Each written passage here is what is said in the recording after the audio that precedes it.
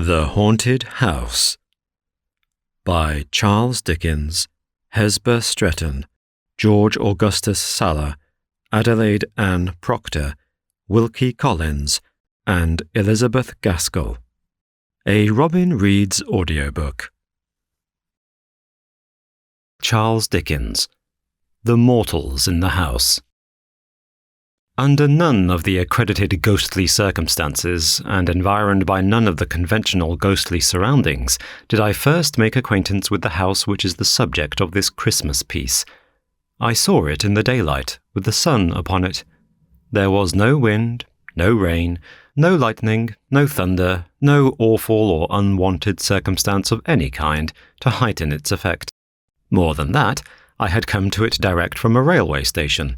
It was not more than a mile distant from the railway station, and as I stood outside the house, looking back upon the way I had come, I could see the goods train running smoothly along the embankment in the valley. I will not say that everything was utterly commonplace, because I doubt if anything can be that, except to utterly commonplace people, and there my vanity steps in. But I will take it on myself to say that anybody might see the house as I saw it, any fine autumn morning. The manner of my lighting on it was this. I was travelling towards London out of the north, intending to stop by the way to look at the house. My health required a temporary residence in the country, and a friend of mine who knew that, and who had happened to drive past the house, had written to me to suggest it was a likely place. I had got into the train at midnight, and had fallen asleep, and had woke up and had sat looking out of the window at the brilliant northern lights in the sky, and had fallen asleep again, and had woke up again to find the night gone, with the usual discontented conviction on me that I hadn't been to sleep at all, upon which question, in the first imbecility of that condition, I am ashamed to believe that I would have done wager by battle with the man who sat opposite me. That opposite man had, through the night, as that opposite man always has, several legs too many, and all of them too long. In addition to this unreasonable conduct, which was only to be expected of him, he had had a pencil and a pocket-book, and had been perpetually listening and taking notes. It had appeared to me that these aggravating notes related to the jolts and bumps of the carriage, and I should have resigned myself to his taking them, under a general supposition that he was in the civil engineering way of life, if he had not sat staring straight over my head whenever he listened. He was a goggle-eyed gentleman of a perplexed aspect, and his demeanour became unbearable. It was a cold, dead morning, the sun not being up yet, and when I had outwatched the paling light of the fires of the iron country, and the curtain of heavy smoke that hung at once between me and the stars, and between me and the day, I turned to my fellow traveller and said, "I beg your pardon, sir, but do you observe anything particular in me?" For really he appeared to be taking down either my travelling cap or my hair with a minuteness that was a liberty.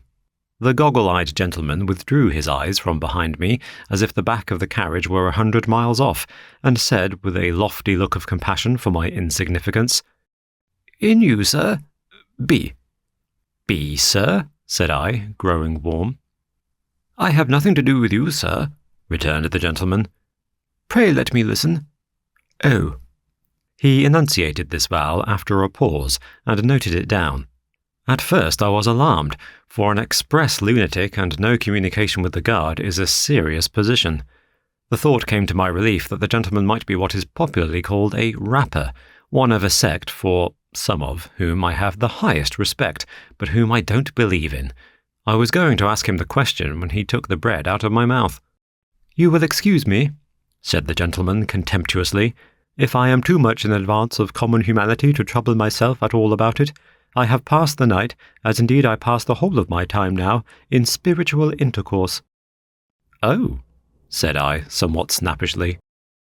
"The conferences of the night began," continued the gentleman, turning several leaves of his notebook, "with this message: 'Evil communications corrupt good manners.'" "Sound," said I, "but absolutely new?" "New from spirits," returned the gentleman. I could only repeat my rather snappish "Oh," and asked if I might be favoured with the last communication. "A bird in the hand," said the gentleman, reading his last entry with great solemnity, "is worth 2 in the Bosh." Truly, I am of the same opinion, said I. But shouldn't it be bush? It came to me, bosh, returned the gentleman. The gentleman then informed me that the spirit of Socrates had delivered this special revelation in the course of the night. My friend, I hope you are pretty well. There are 2 in this railway carriage. How do you do? There are 17,479 spirits here, but you cannot see them. Pythagoras is here. He is not at liberty to mention it, but hopes you like travelling. Galileo likewise had dropped in with this scientific intelligence. I am glad to see you, amico. Come sta? Water will freeze when it is cold enough. Addio. In the course of the night, also, the following phenomena had occurred. Bishop Butler had insisted on spelling his name Boobler, for which offence against orthography and good manners he had been dismissed as out of temper. John Milton, suspected of wilful mystification, had repudiated the authorship of Paradise Lost, and had introduced, as joint authors of that poem, 2 unknown gentlemanly, respectively named Grungers and Scadgingtone. And Prince Arthur, nephew of King John of England, had described himself as tolerably comfortable in the 7th circle, where he was learning to paint on velvet under the direction of Mrs. Trimmer and Mary Queen of Scots. If this account should meet the eye of the gentleman who favoured me with these disclosures, I trust he will excuse my confessing that the sight of the rising sun and the contemplation of the magnificent order of the vast universe made me impatient of them.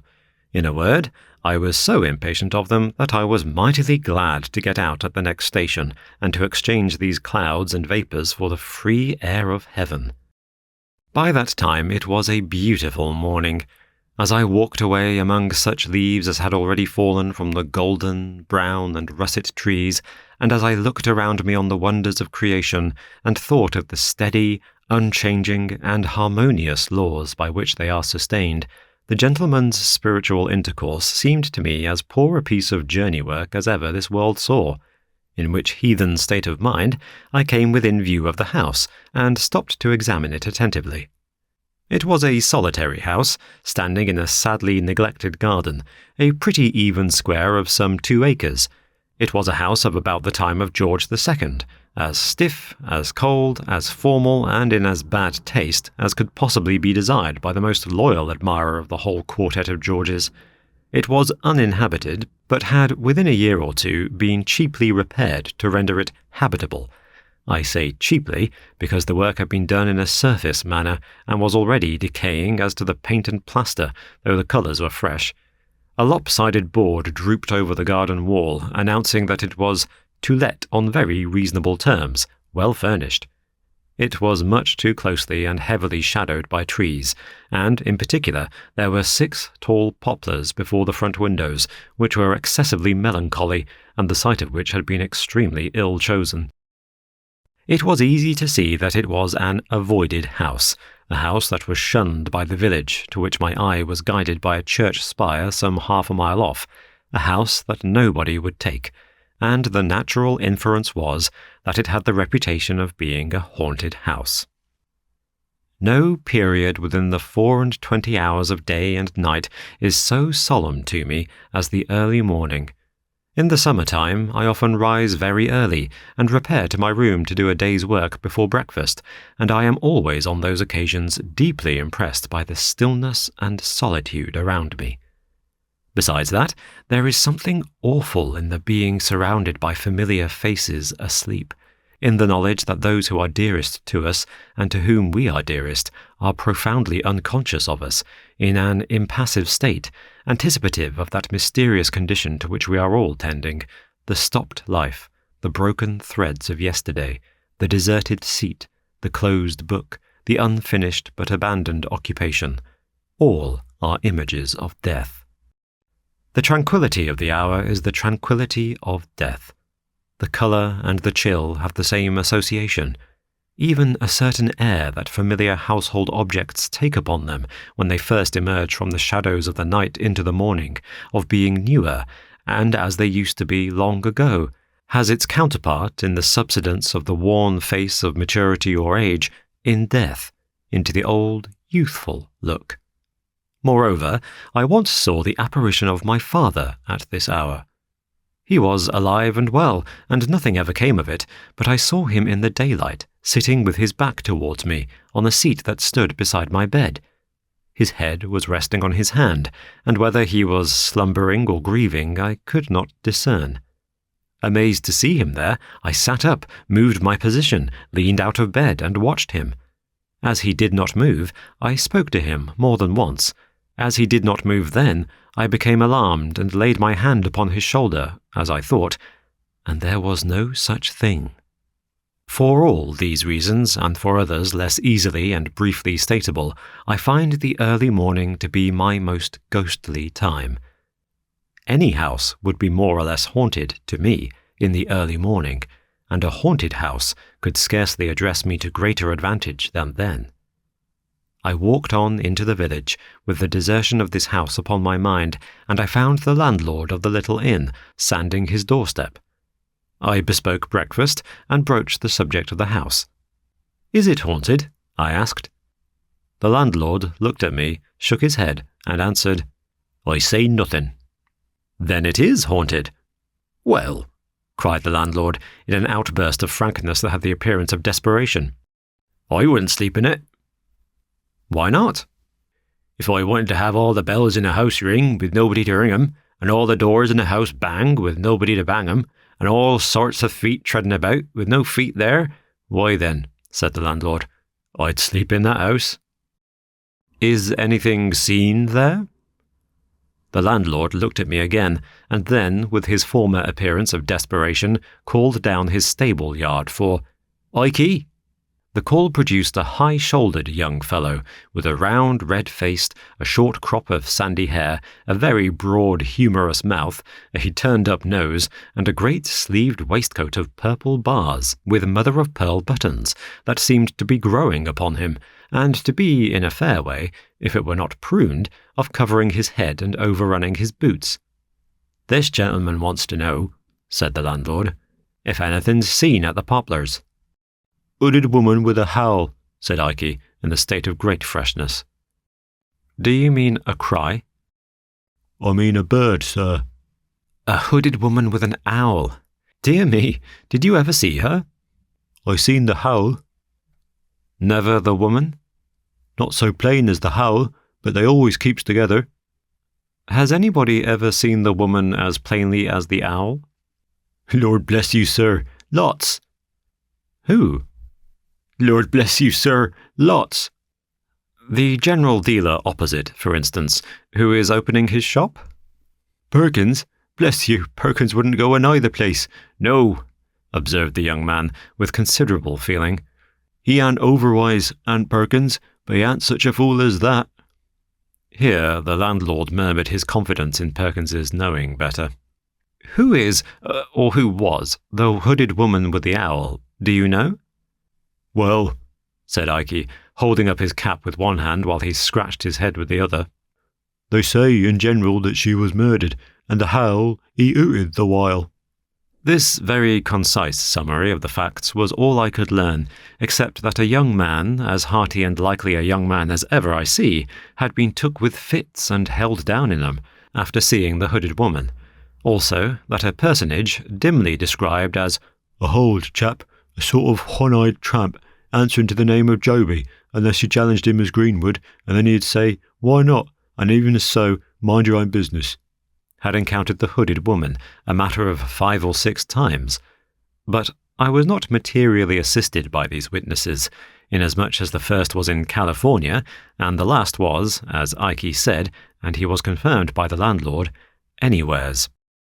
Now, although I regard with a hushed and solemn fear the mysteries between which and this state of existence is interposed the barrier of the great trial and change that fall on all the things that live, and although I have not the audacity to pretend that I know anything of them, I can no more reconcile the mere banging of doors, ringing of bells, creaking of boards, and such like insignificances, with the majestic beauty and pervading analogy of all the divine rules that I am permitted to understand, than I had been able, a little while before, to yoke the spiritual intercourse of my fellow traveller to the chariot of the rising sun.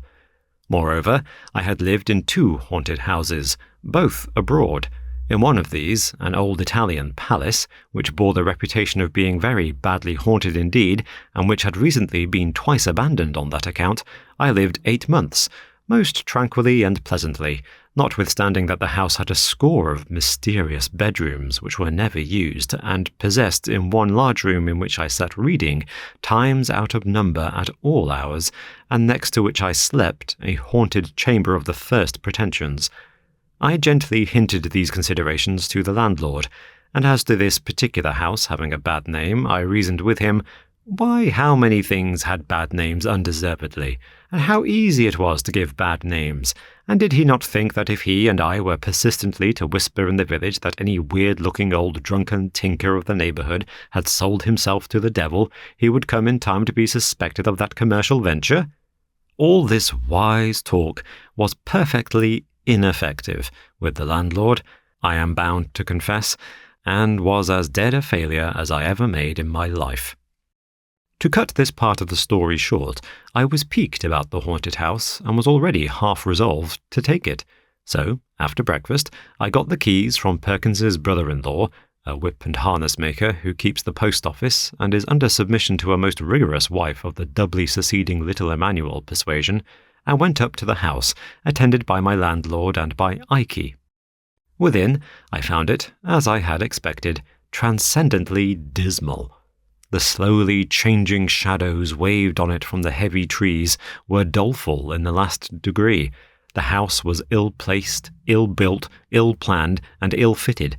It was damp, it was not free from dry rot, there was a flavour of rats in it, and it was the gloomy victim of that indescribable decay which settles on all the work of man's hands whenever it's not turned to man's account. The kitchens and offices were too large and too remote from each other.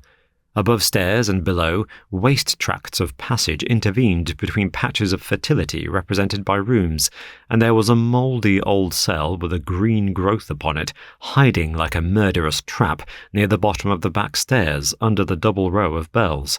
One of these bells was labelled, on a black ground in faded white letters, Master B. This, they told me, was the bell that rang the most. Who was Master B? I asked.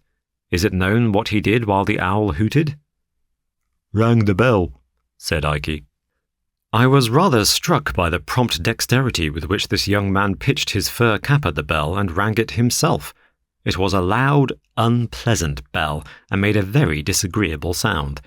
The other bells were inscribed according to the names of the rooms to which their wires were conducted, as picture room, double room, clock room, and the like. Following Master B's bell to its source, I found that young gentleman to have had but indifferent third-class accommodation in a triangular cabin under the cockloft, with a corner fireplace, which Master B must have been exceedingly small if he were ever able to warm himself at, and a corner chimney-piece like a pyramidal staircase to the ceiling for Tom Thumb. The papering of one side of the room had dropped down bodily, with fragments of plaster adhering to it, and almost blocked up the door. It appeared that Master B, in his spiritual condition, always made a point of pulling the paper down.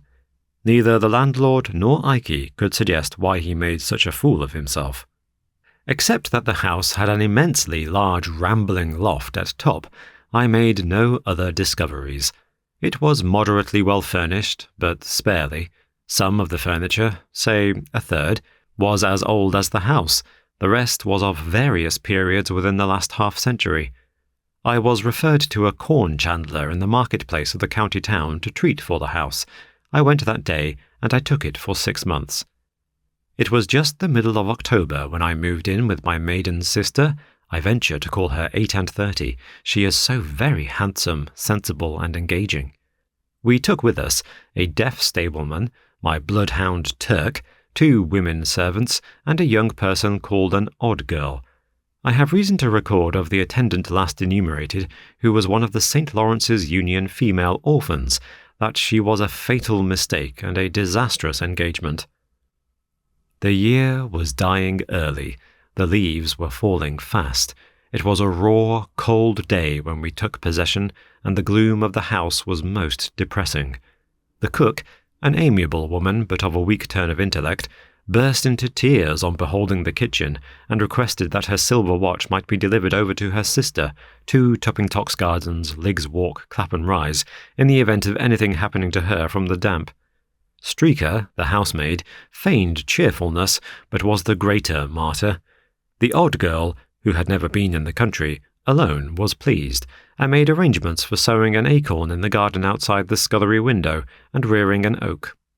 We went, before dark, through all the natural, as opposed to the supernatural, miseries incidental to our state. Dispiriting reports ascended, like the smoke, from the basement in volumes, and descended from the upper rooms. There was no rolling pin, there was no salamander, which failed to surprise me, for I don't know what it is. There was nothing in the house. What there was broken. The last people must have lived like pigs. What could the meaning of the landlord be?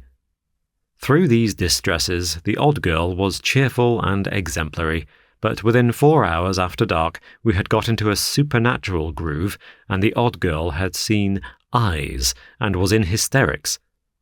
My sister and I had agreed to keep the haunting strictly to ourselves, and my impression was, and still is, that I had not left Ikey, when he helped to unload the cart, alone with the women, or any one of them, for 1 minute.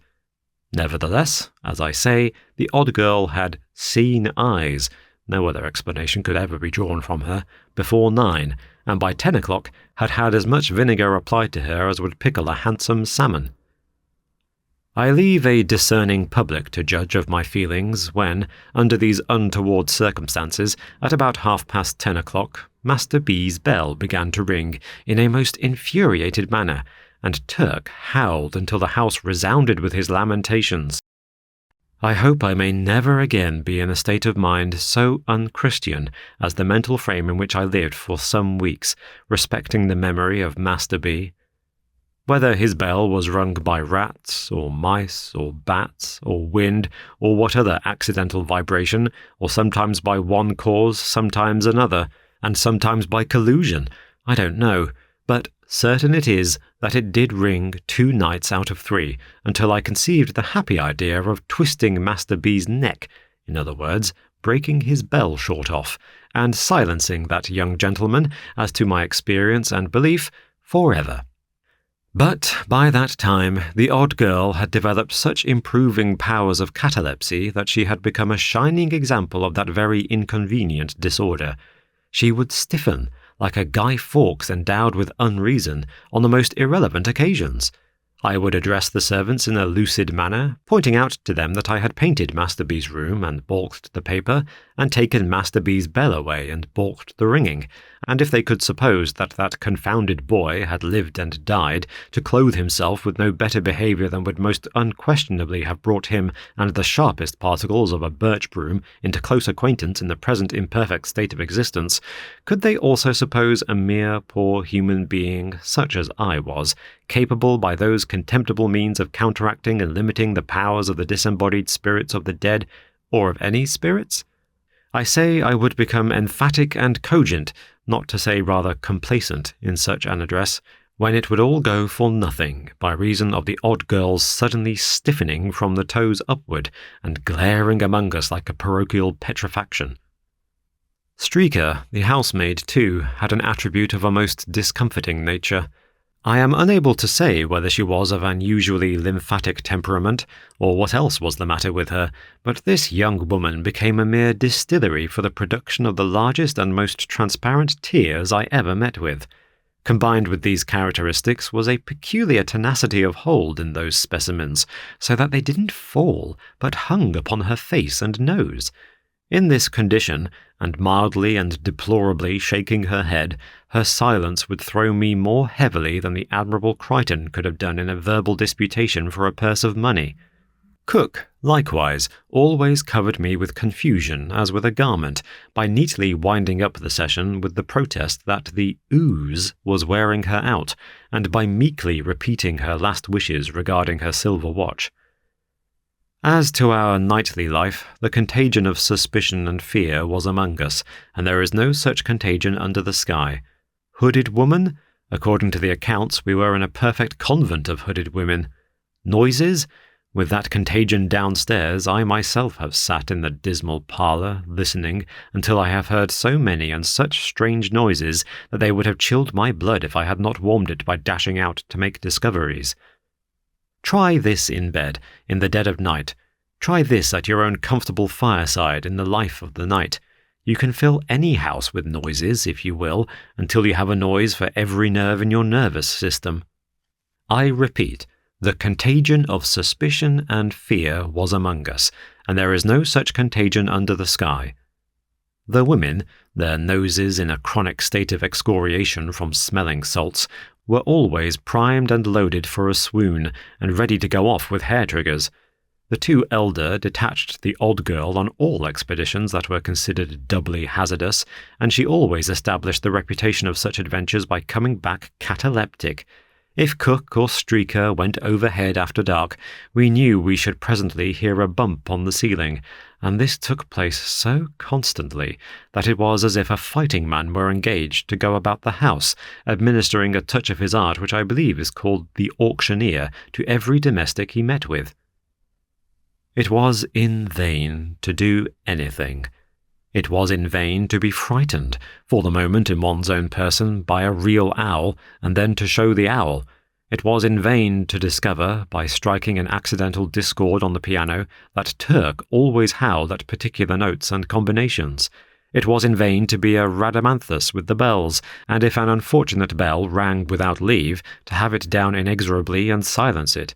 It was in vain to fire up chimneys, let torches down the well, charge furiously into suspected rooms and recesses. We changed servants, and it was no better. The new set ran away, and a third set came, and it was no better.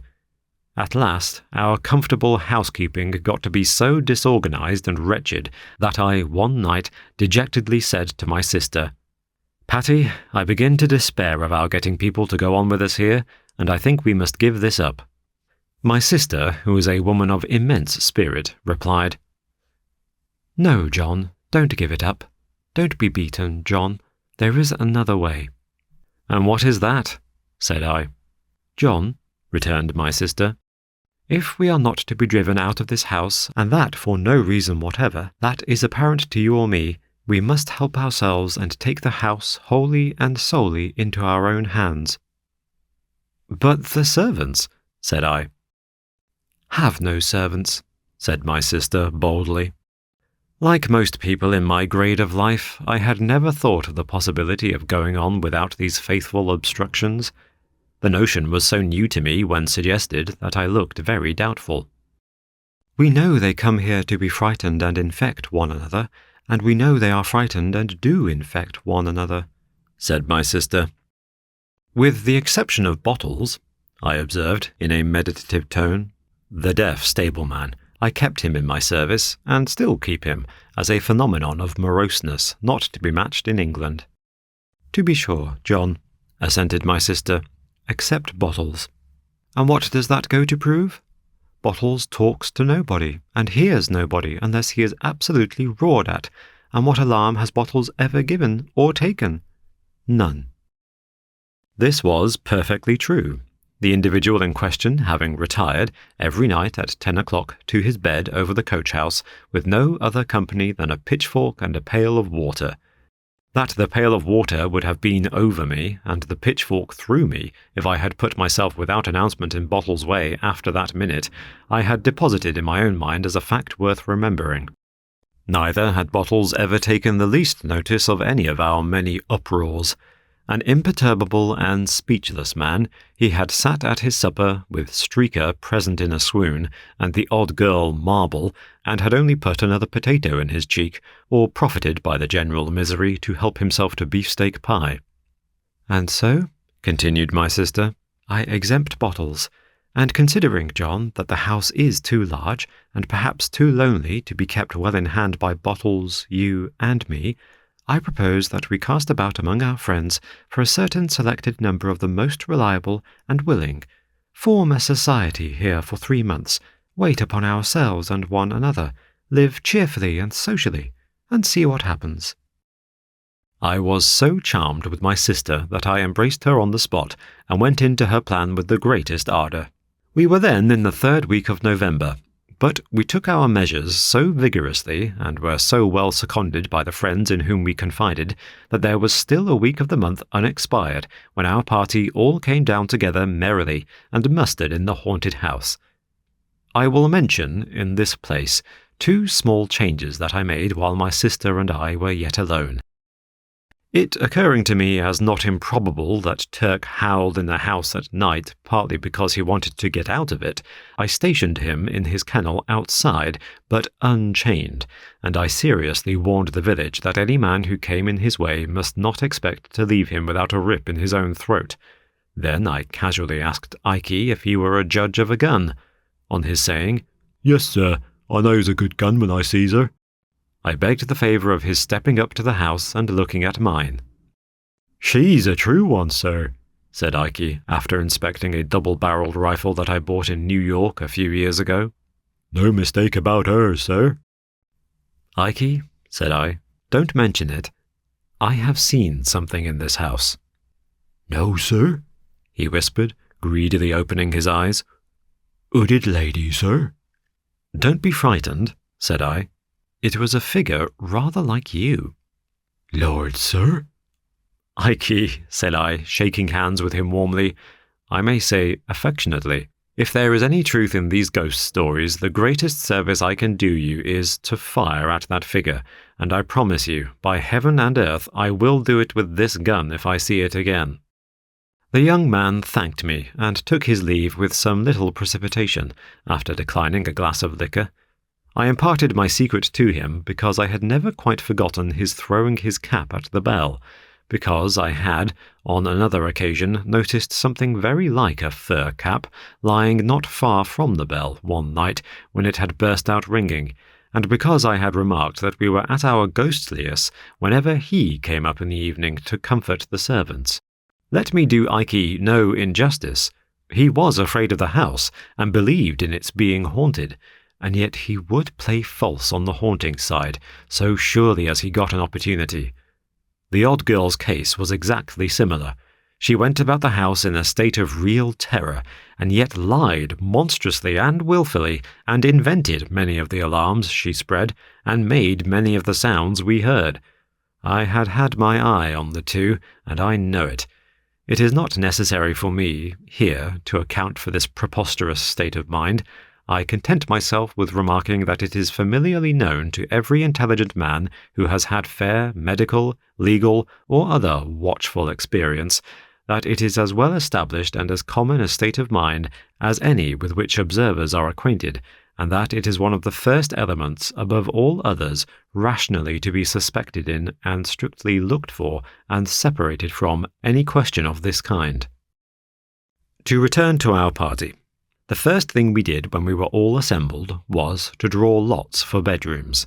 That done, and every bedroom, and indeed the whole house, having been minutely examined by the whole body, we allotted the various household duties, as if we had been on a gypsy party, or a yachting party, or a hunting party, or were shipwrecked. I then recounted the floating rumours concerning the hooded lady, the owl, and Master B, with others still more filmy, which had floated about during our occupation, relative to some ridiculous old ghost of the female gender who went up and down, carrying the ghost of a round table, and also to an impalpable jackass whom nobody was ever able to catch. Some of these ideas I really believe our people below had communicated to one another in some diseased way without conveying them in words.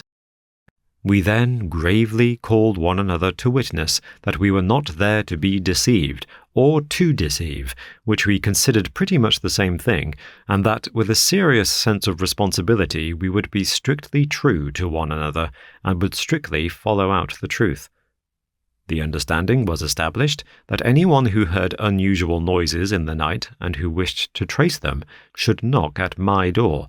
Lastly, that on 12th night, the last night of Holy Christmas, all our individual experiences since that then present hour of our coming together in the haunted house should be brought to light for the good of all, and that we should hold our peace on the subject till then, unless on some remarkable provocation to break silence. We were, in number and in character, as follows. First, to get my sister and myself out of the way, there were we two. In the drawing of lots, my sister drew her own room, and I drew Master B's. Next, there was our first cousin, John Herschel, so called after the great astronomer, than whom I suppose a better man at a telescope does not breathe. With him was his wife, a charming creature to whom he had been married in the previous spring. I thought it, under the circumstances, rather imprudent to bring her, because there is no knowing what even a false alarm may do at such a time, but I suppose he knew his own business best, and I must say that if she had been my wife, I never could have left her endearing and bright face behind. They drew the clock-room. Alfred Starling, an uncommonly agreeable young fellow of 28, for whom I have the greatest liking, was in the double room. Mine, usually, and designated by that name from having a dressing-room within it, with 2 large and cumbersome windows, which no wedges I was ever able to make would keep from shaking in any weather, wind or no wind.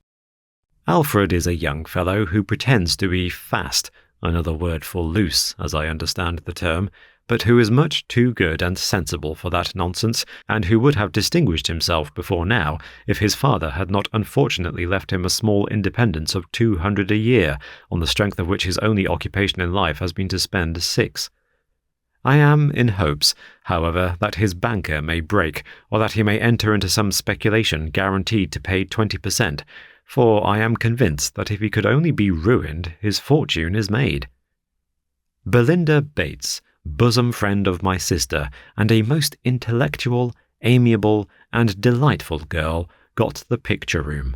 She has a fine genius for poetry, combined with real business earnestness, and goes in, to use an expression of Alfred's, for woman's mission, woman's rights, woman's wrongs, and everything that is woman's with a capital W, or is not and ought to be, or is and ought not to be. Most praiseworthy, my dear, and heaven prosper you, I whispered to her on the first night of my taking leave of her at the picture-room door, but don't overdo it. And in respect of the great necessity there is, my darling, for more employments being within the reach of woman than our civilization has as yet assigned to her, don't fly at the unfortunate men, even those men who are at first sight in your way, as if they were the natural oppressors of your sex. For, trust me, Belinda, they do sometimes spend their wages among wives and daughters, sisters, mothers, aunts and grandmothers, and the play is, really, not all Wolf and Red Riding Hood, but has other parts in it. However, I digress. Belinda, as I have mentioned, occupied the picture-room. We had but 3 other chambers, the corner-room, the cupboard-room, and the garden-room. My old friend, Jack Governor, slung his hammock, as he called it, in the corner-room. I have always regarded Jack as the finest-looking sailor that ever sailed. He is grey now, but as handsome as he was a quarter of a century ago, nay, handsomer. A portly, cheery, well-built figure of a broad-shouldered man, with a frank smile, a brilliant dark eye, and a rich dark eyebrow. I remember those under darker hair, and they look all the better for their silver setting. He has been wherever his Union namesake flies, has Jack, and I have met old shipmates of his, away in the Mediterranean and on the other side of the Atlantic, who have beamed and brightened at the casual mention of his name, and have cried, "You know Jack Governor? Then you know a prince of men." That he is, and so unmistakably a naval officer, that if you were to meet him coming out of an Eskimo snow hut in seal skin, you would be vaguely persuaded he was in full naval uniform. Jack once had that bright clear eye of his on my sister, but it fell out that he married another lady and took her to South America, where she died. This was a dozen years ago or more. He brought down with him to our haunted house a little cask of salt beef, for he is always convinced that all salt beef not of his own pickling is mere carrion, and invariably, when he goes to London, packs a piece in his portmanteau. He had also volunteered to bring with him one Nat Beaver, an old comrade of his, captain of a merchantman. Mr. Beaver, with a thick-set wooden face and figure, and apparently as hard as a block all over, proved to be an intelligent man, with a world of watery experiences in him, and great practical knowledge. At times there was a curious nervousness about him, apparently the lingering result of some old illness, but it seldom lasted many minutes. He got the cupboard room, and lay there next to Mr. Undery, my friend and solicitor, who came down in an amateur capacity to go through with it, as he said, and who plays whist better than the whole law list, from the red cover at the beginning to the red cover at the end. I never was happier in my life, and I believe it was the universal feeling among us. Jack Governor, always a man of wonderful resources, was chief cook, and made some of the best dishes I ever ate, including unapproachable curries. My sister was pastry cook and confectioner. Starling and I were cook's mate, turn and turnabout, and on special occasions the chief cook pressed Mr. Beaver. We had a great deal of outdoor sport and exercise, but nothing was neglected within, and there was no ill humour or misunderstanding among us, and our evenings were so delightful that we had at least one good reason for being reluctant to go to bed. We had a few night alarms in the beginning. On the first night, I was knocked up by Jack with a most wonderful ship's lantern in his hand, like the gills of some monster of the deep, who informed me that he was going aloft to the main truck to have the weathercock down. It was a stormy night, and I remonstrated, but Jack called my attention to its making a sound like a cry of despair, and said somebody would be hailing a ghost presently if it wasn't done. So up to the top of the house, where I could hardly stand for the wind, we went, accompanied by Mr. Beaver, and there Jack, lantern and all, and with Mr. Beaver after him, swarmed up to the top of a cupola, some 24 feet above the chimneys, and stood upon nothing particular, coolly knocking the weathercock off, until they both got into such good spirits with the wind and the height, that I thought they would never come down. Another night they turned out again, and had a chimney cowl off. Another night they cut a sobbing and gulping water-pipe away. Another night they found out something else.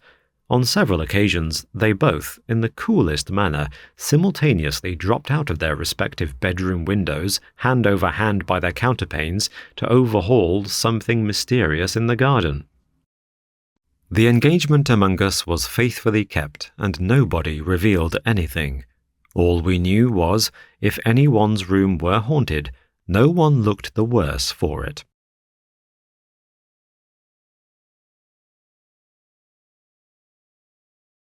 Hesba Stretton. The Ghost in the Clock Room. My cousin, John Herschel, turned rather red, and turned rather white, and said that he could not deny that his room had been haunted. The spirit of a woman had pervaded it. On being asked by several voices whether the spirit had taken any terrible or ugly shape, my cousin drew his wife's arm through his own, and said decidedly, "No." To the question, had his wife been aware of the spirit, he answered, "Yes." Had it spoken? "Oh dear, yes." As to the question, what did it say, he replied apologetically that he could have wished his wife would have undertaken the answer, for she would have executed it much better than he. However, she had made him promise to be the mouthpiece of the spirit, and was very anxious that he should withhold nothing, so he would do his best, subject to her correction. "Suppose the spirit," added my cousin, as he finally prepared himself for beginning, "to be my wife here, sitting among us. I was an orphan from my infancy, with 6 elder half-sisters. A long and persistent course of training imposed upon me the yoke of a second and diverse nature, and I grew up as much the child of my eldest sister, Barbara, as I was the daughter of my deceased parents. Barbara, in all her private plans, as in all her domestic decrees, inexorably decided that her sisters must be married, and so powerful had been her single but inflexible will that each of them had been advantageously settled, excepting myself, upon whom she built her highest hopes. Most people know a character such as I had grown, a mindless, flirting girl whose acknowledged vocation was the hunting and catching of an eligible match, rather pretty, lively, and just sentimental enough to make me a very pleasant companion for an idle hour or two, as I exacted and enjoyed the slight attentions an unemployed man is pleased to offer. There was scarcely a young man in the neighbourhood with whom I had not coquetted. I had served my 7 years' apprenticeship to my profession, and had passed my 25th birthday without having achieved my purpose, when Barbara's patience was wearied, and she spoke to me with a decision and explicitness we had always avoided, for on some subjects it is better to have a silent understanding than an expressed opinion. "Stella," she said solemnly, "you are now 25, and every one of your sisters were in homes of their own before they were your age, yet none of them had your advantages or your talents. But I must tell you, frankly, your chances are on the wane, and unless you exert yourself, our plans must fail. I have observed an error into which you have fallen, and which I have not mentioned before. Besides your very open and indiscriminate flirtations, which young men regard only as an amusing pastime, you have a way with you of rallying and laughing at anyone who begins to look really serious. Now, your opportunity rests upon the moment when they begin to be earnest in their manner. Then you should seem confused and silenced. You ought to lose your vivacity, and half avoid them, seeming almost frightened and quite bewildered by the change. A little melancholy goes a deal further than the utmost cheerfulness, for, if a man believes you can live without him, he will not give you a second thought. I could name 6 most eligible settlements you have lost by laughing at the wrong minute. Mortify a man's self-love, Stella, and you can never heal the wound." I paused for a minute or two before I answered, for the original suppressed nature that I had inherited from my unknown mother was stirring unwonted feeling in my heart. "Barbara," I answered with timidity, "among all the people I have known, I never saw one whom I could reverence and look up to, nor, I am half ashamed to use the word, whom I could love." "I do not wonder you are ashamed," said Barbara severely. "At your age you cannot expect to fall in love like a girl of 17. But I tell you, definitely and distinctly, it is necessary that you should marry, and we had better work in concert now. So, if you will decide upon anyone, I will give you every assistance in my power, and if you will only concentrate your wishes and abilities, you cannot fail. Propinquity is all you require, if you once make up your mind." "I do not like anyone I know," I replied moodily, "and I have no chance with those who have known me, so I decide upon besieging Martin Fraser." Barbara received this announcement with a snort of derisive anger. The neighbourhood in which we lived was a populous iron district, where, though there were few families of ancient birth or high standing, there were many of our own station, forming a pleasant, hospitable, social class. Our residences were commodious, modern houses, built at convenient distances from each other. Some of these, including our own, were the property of an infirm old man who dwelt in his family mansion, the last of the many gabled, half-timbered Elizabethan houses which had stood upon the undiscovered iron and coal fields. The last relics of the rural aristocracy of the district, Mr. Fraser and his son led a strictly recluse life, avoiding all communication with their neighbours, whose gaiety and hospitality they could not reciprocate. No one intruded upon their privacy, excepting for the most necessary business transactions. The elder man was almost bedridden, and the younger was said to be entirely absorbed in scientific pursuits. No wonder that Barbara laughed, but her ridicule only excited and confirmed my determination, and the very difficulty of the enterprise gave it the interest that all my other efforts had lacked. I argued obstinately with Barbara till I won her consent. "You must write to old Mr. Fraser," I said. "Do not mention the young one, and say your youngest sister is studying astronomy, and, as he possesses the only telescope in the country, you will be greatly indebted to him if he would let her see it." "There is one thing in your favour," Barbara remarked as she sat down to write. "The old gentleman was once engaged to your mother." Oh, I am humbled to think how shrewdly we managed our business, and extorted a kind invitation from Mr. Fraser to the daughter of his old friend Maria Hawley. It was an evening in February when, accompanied only by an old servant, for Barbara was not included in the invitation, I first crossed the threshold of Martin Fraser's home. An air of profound peace pervaded the dwelling. I entered it with a vague, uneasy consciousness of unfitness and treachery. My attendant remained in the entrance hall, and, as I was conducted to the library, a feeling of shyness stole over me, which was prompting me to retreat. But, with the recollection that I was becomingly dressed, I regained my confidence, and advanced smilingly into the room. It was a low, oaken-panelled room, sombre, with massive antique furniture that threw deep and curious shadows around in the flickering light of a fire, by which stood, instead of the recluse Martin Fraser whom I expected to meet, a quaint little child, dressed in the garb of a woman, and with a woman's self-possession and ease of manner. "I am very glad to see you. You are welcome," she said, advancing to meet me and extending her hand to lead me to a seat. She clasped my hand with a firm and peculiar grasp, a clasp of guidance and assistance, quite unlike the ordinary timidity or inertness of a child's manner, and, placing me in a chair before the fire, she seated herself nearly opposite me. I made a few embarrassed remarks, to which she replied, and then I noticed her furtively and in silence. A huge black retriever lay motionless at her feet, which rested upon him, covered with the folds of the long robe-like dress she wore. There was an expression of placidity, slightly pensive, upon her tiny features, heightened by a peculiar habit of closing the eyes, which is rarely seen in children and always gives them a statuesque appearance. It seemed as though she had withdrawn herself into a solitary self-communing, of which there could be no expression either by words or looks.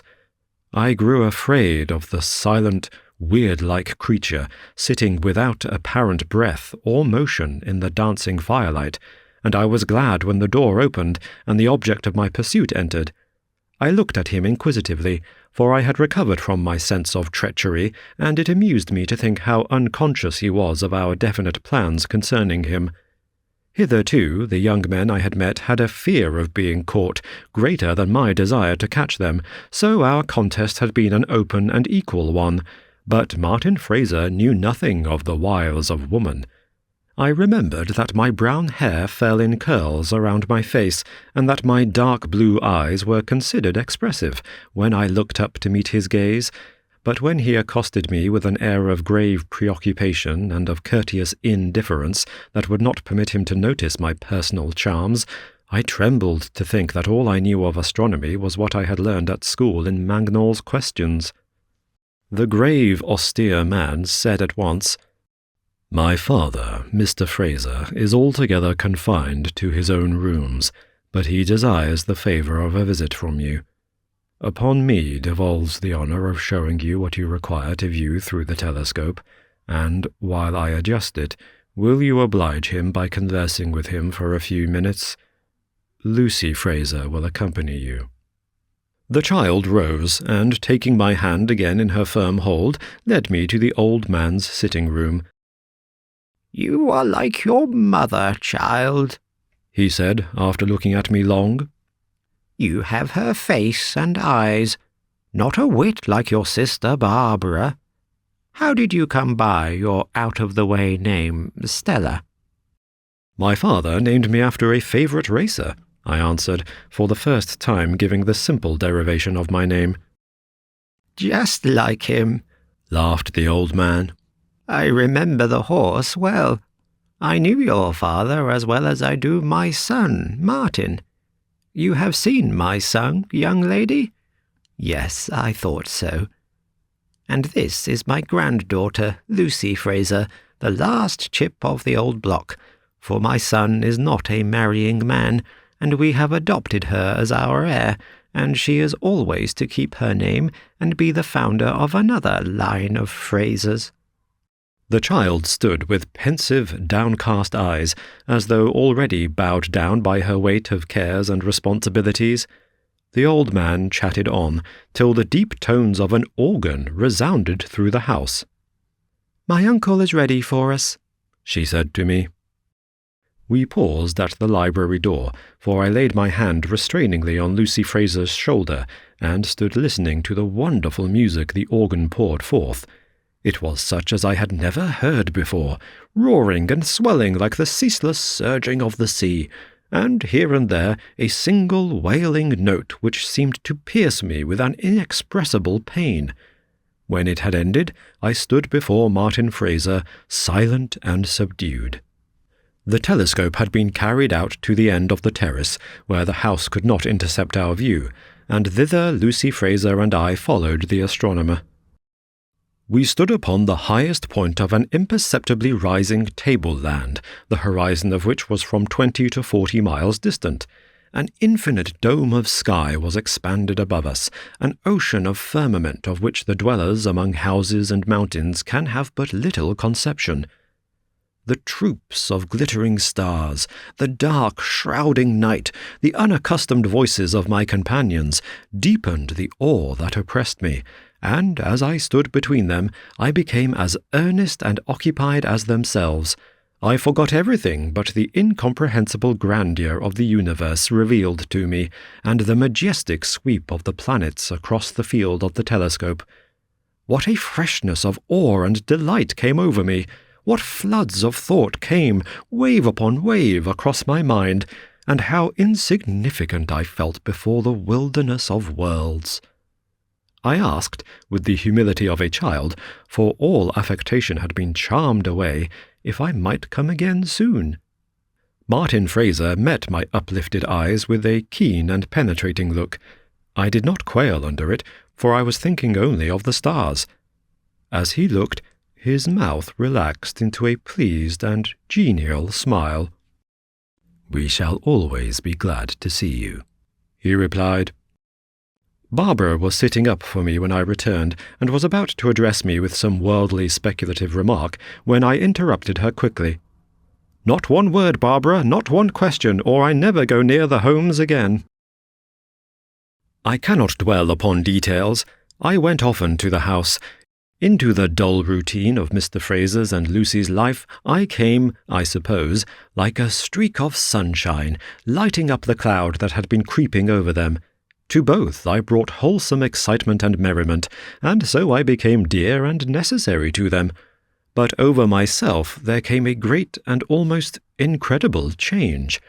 I had been frivolous, self-seeking, soulless, but the solemn study I had begun with other studies that came in its train awoke me from my inanity to a life of mental activity.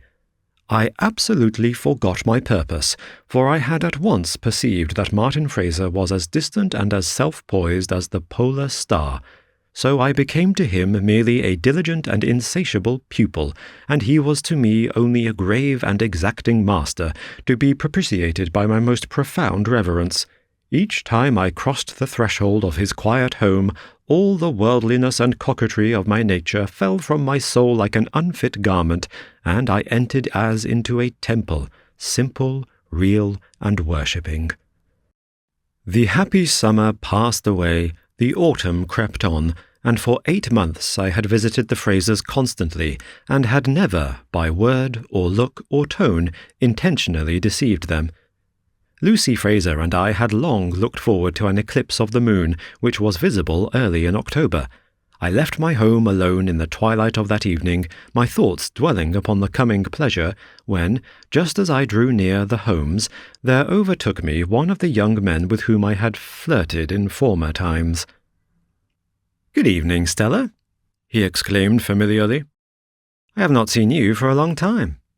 "Ah, you're pursuing other game, I suppose. But are you not aiming rather too high this time?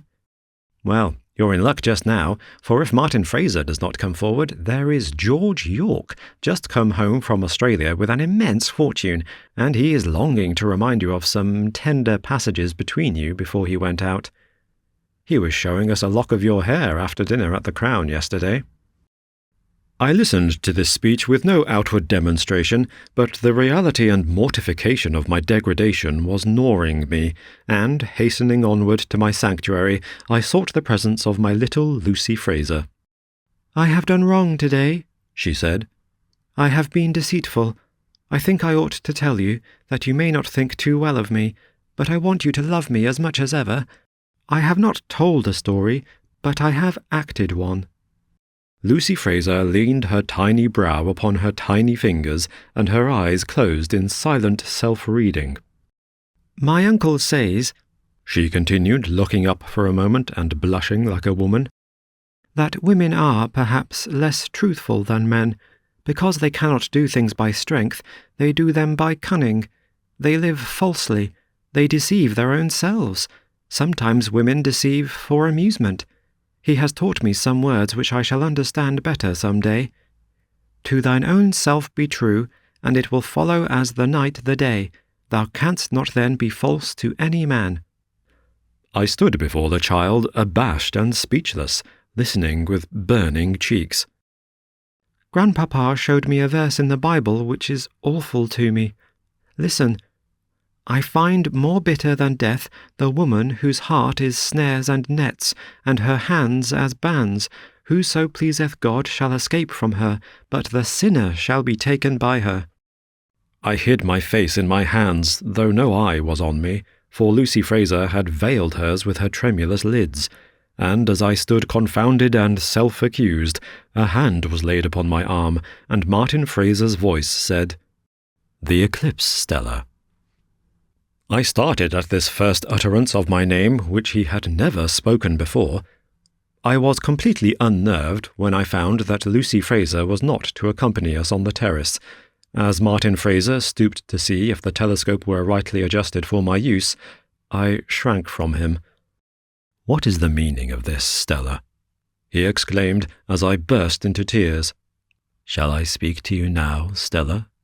he said, "while there is yet time before you leave us. Does your heart cling to us as our hearts cling to you, till we dare not think of the void there will be in our home when you are gone? We did not live before we knew you. You are our health and our life. I have noted you as I never watched a woman before, and I find no fault in you, my pearl, my jewel, my star.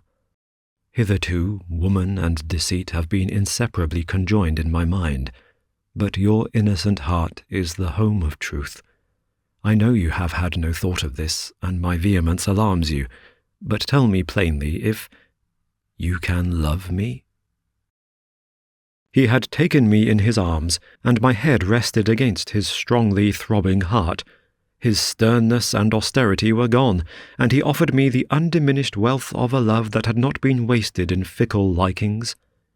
My success was perfect, and how gladly would I have remained there till my silence had grown eloquent. But Barbara rose to my memory, and Lucy Fraser's words still tingled in my ears. The black shadow eating away the heart of the moon seemed to pause in its measured motion. All heaven looked down upon us through the solemn stars. The rustling leaves were hushed, and the scented autumn breeze ceased for a minute. The cloud of truth-compelling witnesses echoed the cry of my awakened conscience. I withdrew myself, sad and shame-stricken.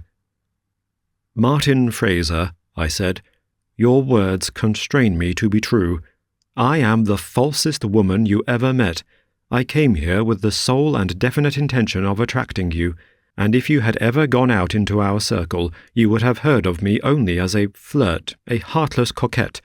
I dare not bring falsehood to your fireside, and the bitterness of death to your heart. Do not speak to me now.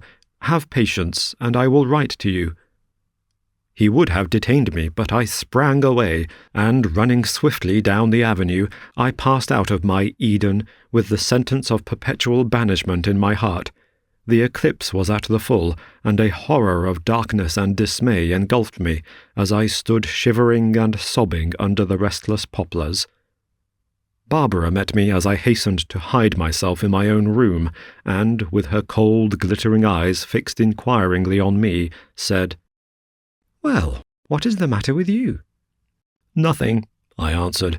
"Only I am tired of astronomy, and I shall not go to the Holmes again. It is of no use." "I always said so," she replied.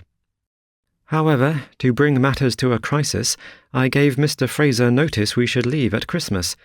Then you are satisfied that it would be a waste of time to continue going there?" "Quite," I said, and passed on to my room to learn, through the weary hours of that night, what desolation and hopelessness meant.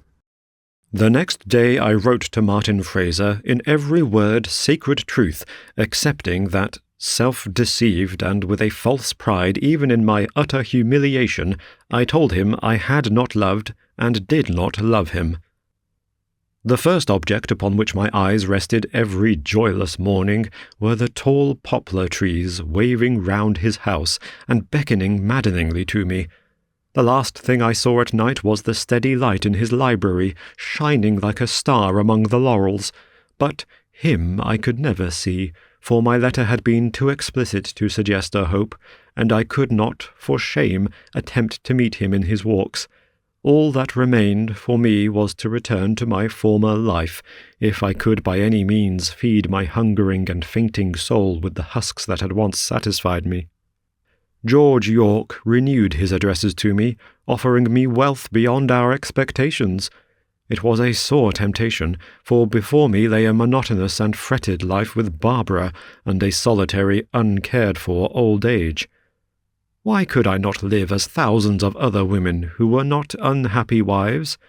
But I remembered a passage I had read in one of Martin's books. It is not always our duty to marry, but it is always our duty to abide by right, not to purchase happiness by loss of honour, not to avoid unweddedness by untruthfulness. And, setting my face steadily to meet the bleakness and bareness of my lot, I rejected the proposal.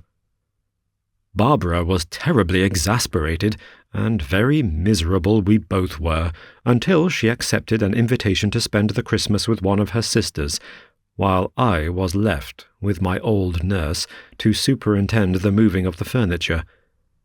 I wished to linger in our old home till the last moment, and I was glad to be alone on Christmas Day in the deserted house, that, in solitude, I might make my mental record of all its associations and remembrances before the place knew me no more.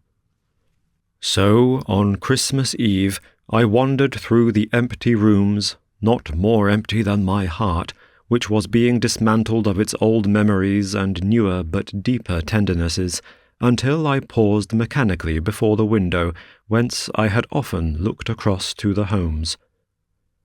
The air had been dense and murky all day, with thickly falling snow, but the storm was over, and the moonless sky bright with stars, while the glistening snow reflected light enough to show me where stood, like a dark mass against the sky, the house of Martin Fraser.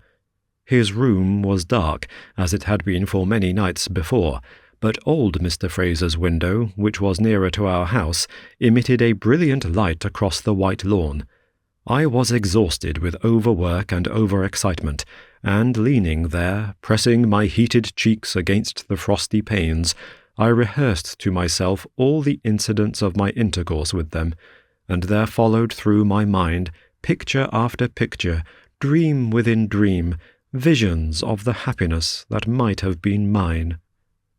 As I stood thus, with tears stealing through the clasped hands that covered my eyes, my nurse came in to close the shutters. She started nervously when she saw me. "I thought you were your mother," she exclaimed. "I have seen her stand just so hundreds of times." "Susan, how was it that my mother did not marry Mr. Fraser?" "They were just like other people, didn't understand one another much as they were in love," she answered. "Mr. Fraser's first marriage had been for money and was not a happy one, so he had grown something stern. They quarrelled, and your mother was provoked to marry Mr. Gretton, your father. Well, Mr. Fraser became an old man all at once, and scarcely ever left his own house, so that she never saw him again, near as he lived, though I have often seen her, when your father was off to balls or races or public meetings, standing here just as you stood now. Only the last time you were in her arms, she was leaning against this window when I brought you in to say good night, and she whispered softly, looking up to heaven, 'I have tried to do my duty to my husband and to my little child.'" "Nurse," I said, "leave me. Do not shut the window yet." It was no longer a selfish emotion that possessed me. I had been murmuring that there was no sorrow like my sorrow, but my mother's error had been graver, and her trials deeper than mine. The burden she had borne had weighed her down into an early grave, but it had not passed away from earth with her. It rested now, heavily augmented by her death, upon the heart of the aged man, who, doubtless, in the contemplative time, was reviewing the events of his past life, and this chiefly because it was the saddest of them all. I longed to see him once again, to see him who had mourned my mother's death more bitterly and lastingly than any other being, and I determined to steal secretly across the fields and up the avenue, and, if his window were uncurtained as its brightness suggested, to look upon him once more in remembrance of my mother. I hesitated upon our doorstep, as though my mother and myself were both concerned in some doubtful enterprise, but with the hardihood of my nature I drove away the scruple and passed on into the frosty night. Yes, the window was uncurtained. I could tell that at the avenue gate, and I should see him, whom my mother loved, lying alone and uncheered upon his couch, as he would lie now all his weary years through, till Lucy Fraser was old enough to be a daughter to him. And then I remembered a rumour that the old man's grandchild was dying, which Susan had told me sorrowfully an hour or two ago, and, growing bewildered, I ran on swiftly until I stood before the window. It was no longer an invalid's room. The couch was gone, and the sheltering screen, and Lucy's little chair within it. Neither were there any appliances of modern luxury or wealth, no softness, nor colouring, nor gorgeousness. It was simply the library and workroom of a busy student who was forgetful and negligent of comfort. Yet, such as it was, my heart recognized it as home. There Martin sat, deep, as was his wont, in complicated calculations and frequent reference to the books that were strewn about.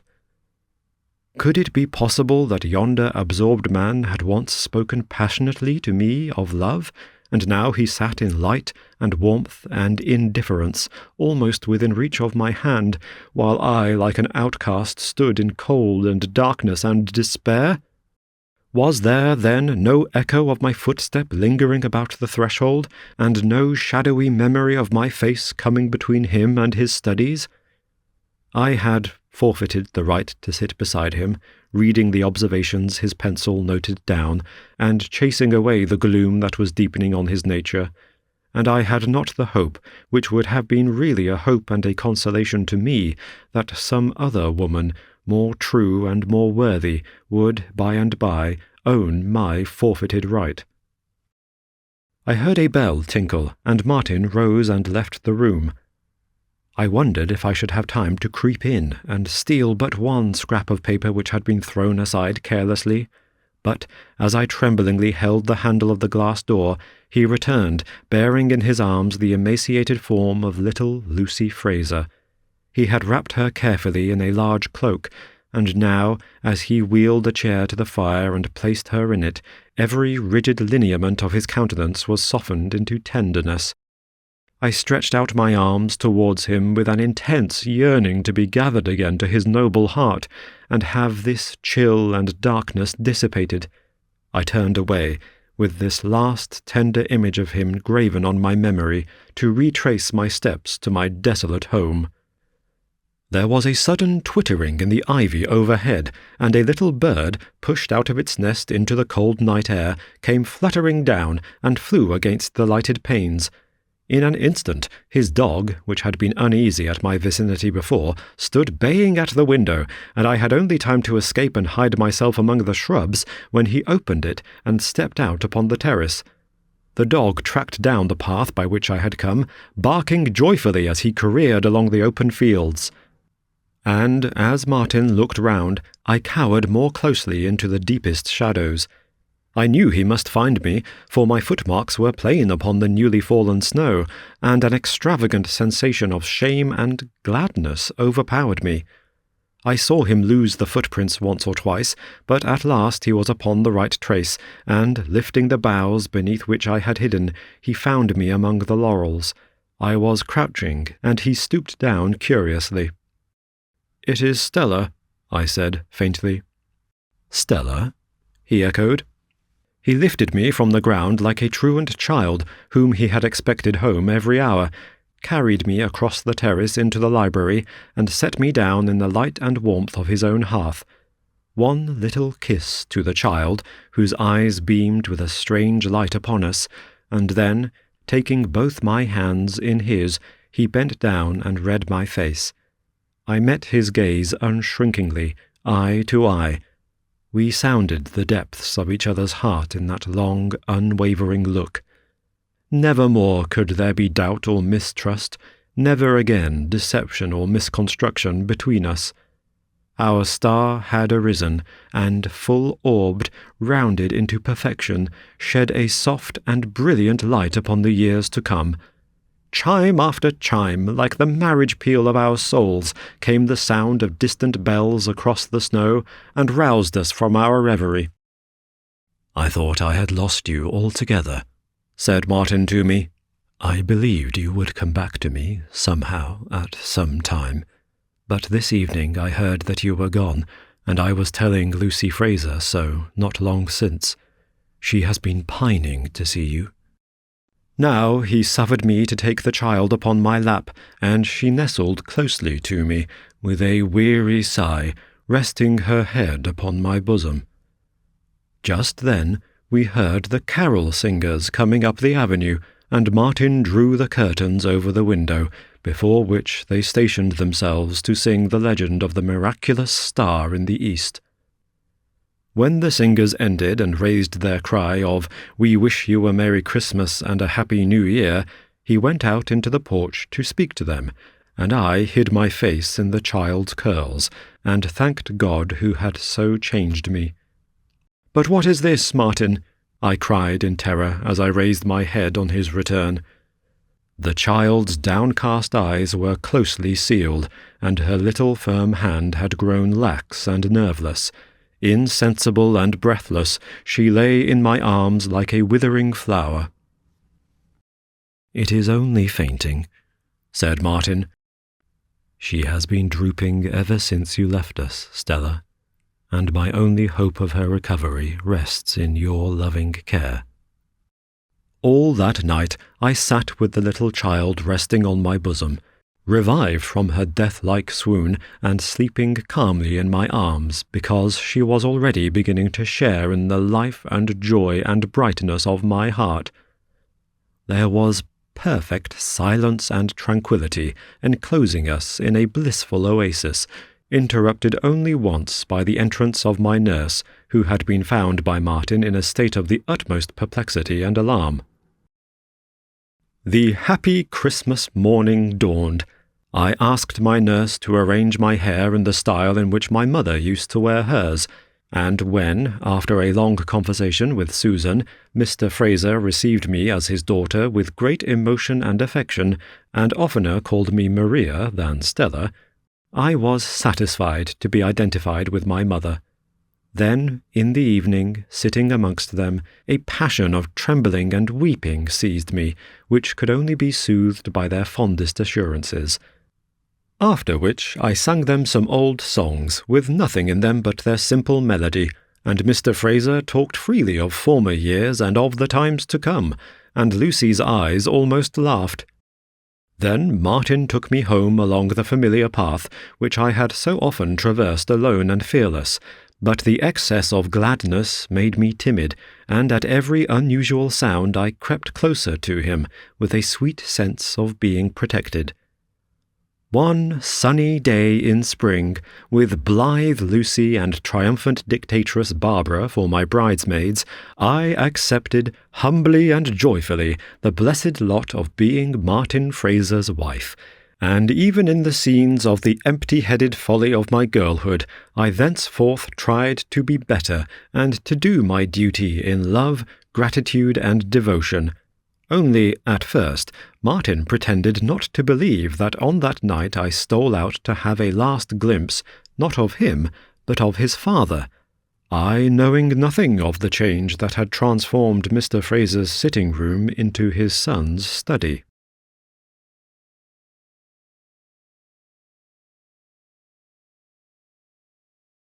George Augustus Sala. The Ghost in the Double Room was the next ghost on my list. I had noted the rooms down in the order in which they were drawn, and this was the order we were to follow.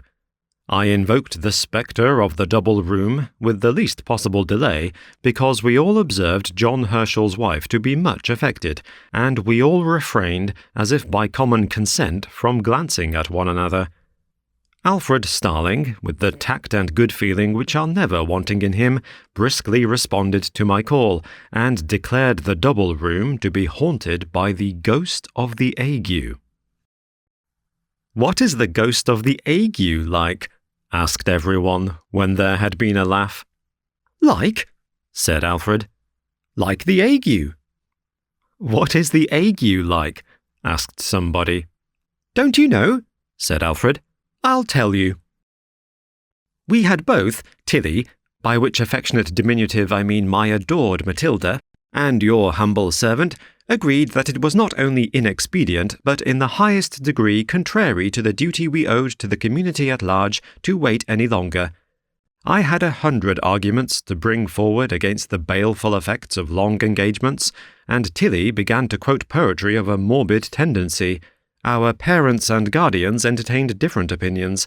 My uncle Bonsor wanted us to wait until the shares in the Caerleon upon Usk something or other company, in which undertaking I was vicariously interested, were at a premium. They have been at a hopeless discount for years. Tilly's papa and mamma called Tilly a girl and self a boy, when we were nothing whatsoever of the kind, and only the most ardent and faithful pair of young lovers that had existed since the time of Abelard and Heloise, or Florio and Biancafiore. As, however, our parents and guardians were not made of adamant or Roman cement, we were not permitted to add another couple to the catalogue of historically unfortunate lovers. Uncle Bonsor and Mr. and Mrs. Captain Steadfast, my Tilly's papa and mamma, at last relented. Much was affected towards this desirable consummation by my arguments against celibacy, contained in 8 pages foolscap, and of which I made copies in triplicate for the benefit of our hard-hearted relatives. More was done by Tilly threatening to poison herself. Most, however, was accomplished by our both making up our minds to tell a piece thereof to our parents and guardians, and telling them that if they did not acquiesce in our views, we would run away and get married at the very first opportunity. There was no just cause or impediment. We were young, healthy, and had plenty of money between us. Loads of money, as we thought then.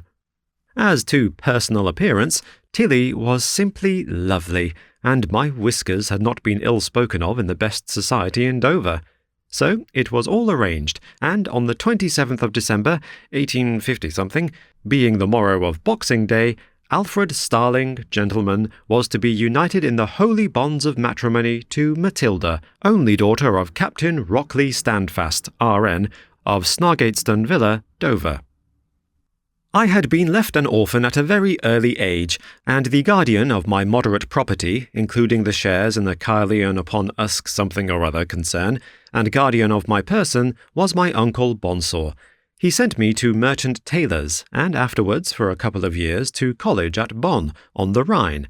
He afterwards, to keep me out of mischief, I believe, paid a handsome premium for my entrance into the counting-house of Messrs. Baum, Brom, and Boompjes, German merchants, of Finsbury Circus, under whose tutelage I did as little as I liked in the corresponding department, and was much envied by my brother's salaried clerks.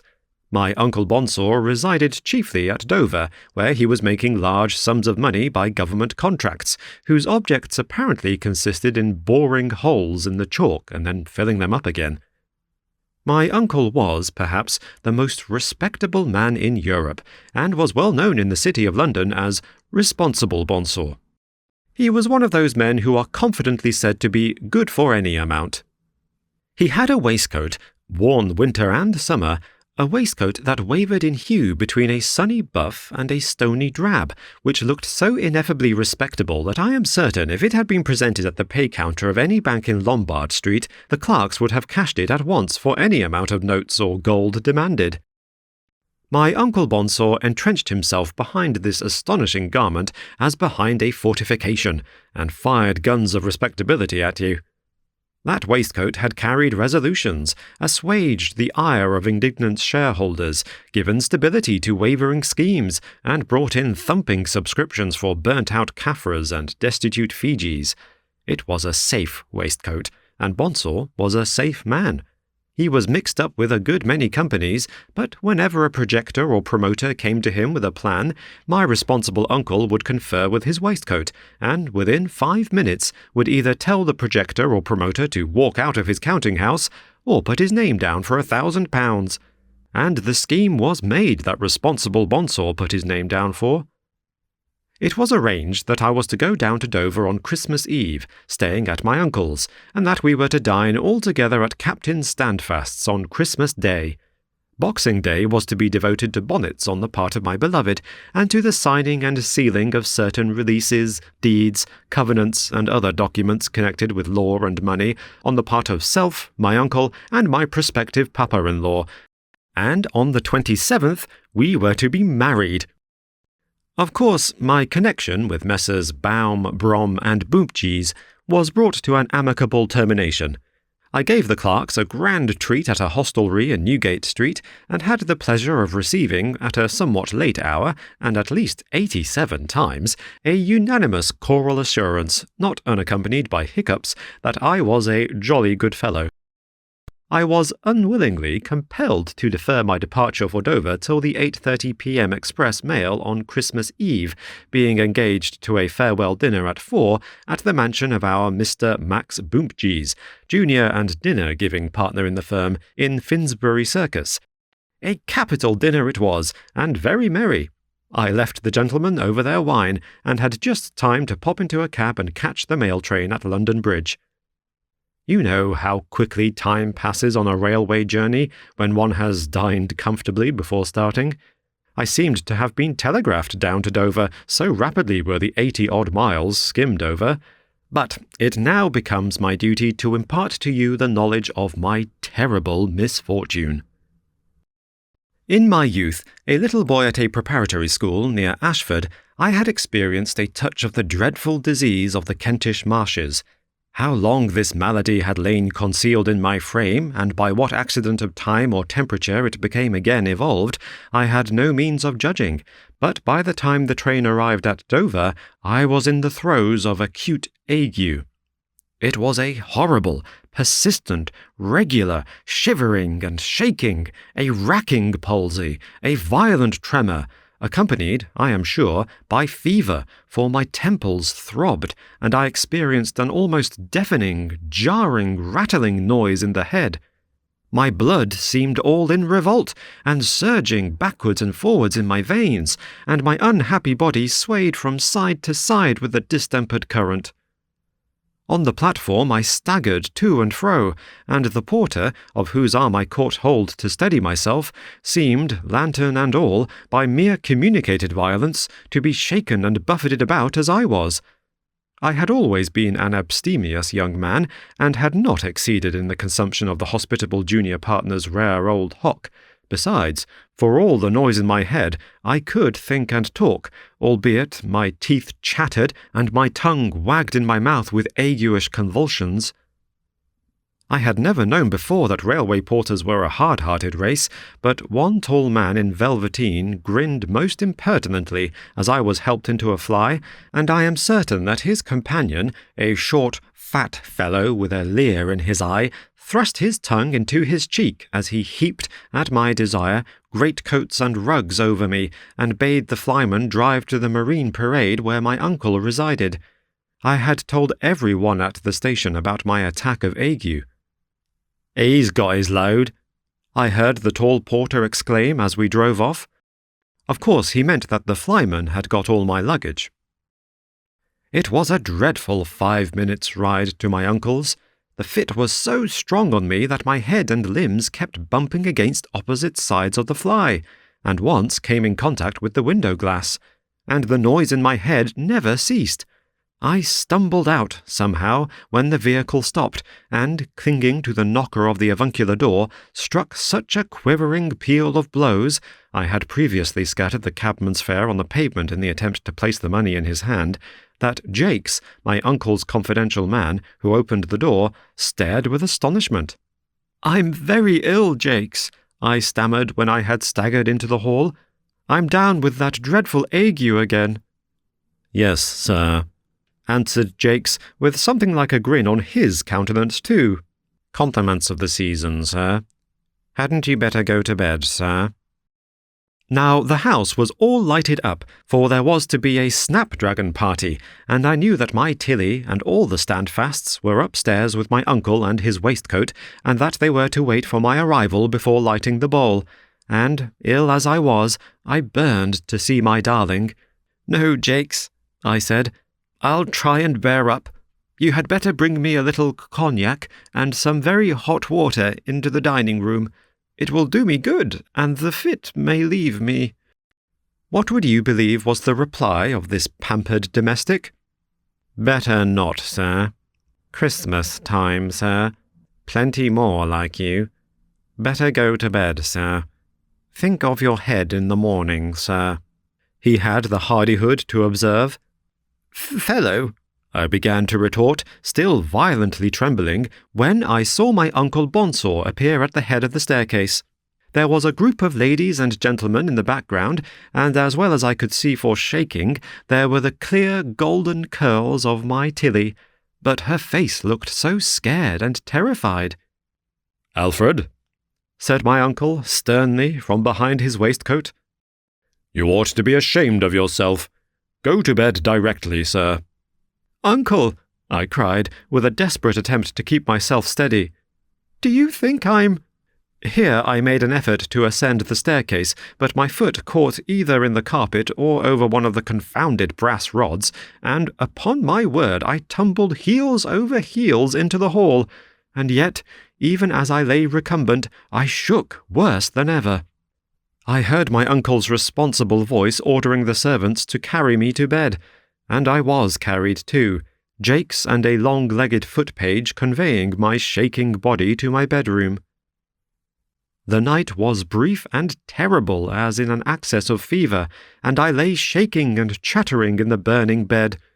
In the morning, my uncle sent word to say that my ague was all nonsense, and that I was to come down to breakfast.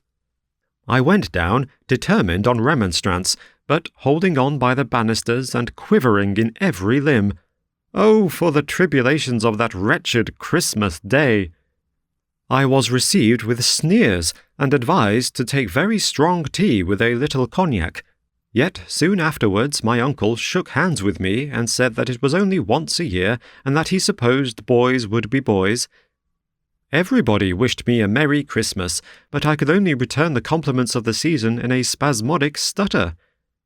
I took a walk on the pier immediately after breakfast, but I nearly tumbled into the sea, and bumped against so many posts that I had to be led home by a mariner in a yellow sou'wester hat, who insisted that I should give him 5 shillings to drink my health. Then came a more appalling ordeal. I was to call at Snargetston Villa to accompany my Tilly and the family to church. To my great relief, though I was shaking in every joint of my fingers and toes, nobody took any notice of my alarming complaint.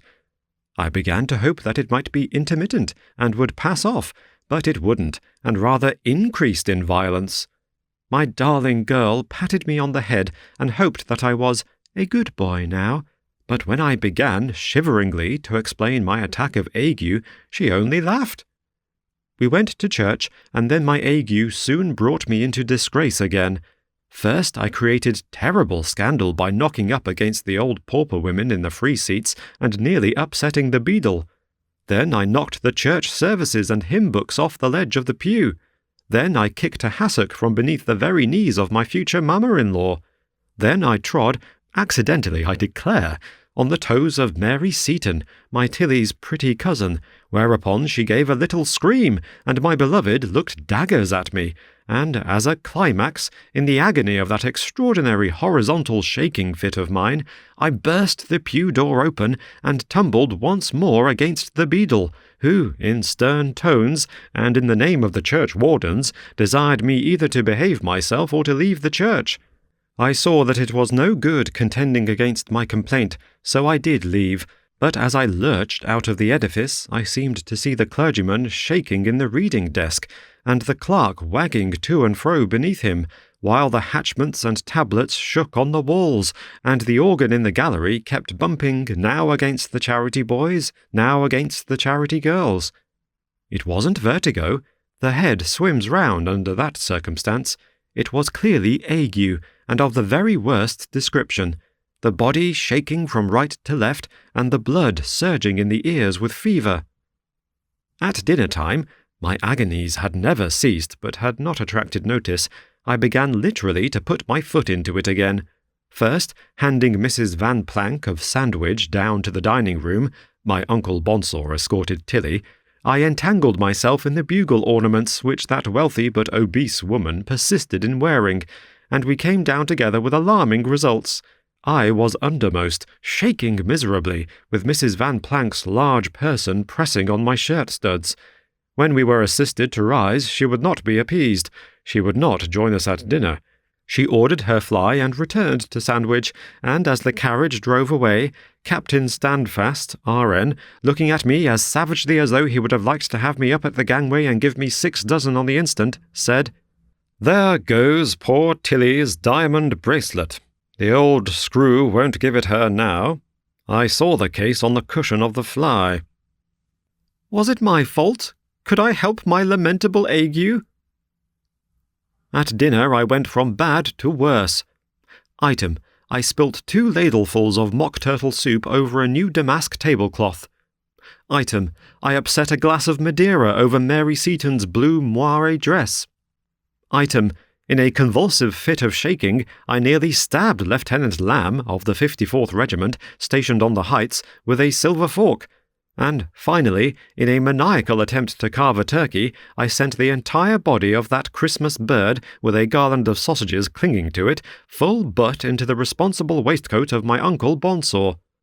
The peace was made, somehow. I'm sure I don't know in what manner, but half an hour afterwards we were all very pleasant and talkative over our dessert. When I say all, I, of course, except my unhappy self. There had been no solution of continuity in my shaking. Somebody, I think, proposed my health. In returning thanks, I hit the proposer a tremendous blow under the left eye with my elbow. Endeavouring to regain my equilibrium, I sent a full glass of claret into the embroidered cambric bosom of that unhappy Lieutenant Lamb. In desperation, I caught hold of the tablecloth with both hands. I saw how it would be. The perfidious polished mahogany slid away from my grasp. I turned my foot frantically round the leg of the table nearest me, and with a great crash, over went dining table, cut glass decanters, and dessert. Lieutenant Lamb was badly hit across the bridge of the nose with a pair of silver nutcrackers, and my Uncle Bonsor's head was crowned, in quite a classic manner, with filberts and hothouse grapes. The bleak December sun rose next morning upon ruin and catastrophe. As well as I can collect my scattered reminiscences of that dismal time, my offences against decorum were once more condoned, not in consequence of my complaint, in which my relatives and friends persisted in disbelieving, but on the ground that it was only once a year. Lawyers came backwards and forwards to Snoggattstone Villa during the forenoon. There was a great production of tin boxes, red tape, blue seals, foolscap paper and parchment, and my Uncle Bonsor was more responsible than ever. They brought me a paper to sign at last, whispering much among themselves as they did so, and I protest that I could see nothing but a large pool of white jogging about in a field of green tablecloth, while on the paper an infinity of crabbed characters seemed racing up and down in a crazed and furious manner. I endeavoured to nerve myself to the task of signing. I bit my lips, I clenched my left hand, I tried to screw my wagging head onto my neck, I cramped my toes up in my boots, I held my breath.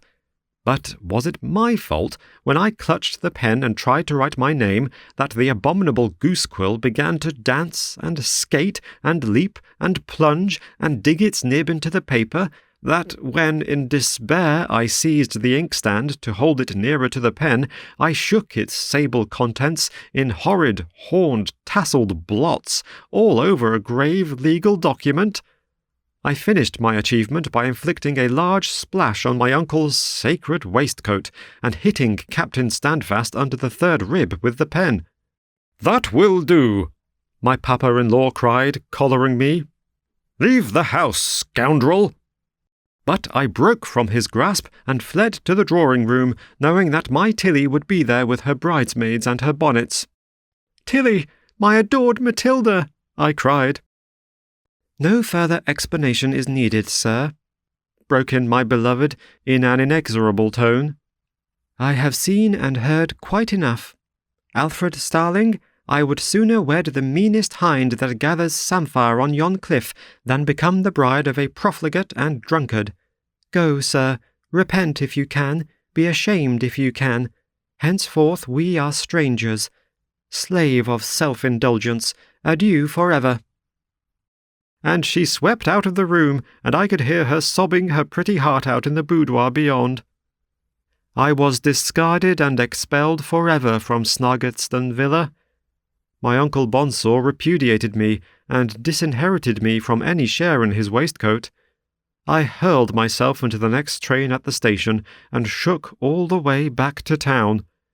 At about dusk on that dreadful Boxing Day, I found myself wandering and jolting about the purlieus of Soho. From Soho Square, the southwest side, I think, branches a shabby, dingy little court called Bateman's Buildings. I was standing shivering at the corner of this ill-favoured place when I stumbled against a gentleman who looked about 7/8 soldier and 1/8 civilian.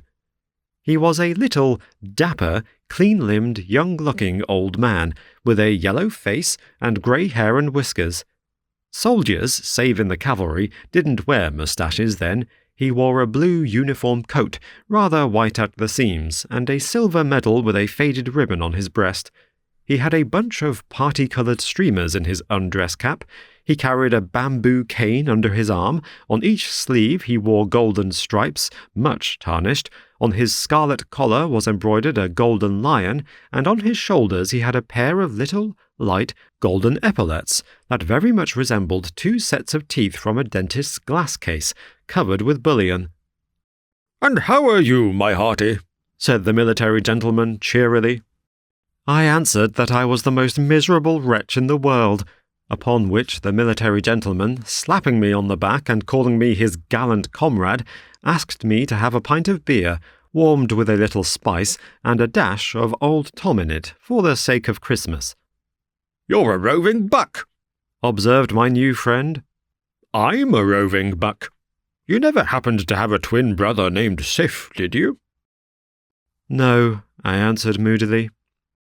"He was as like you as 2 peas," continued the military gentleman, who had by this time taken my arm and was leading me all shaking and clattering towards a mouldy little tavern, on whose door-jambs were displayed a couple of coloured cartoons, framed and glazed and much fly-blown, and displaying, the one, the presentment of an officer in sky-blue uniform much belaced with silver, and the other a bombardier with an enormous shako ramming the charge into a cannon. The whole surmounted by a placard setting forth that smart young men were required for the Honourable East India Company's infantry, cavalry, and artillery, and earnestly exhorting all smart young men, as aforesaid, to apply forthwith to Sergeant Major Chutney, who was always to be heard of at the bar of the Highland Laddie, or at the office in Bateman's Buildings. "The last time I saw him," went on the man with the yellow face and the grey whiskers when he had tilted me into the Highland Laddie, pinned me, shaking, against the bar counter and ordered a pint of sophisticated beer. "He had left our service and was a field marshal in the army of the King of Oud. Many's the time I've seen him with his cocked hat and diamond epaulets riding on a white elephant, with 25 blackfellows running after him to brush the flies away and draw the soda-water corks. Such brandy he'd have with it, and all through meeting me promiscuous in this very public." It is useless to prolong the narrative of my conversation with the military gentleman. Suffice it to say that within an hour I had taken the fatal shilling, and enlisted in the service of the Honourable East India Company. I was not a beggar. I possessed property, over which my Uncle Bonsor had no control. I had not committed any crime, but I felt lost, ruined, and desperate, and I enlisted.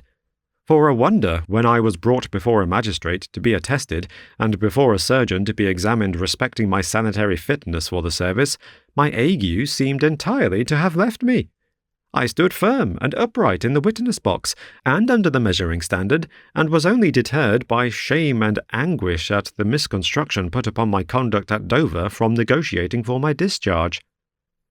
I had scarcely reached the East India recruiting depot at Brentwood, however, before the attacks of ague returned with redoubled severity. At first, on my stating that I had an ear for music, they began to train me for a bandsman, but I could not keep a wind instrument in my hands, and struck those that were played by my comrades from their grasp. Then I was put into the awkward squad among the recruits, and the sergeants caned me, but I could never get beyond the preliminary drill of the goose step, and I kept my own time, and not the squad's, even then. The depot surgeons wouldn't place the slightest credence in my ague, and the sergeant-major of my company reported that I was a skulking, malingering impostor. Among my comrades, who despised, without pitying, me, I got the nickname of Young Shivery Shakery. And the most wonderful thing is that, although I could have procured remittances at any time, the thought of purchasing my discharge never entered my poor, shaking, jarring head. How they came to send such a trembling, infirm creature as a soldier to India, I can't make out, but sent I was, by long sea, in a troop ship, with 700 or 800 more recruits. My military career in the East came to a very speedy and inglorious termination. We had scarcely arrived at Bombay when the battalion of the European regiment into which I was drafted was sent up country to the banks of the Sutlej, where the Sikh war was then raging. It was the campaign of Aliwal and Sobraon, but it was very little that I saw of that glorious epoch in our military annals. In contemptuous reference to my nervous disorder, I was only permitted to form part of the baggage guard, and one night, after perhaps 10 days' march, throughout which I had shaken most awfully, an attack was made on our rear for mere purposes of plunder by a few rascally budmashes or thieves. Nothing was easier than to put these paltry scoundrels to the rout. I had been brave enough as a lad and as a young man. I declare that on the present occasion I didn't run away, but my unhappy disease got the mastery of me. I shook my musket out of my hands, my shako off my head, and my knapsack off my back, and my wretched legs shook and jolted me, as it seems, over miles of arid country. There was some talk of shooting me afterwards, and some of flogging me, but corporal punishment did not exist in the company's army. They sent me to a vile place of incarceration called a congee house, where I was fed principally on rice water, and at last I was conveyed to Bombay, tried by court-martial, sentenced, and publicly drummed out of my regiment as a coward. Yes, I, the son of a gentleman, and the possessor of a genteel private property, had the facings cut off my uniform, and, to the sound of the Rogue's March, was dismissed from the service of the Honourable East India Company with ignominy and disgrace. I can scarcely tell how I reached England again, whether a berth was given me, whether I paid for it, or whether I worked my passage home. I can only remember that the ship in which I was a passenger broke her back in Algoa Bay, close to the Cape, and became a total wreck. There was not the slightest danger. We were surrounded by large and small craft, and every soul on board was saved. But I shook so terribly and incessantly while the boats were leaving the vessel that the whole ship's company hooted and groaned at me when I was shoved over the side, and I was not allowed to go into the long-boat, but was towed alone and aft in the dinghy to shore.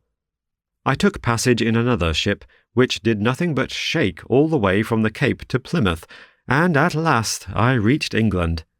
I wrote innumerable letters to my friends and relatives, to Tilly, and to my uncle Bonsor, but the only answer I received was a few formal lines from my uncle's lawyer, telling me that my illegible scrawls had come to the hands of the persons for whom they were designed, but that no further notice could be taken of my communications.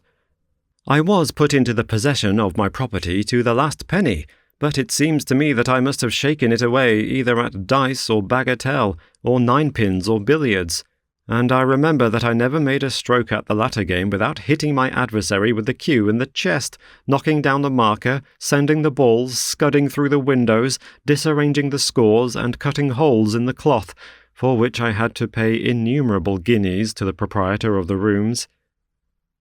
I remember one day going into a jeweller's shop in Regent Street to purchase a watch key. I had only a silver one now. My gold repeater had been shaken away in some unaccountable manner. It was winter time, and I wore an overcoat with long, loose sleeves.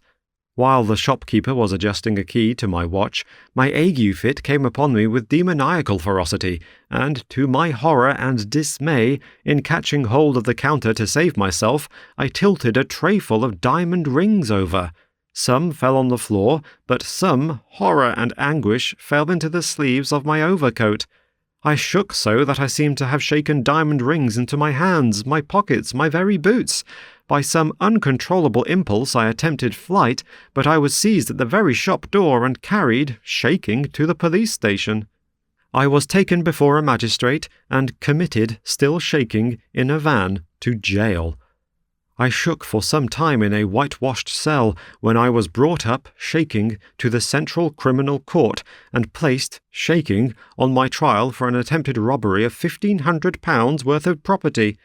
The evidence was clear against me. My counsel tried to plead something about kleptomania, but in vain. My uncle Bonsor, who had come expressly up from Dover, spoke strongly against my character. I was found guilty.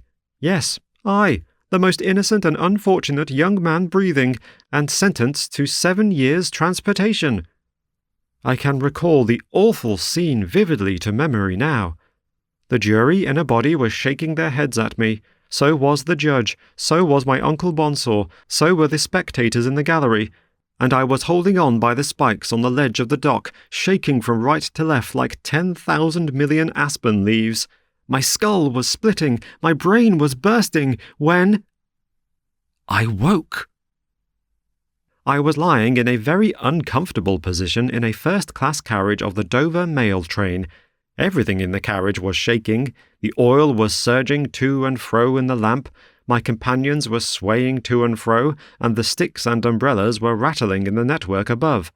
The train was at speed, and my frightful dream was simply due to the violent and unusual oscillation of the train. Then, sitting up and rubbing my eyes, immensely relieved, but holding on by the compartments near me, so violently did the carriages shake from side to side, I began to remember what I had dreamed or heard of others' dreams before, while at sea, or while somebody was knocking loudly at the door, and of the odd connections between unusual sound and motion on the thoughts of our innermost souls. And again, with odd distinctness, I remember that at one period of my distempered vision, namely when I was attested and examined as a recruit, I had remained perfectly still and steady. This temporary freedom from ague I was fain to ascribe to the customary 2 or 3 minutes stoppage of the train at Tunbridge Wells. But, thank heaven, all this was but a dream. "Enough to shake one's head off," exclaimed the testy old lady opposite, alluding to the oscillation of the train, as the guard appeared at the window with a shout of "Dover!" "Well, mum, it have been a shaking most unusual all the way down," replied that functionary. "Though we should have been off the line more than once. Screws will be looked to tomorrow morning." "Night, sir." This was to me. I knew the man well. "Merry Christmas and a Happy New Year. You'll be wanting a fly to Snargetston Villa, won't you, sir? Now, porter!" I did want that fly, and I had it. I paid the driver liberally, and did not scatter his money over the pavement. Mr. Jakes insisted upon my having something hot in the dining-room the moment I arrived. The weather was so woundy cold, he said. I joined the merry party upstairs, and was received by my Tilly with open arms, and by my Uncle Bonsor with an open waistcoat. I partook in cheerful moderation of the snapdragon festivities of Christmas Eve. We all dined together on Christmas Day, and I helped the soup and carved a turkey beautifully, and on the morrow, Boxing Day, was complimented by my uncle's lawyer on my remarkably neat calligraphy, as displayed in the signatures to the necessary legal documents. On the 27th of December, 1846, I was married to my darling Tilly, and was going to live happy ever afterwards, when I woke again.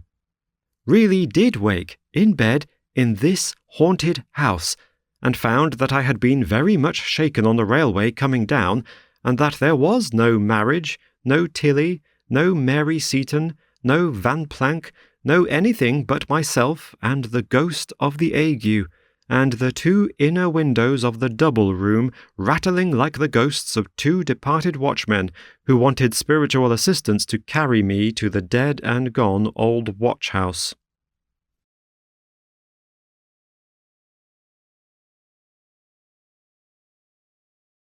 Adelaide Ann Procter.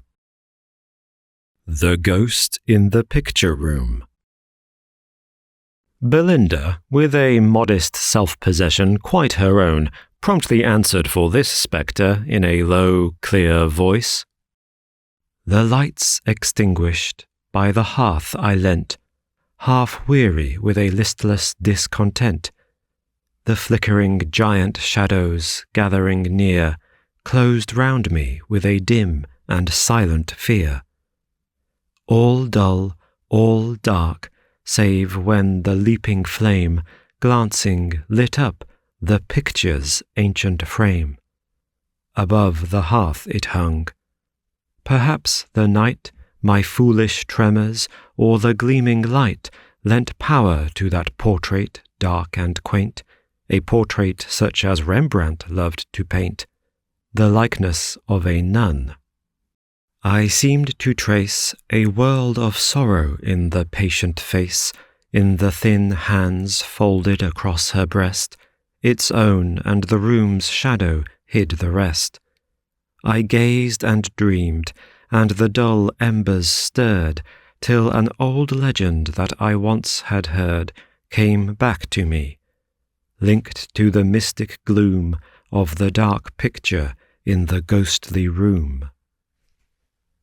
In the far south, where clustering vines are hung, where first the old chivalric lays were sung, where earliest smiled that gracious child of France, angel and knight and fairy, called Romance, I stood one day. The warm blue June was spread upon the earth, blue summer overhead, without a cloud to fleck its radiant glare, without a breath to stir its sultry air. All still, all silent, save the sobbing rush of rippling waves that lapsed in silver hush upon the beach, where, glittering towards the strand, the purple Mediterranean kissed the land. All still, all peaceful, when a convent chime broke on the midday silence for a time, then, trembling into quiet, seemed to cease in deeper silence and more utter peace. So as I turned to gaze, where gleaming white, half hid by shadowy trees from passers' sight, the convent lay, one who had dwelt for long in that fair home of ancient tale and song, who knew the story of each cave and hill, and every haunting fancy lingering still within the land, spake thus to me, and told the convent's treasured legend, quaint and old. Long years ago, a dense and flowering wood, still more concealed where the white convent stood, borne on its perfumed wings, the title came, Our Lady of the Hawthorns is its name. Then did that bell, which still rings out today, bid all the country rise, or eat, or pray. Before that convent shrine, the haughty knight passed the lone vigil of his perilous fight. For humbler cottage strife, or village brawl, the abbess listened, prayed, and settled all. Young hearts that came, weighed down by love or wrong, left her kind presence comforted and strong. Each passing pilgrim and each beggar's right was food and rest and shelter for the night. But more than this, the nuns could well impart the deepest mysteries of the healing art. Their store of herbs and simples was renowned, and held in wondering faith for miles around.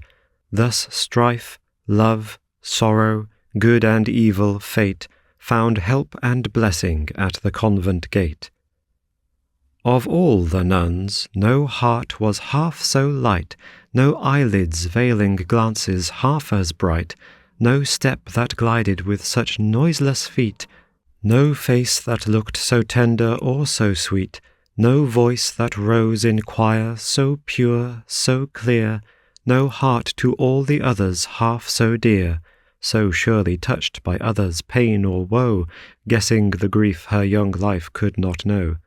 No soul in childlike faith so undefiled as Sister Angela's, the convent child, for thus they loved to call her. She had known no home, no love, no kindred save their own, an orphan, to their tender nursing given, child, plaything, pupil, now the bride of heaven. And she it was who trimmed the lamp's red light that swung before the altar day and night. Her hands it was whose patient skill could trace the finest broidery, weave the costliest lace. But most of all, her first and dearest care, the office she would never miss or share, was every day to weave fresh garlands sweet to place before the shrine at Mary's feet. Nature is bounteous in that region fair, for even winter has her blossoms there. Thus Angela loved to count each feast the best, by telling with what flowers the shrine was dressed.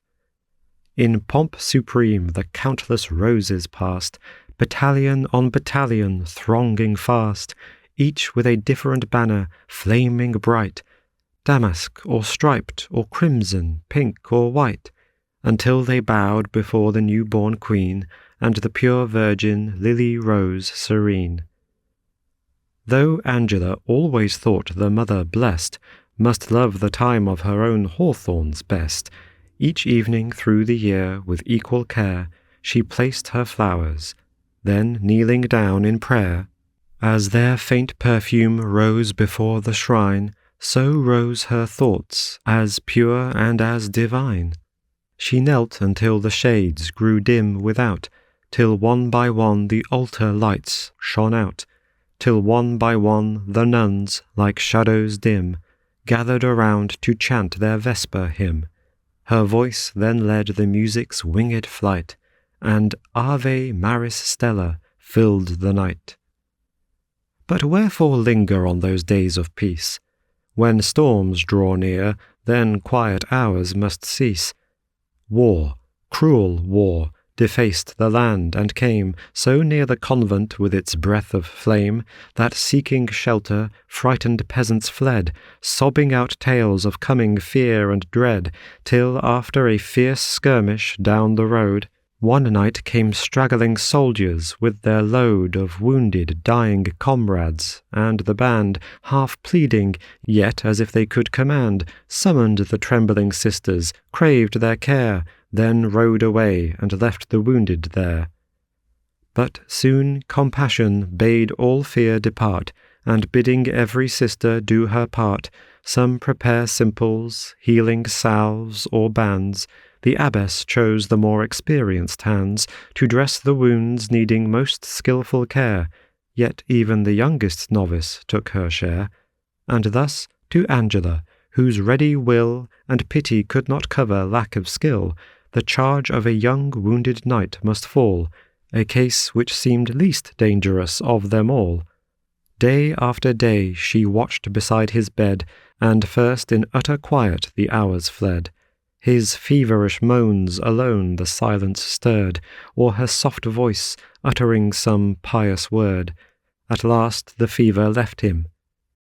Day by day the hours no longer silent passed away. What could she speak of? First, to still his plaints, she told him legends of the martyred saints, described the pangs which, through God's plenteous grace, had gained their souls so high and bright a place. This pious artifice soon found success, or so she fancied, for he murmured less. And so she told the pomp and grand array in which the chapel shone on Easter Day, described the vestments, gold and colours bright, counted how many tapers gave their light, then in minute detail went on to say how the high altar looked on Christmas Day, the kings and shepherds all in green and white, and a large star of jewels gleaming bright. Then told the sign by which they all had seen how even nature loved to greet her queen, for when Our Lady's last procession went down the long garden, every head was bent, and rosary in hand each sister prayed. As the long floating banners were displayed, they struck the hawthorn boughs, and showers of buds and blossoms strewed her way with flowers. The knight, unwearied, listened, till at last he too described the glories of his past. Tourney and joust and pageant bright and fair, and all the lovely ladies who were there. But, half incredulous, she heard, could this be the world, this place of love and bliss? Where, then, was hid the strange and hideous charm that never failed to bring the gazer harm? She crossed herself, yet asked and listened still, and still the knight described with all his skill the glorious world of joy, all joys above, transfigured in the golden mist of love. Spread your wings, ye angel guardians bright, and shield these dazzling phantoms from her sight. But no, days passed, matins and vespers rang, and still the quiet nuns toiled, prayed, and sang, and never guessed the fatal, coiling net that every day drew near and nearer yet around their darling, for she went and came about her duties outwardly the same. The same? Ah, no! Even when she knelt to pray, some charmed dream kept all her heart away.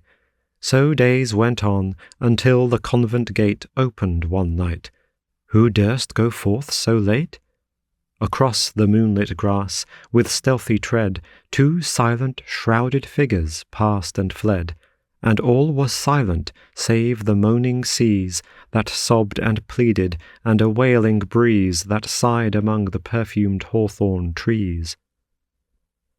What need to tell that dream so bright and brief of joy uncheckered by a dread of grief?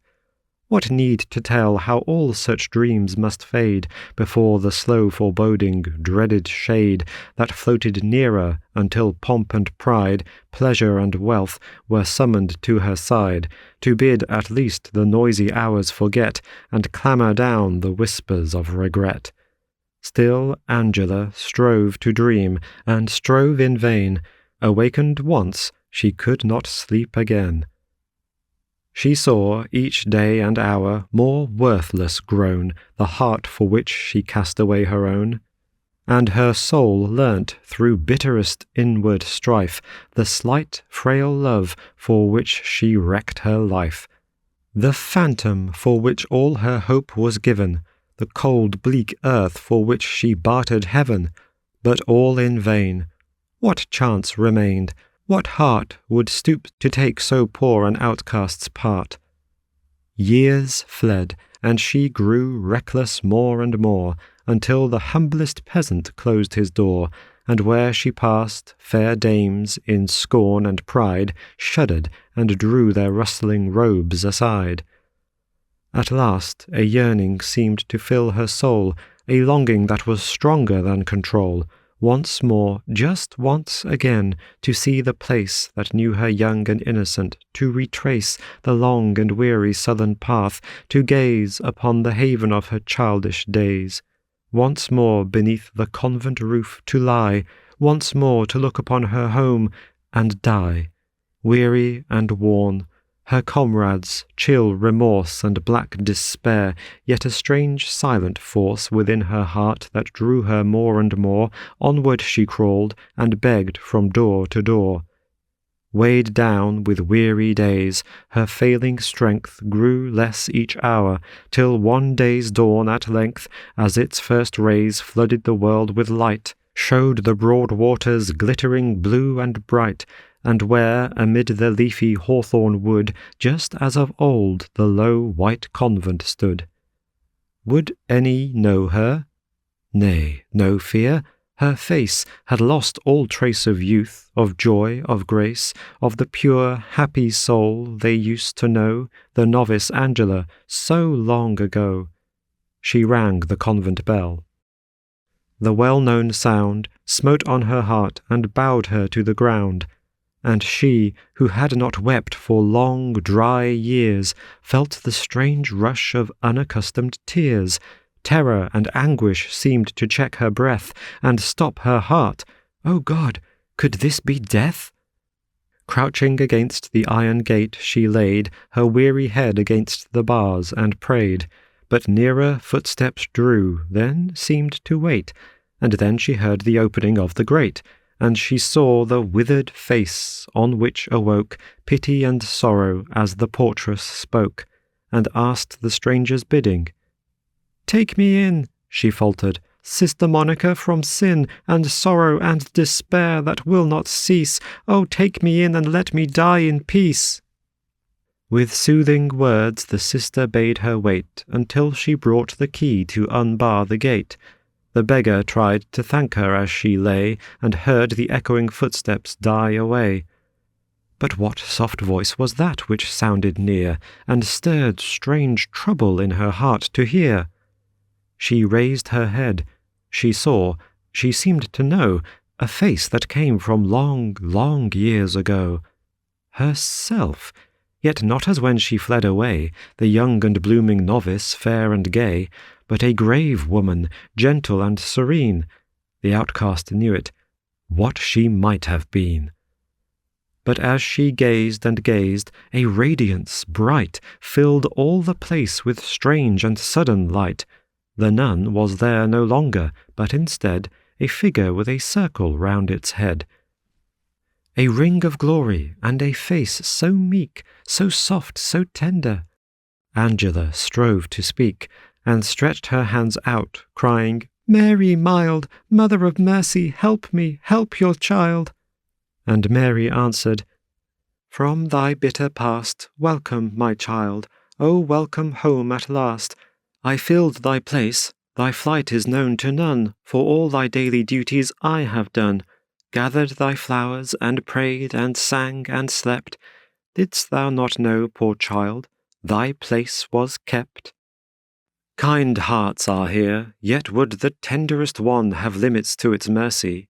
God has none, and man's forgiveness may be true and sweet, but yet he stoops to give it. More complete is love that lays forgiveness at thy feet, and pleads with thee to raise it. Only heaven means crowned, not vanquished, when it says forgiven." Back hurried Sister Monica, but where was the poor beggar she left lying there?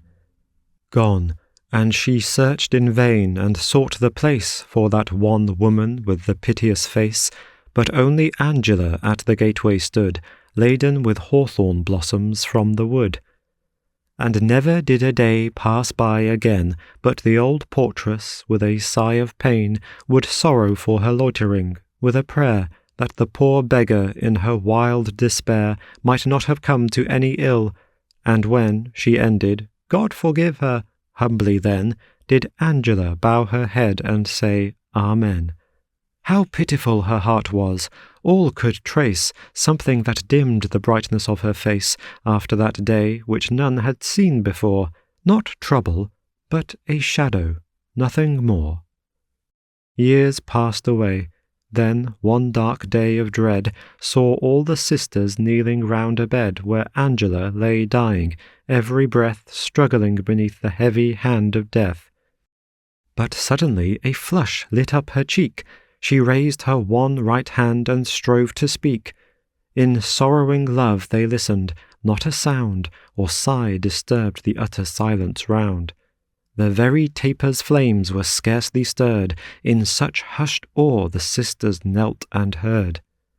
and through that silence Angela told her life, her sin, her flight, the sorrow and the strife, and the return, and then, clear, low, and calm, "Praise God for me, my sisters," and the psalm rang up to heaven, far and clear and wide, again and yet again, then sank and died, while her white face had such a smile of peace, they saw she never heard the music cease, and weeping sisters laid her in her tomb, crowned with a wreath of perfumed hawthorn bloom.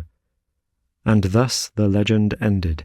It may be something is hidden in the mystery, besides the lesson of God's pardon shown, never enough believed or asked or known.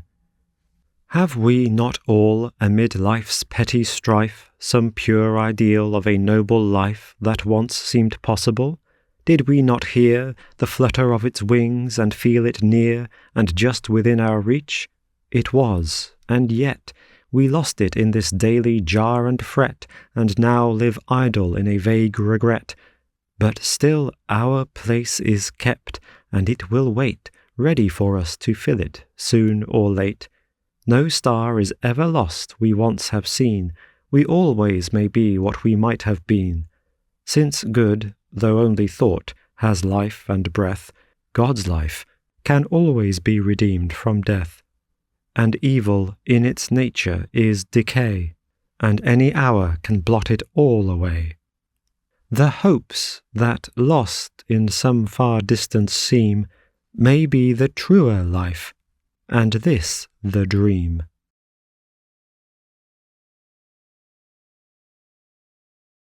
Wilkie Collins, The Ghost in the Cupboard Room. Mr. Beaver, on being "spoke," as his friend and ally Jack Governor called it, turned out of an imaginary hammock with the greatest promptitude, and went straight on duty. "As it's Nat Beaver's watch," said he, "there shall be no skulking." Jack looked at me with an expectant and admiring turn of his eye on Mr. Beaver, full of complimentary implication. I noticed, by the way, that Jack, in a naval absence of mind with which he is greatly troubled at times, had his arm round my sister's waist. Perhaps this complaint originates in an old nautical requirement of having something to hold on by. These were the terms of Mr. Beaver's revelation to us. "What I have got to put forward will not take very long, and I shall beg leave to begin by going back to last night, just about the time when we all parted from one another to go to bed. The members of this good company did a very necessary and customary thing last night. They each took a bedroom candlestick and lit the candle before they went upstairs. I wonder whether any one of them noticed that I left my candlestick untouched and my candle unlighted, and went to bed in a haunted house of all the places in the world in the dark. I don't think any one of them did.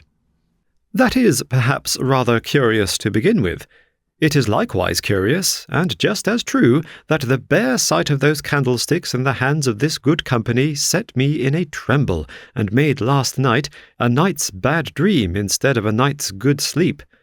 The fact of the matter is, and I give you leave, ladies and gentlemen, to laugh at it as much as you please, that the ghost which haunted me last night, which has haunted me off and on for many years past, and which will go on haunting me till I am a ghost myself, and consequently spirit-proof in all respects, is nothing more or less than a bedroom candlestick. Yes, a bedroom candlestick and a candle, or a flat candlestick and a candle, put it which way you like, that is what haunts me. I wish it was something pleasanter and more out of the common way, a beautiful lady, or a mine of gold and silver, or a cellar of wine, and a coach and horses, and such like. But being what it is, I must take it for what it is, and make the best of it, and I shall thank you all kindly if you will help me out by doing the same. I am not a scholar myself, but I make bold to believe that the haunting of any man, with anything under the sun, begins with the frightening of him. At any rate, the haunting of me with a bedroom candlestick and candle began with the frightening of me with a bedroom candlestick and candle, the frightening of me half out of my life, ladies and gentlemen, and, for the time being, the frightening of me altogether out of my wits. That is not a very pleasant thing to confess to you all, before stating the particulars, but perhaps you will be the readier to believe that I am not a downright coward, because you find me bold enough to make a clean breast of it already, to my own great disadvantage so far. These are the particulars, as well as I can put them. I was apprenticed to the sea when I was about as tall as my own walking-stick, and I made good enough use of my time to be fit for a mate's berth at the age of 25 years. It was in the year 1818, or 19, I am not quite certain which, that I reached the before-mentioned age of 25. You will please to excuse my memory not being very good for dates, names, numbers, places, and such like. No fear, though, about the particulars I have undertaken to tell you of. I have got them all ship-shape in my recollection. I can see them, at this moment, as clear as noonday in my own mind. But there is a mist over what went before, and, for the matter of that, a mist likewise over much that came after, and it's not very likely to lift at my time of life, is it? Well, in 1818, or 19, when there was a peace in our part of the world, and not long before it was wanted, you will say, there was fighting of a certain scampering, scrambling kind going on in that old fighting ground which we seafaring men know by the name of the Spanish Main. The possessions that belonged to the Spaniards in South America had broken into open mutiny and declared for themselves years before. There was plenty of bloodshed between the new government and the old, but the new had got the best of it, for the most part, under one General Bolivar, a famous man in his time, though he seems to have dropped out of people's memories now. Englishmen and Irishmen with a turn for fighting and nothing particular to do at home joined the general as volunteers, and some of our merchants here found it a good venture to send supplies across the ocean to the popular side. There was risk enough, of course, in doing this, but where one speculation of the kind succeeded, it made up for two, at the least, that failed. And that's the true principle of trade, wherever I have met with it, all the world over. Among the Englishmen who were concerned in this Spanish-American business, I, your humble servant, happened in a small way to be one. I was then mate of a brig belonging to a certain firm in the city, which drove a sort of general trade, mostly in queer, out-of-the-way places, as far from home as possible, and which freighted the brig, in the year I am speaking of, with a cargo of gunpowder for General Bolivar and his volunteers. Nobody knew anything about our instructions when we sailed, except the captain, and he didn't half seem to like them. I can't rightly say how many barrels of powder we had on board, or how much each barrel held. I only know we had no other cargo. The name of the brig was the Good Intent, a queer name enough, you will tell me, for a vessel laden with gunpowder and sent to help a revolution. As far as this particular voyage was concerned, so it was. I meant that for a joke, ladies and gentlemen, and I'm sorry to find you don't laugh at it. The Good Intent was the craziest old tub of a vessel I ever went to sea in, and the worst found in all respects. She was 230 or 280 tons burden, I forget which, and she had a crew of 8, all told, nothing like as many as we ought by rights to have had to work the brig. However, we were well and honestly paid our wages, and we had to set that against the chance of foundering at sea, and on this occasion, likewise, the chance of being blown up into the bargain.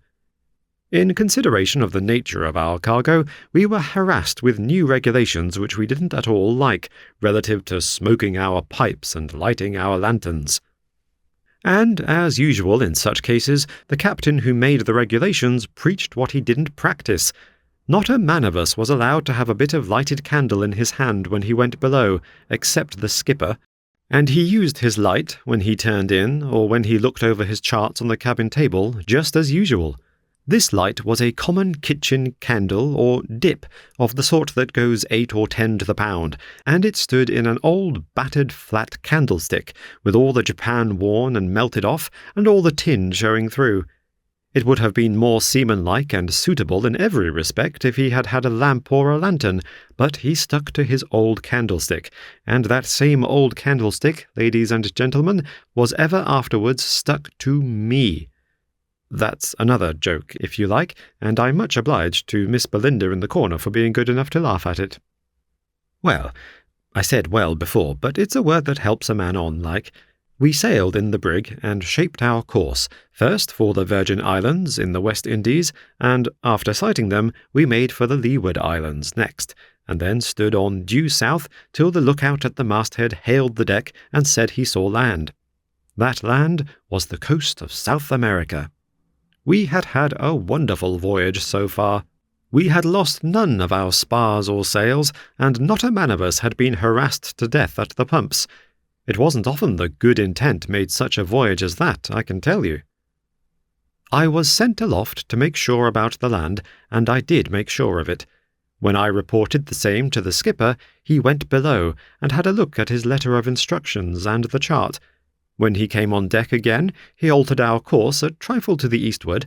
I forget the point on the compass, but that don't matter. What I do remember is that it was dark before we closed in with the land. We kept the lead going, and hove the brig to in from 4 to 5 fathoms water, or it might be 6, I can't say for certain. I kept a sharp eye to the drift of the vessel, none of us knowing how the currents ran on that coast. We all wondered why the skipper didn't anchor, but he said no, he must first show a light at the foretop masthead, and wait for an answering light on shore. We did wait, and nothing of the sort appeared. It was starlight and calm. What little wind there was came in puffs off the land. I suppose we waited, drifting a little to the westward, as I made it out, best part of an hour before anything happened, and then, instead of seeing the light on shore, we saw a boat coming towards us, rowed by 2 men only.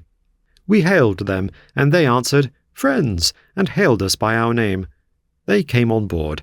One of them was an Irishman, and the other was a coffee-coloured native pilot who jabbered a little English. The Irishman handed a note to our skipper, who showed it to me. It informed us that the part of the coast we were off then was not over safe for discharging our cargo, seeing that spies of the enemy, that is to say of the old government, had been taken and shot in the neighbourhood the day before. We might trust the brig to the native pilot, and he had his instructions to take us to another part of the coast. The note was signed by the proper parties, so we let the Irishman go back alone in the boat, and allowed the pilot to exercise his lawful authority over the brig. He kept us stretching off from the land till noon the next day, his instructions, seemingly, ordering him to keep us well out of sight of the shore. We only altered our course, in the afternoon, so as to close in with the land again a little before midnight. This same pilot was about as ill-looking a vagabond as ever I saw, a skinny, cowardly, quarrelsome mongrel who swore at the men in the vilest broken English till they were every one of them ready to pitch him over. The skipper kept them quiet, and I kept them quiet, for the pilot being given us by our instructions, we were bound to make the best of him. Near nightfall, however, with the best will in the world to avoid it, I was unlucky enough to quarrel with him. He wanted to go below with his pipe, and I stopped him, of course, because it was contrary to orders. Upon that, he tried to hustle by me, and I put him away with my hand. I never meant to push him down, but somehow I did. He picked himself up as quick as lightning, and pulled at his knife. I snatched it out of his hand, slapped his murderous face for him, and threw his weapon overboard. He gave me one ugly look, and walked aft.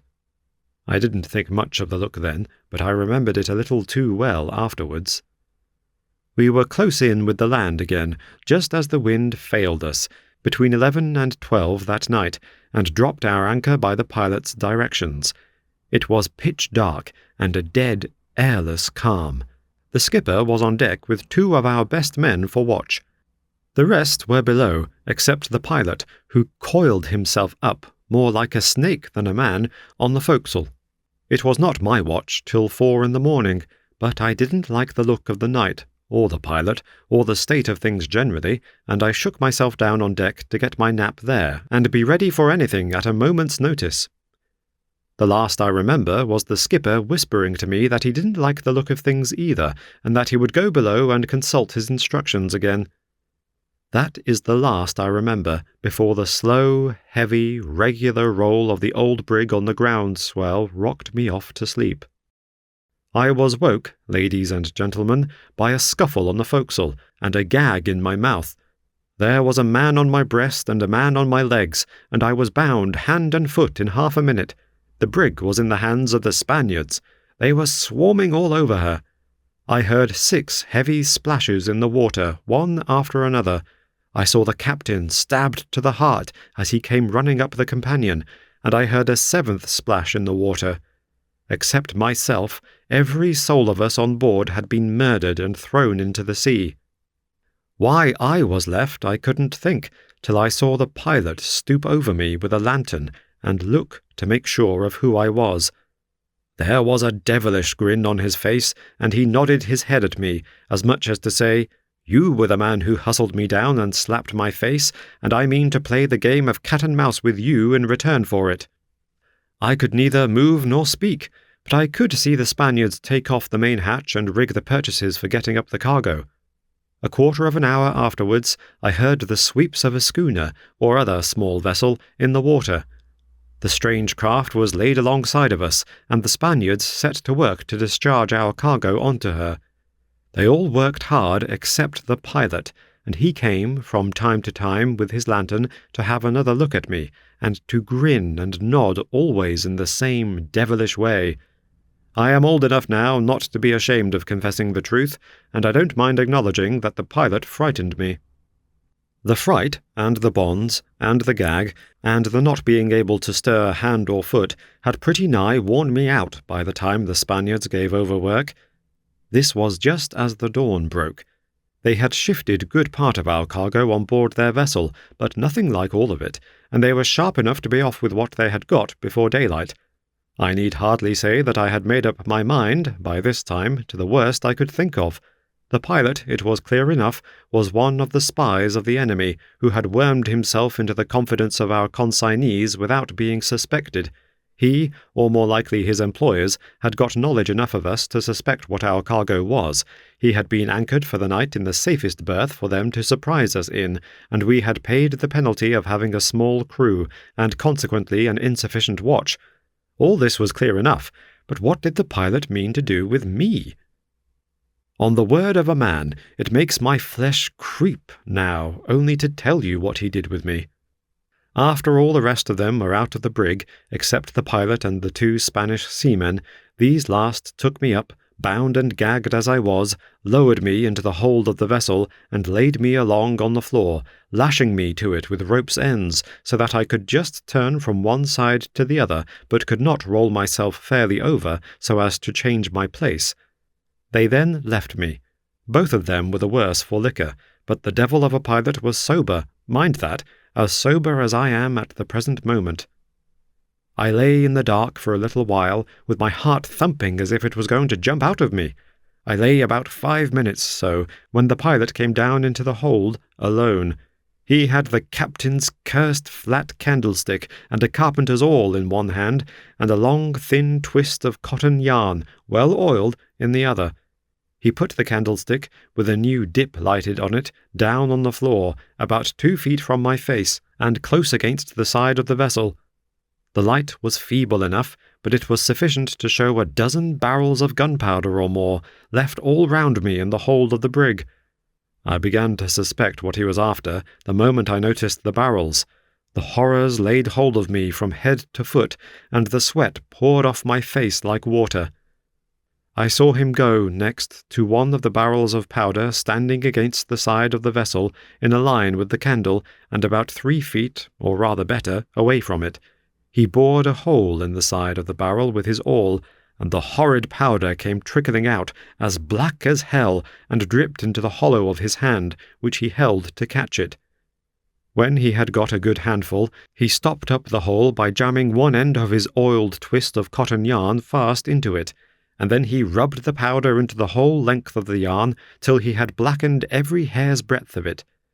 The next thing he did, as true as I sit here, as true as the heaven above us all, the next thing he did was to carry the free end of his long, lean, black, frightful, slow match to the lighted candle alongside my face, and to tie it, in several folds, round the tallow dip, about 1/3 of the distance down, measuring from the flame of the wick to the lip of the candlestick. He did that. He looked to see that my lashings were all safe, and then he put his face down close to mine and whispered in my ear, "Blow up with the brig." He was on deck again the moment after, and he and the 2 others shoved the hatch on over me. At the farthest end from where I lay, they had not fitted it down quite true, and I saw a blink of daylight glimmering in when I looked in that direction. I heard the sweeps of the schooner fall into the water, splash, splash, fainter and fainter as they swept the vessel out in the dead calm, to be ready for the wind in the offing. Fainter and fainter, splash, splash, for a quarter of an hour or more. While those sounds were in my ears, my eyes were fixed on the candle. It had been freshly lit. If left to itself, it would burn for between 6 and 7 hours. The slow match was twisted round it about a third of the way down, and therefore the flame would be about 2 hours reaching it. There I lay, gagged, bound, lashed to the floor, seeing my own life burning down with the candle by my side. There I lay, alone on the sea, doomed to be blown to atoms, and to see that doom drawing on, nearer and nearer with every fresh second of time, through nigh on 2 hours to come, powerless to help myself, and speechless to call for help to others. The wonder to me is that I didn't cheat the flame, the slow match and the powder, and die of the horror of my situation before my first half-hour was out in the hold of the brig. I can't exactly say how long I kept the command of my senses after I had ceased to hear the splash of the schooner's sweeps in the water. I can trace back everything I did and everything I thought up to a certain point, but once past that, I get all abroad and lose myself in my memory now, much as I lost myself in my own feelings at the time. The moment the hatch was covered over me, I began, as every other man would have begun in my place, with a frantic effort to free my hands. In the mad panic I was in, I cut my flesh with the lashings as if they had been knife blades, but I never stirred them. There was less chance still of freeing my legs, or of tearing myself from the fastenings that held me to the floor. I gave in, when I was all but suffocated for want of breath. The gag, you will please to remember, was a terrible enemy to me. I could only breathe freely through my nose, and that is but a poor vent when a man is straining his strength as far as it will ever go. I gave in, and lay quiet, and got my breath again, my eyes glaring and straining at the candle all the time. While I was staring at it, the notion struck me of trying to blow out the candle by pumping a long breath at it suddenly through my nostrils. It was too high above me, and too far away from me, to be reached in that fashion. I tried, and tried, and tried, and then I gave in again and lay quiet again, always with my eyes glaring at the candle and the candle glaring at me. The splash of the schooner's sweeps was very faint by this time. I could only just hear them in the morning stillness. Splash, splash, fainter and fainter, splash, splash. Without exactly feeling my mind going, I began to feel it getting queer as early as this. The snuff of the candle was growing taller and taller, and the length of tallow between the flame and the slow match, which was the length of my life, was getting shorter and shorter. I calculated that I had rather less than an hour and a half to live. An hour and a half! Was there a chance in that time of a boat pulling off to the brig from shore? Whether the land near which the vessel was anchored was in possession of our side or in possession of the enemy's side, I made it out that they must, sooner or later, send to hail the brig, merely because she was a stranger in those parts. The question for me was, how soon? The sun had not risen yet, as I could tell by looking through the chink in the hatch. There was no coast village near us, as we all knew, before the brig was seized, by seeing no lights on shore. There was no wind, as I could tell by listening, to bring any strange vessel near. If I had had 6 hours to live, there might have been a chance for me, reckoning from sunrise to noon, but with an hour and a half, which had dwindled to an hour and a quarter by this time, or, in other words, with the earliness of the morning, the uninhabited coast and the dead calm all against me, there was not the ghost of a chance. As I felt that, I had another struggle, the last, with my bonds, and only cut myself the deeper for my pains. I gave in once more, and lay quiet, and listened for the splash of the sweeps. Gone. Not a sound could I hear but the blowing of a fish, now and then, on the surface of the sea, and the creak of the brig's crazy old spars as she rolled gently from side to side with the little swell there was on the quiet water. An hour and a quarter. The wick grew terribly as the quarter slipped away, and the charred top of it began to thicken and spread out, mushroom shape. It would fall off soon. Would it fall off red hot, and would the swing of the brig cant it over the side of the candle and let it down on the slow match? If it would, I had about 10 minutes to live instead of an hour. This discovery set my mind for a minute on a new tack altogether. I began to ponder with myself what sort of a death blowing up might be. Painful? Well, it would be, surely, too sudden for that. Perhaps just one crash inside me, or outside me, or both, and nothing more. Perhaps not even a crash. That and death and the scattering of this living body of mine into millions of fiery sparks might all happen in the same instant? I couldn't make it out. I couldn't settle how it would be. The minute of calmness in my mind left it before I had half done thinking, and I got all abroad again. When I came back to my thoughts, or when they came back to me, I can't say which, the wick was awfully tall, the flame was burning with a smoke above it, the charred top was broad and red and heavily spreading out to its fall.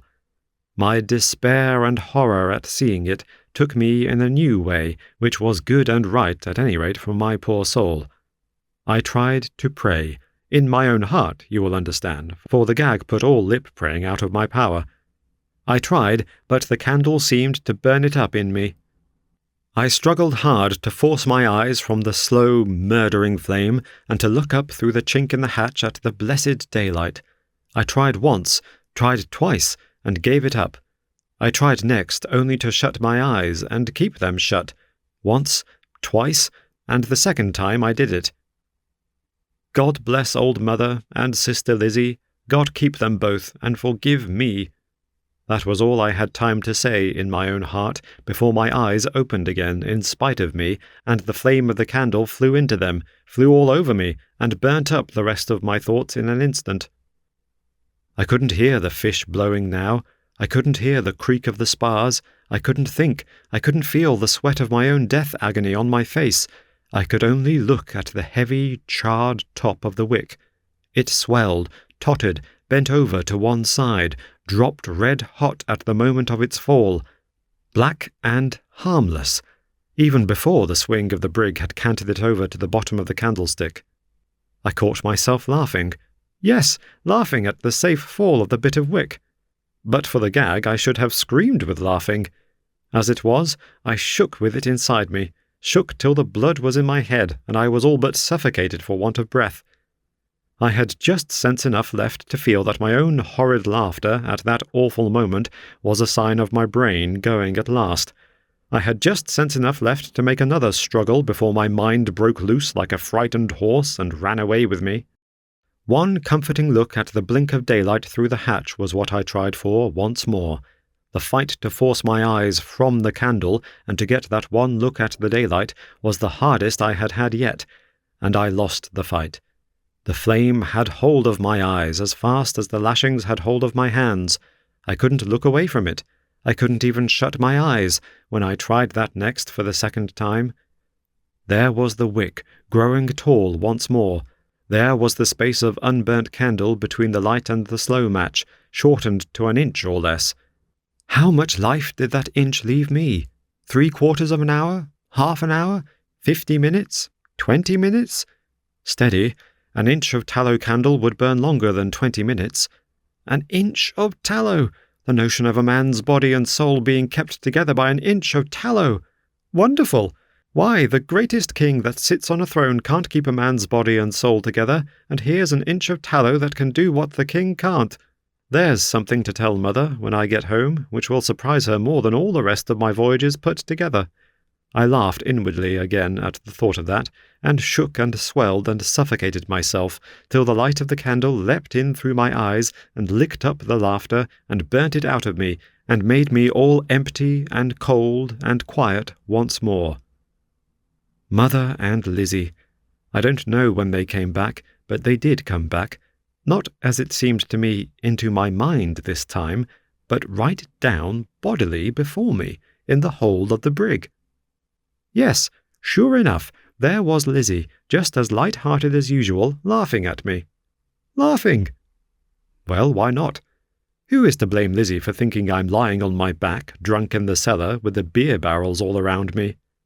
Steady, she's crying now, spinning round and round in a fiery mist, wringing her hands, screeching out for help, fainter and fainter like the splash of the schooner's sweeps. Gone! Burnt up in the fiery mist. Mist? Fire? No, neither one nor the other. Its mother makes the light, Mother knitting, with 10 flaming points at the end of her fingers and thumbs, and slow matches hanging in bunches all round her face instead of her own grey hair. Mother in her old armchair, and the pilot's long, skinny hands hanging over the back of the chair, dripping with gunpowder.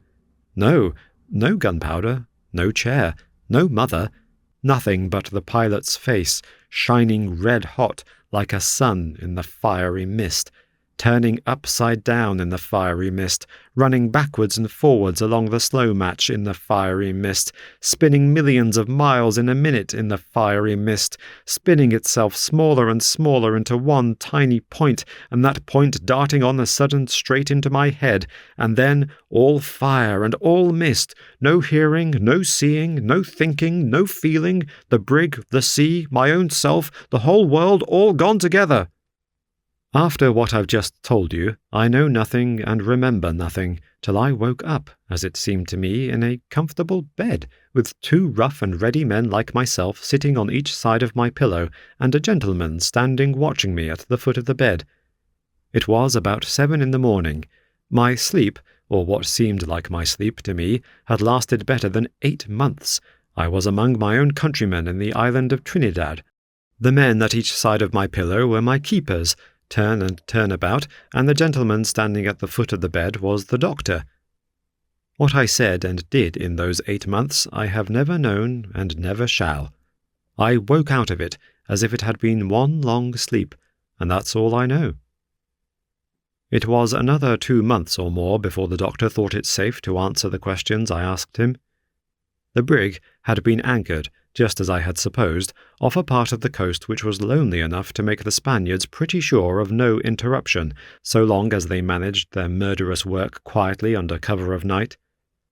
My life had not been saved from the shore, but from the sea.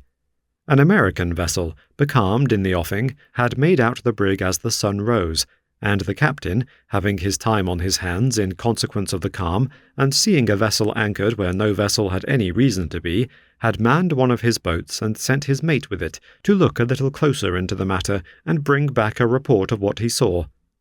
What he saw, when he and his men found the brig deserted and boarded her, was a gleam of candlelight through the chink in the hatchway. The flame was within about a thread's breadth of the slow match when he lowered himself into the hold, and if he had not had the sense and coolness to cut the match in 2 with his knife before he touched the candle, he and his men might have been blown up along with the brig, as well as me. The match caught and turned into sputtering red fire in the very act of putting the candle out, and if the communication with the powder barrel had not been cut off, the Lord only knows what might have happened. What became of the Spanish schooner and the pilot I have never heard from that day to this. As for the brig, the Yankees took her, as they took me, to Trinidad, and claimed their salvage, and got it, I hope, for their own sakes. I was landed just in the same state as when they rescued me from the brig, that is to say, clean out of my senses. But please to remember it was a long time ago, and take my word for it, I was discharged cured, as I have told you. Bless your hearts, I'm all right now, as you may see. I'm a little shaken by telling the story, ladies and gentlemen. A little shaken, that's all.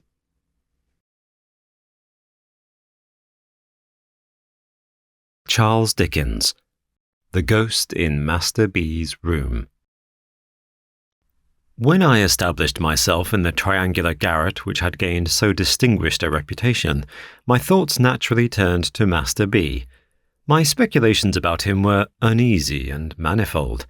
Whether his Christian name was Benjamin, Bisextile, from his having been born in leap year, Bartholomew, or Bill. Whether the initial letter belonged to his family name, and that was Baxter, Black, Brown, Barker, Buggins, Baker, or Bird, whether he was a foundling and had been baptized B, whether he was a lion-hearted boy and B was short for Briton or for Bull, whether he could possibly have been kith and kin to an illustrious lady who brightened my own childhood and had come of the blood of the brilliant Mother Bunch. With these profitless meditations I tormented myself much. I also carried the mysterious letter into the appearance and pursuits of the deceased, wondering whether he dressed in blue, wore boots, he couldn't have been bald, was a boy of brains, liked books, was good at bowling, had any skill as a boxer, even in his buoyant boyhood bathed from a bathing machine at Bognor, Bangor, Bournemouth, Brighton or Broadstairs, like a bounding billiard ball. So, from the first, I was haunted by the letter B. It was not long before I remarked that I never, by any hazard, had a dream of Master B, or of anything belonging to him. But the instant I awoke from sleep, at whatever hour of the night, my thoughts took him up and roamed away, trying to attach his initial letter to something that would fit it and keep it quiet. For 6 nights I had been worried this in Master B's room, when I began to perceive that things were going wrong. The first appearance that presented itself was early in the morning, when it was but just daylight, and no more. I was standing shaving at my glass, when I suddenly discovered, to my consternation and amazement, that I was shaving, not myself, I am 50, but a boy, apparently Master B. I trembled and looked over my shoulder. Nothing there. I looked again in the glass and distinctly saw the features and expression of a boy who was shaving, not to get rid of a beard, but to get one. Extremely troubled in my mind, I took a few turns in the room and went back to the looking-glass, resolved to steady my hand and complete the operation in which I had been disturbed.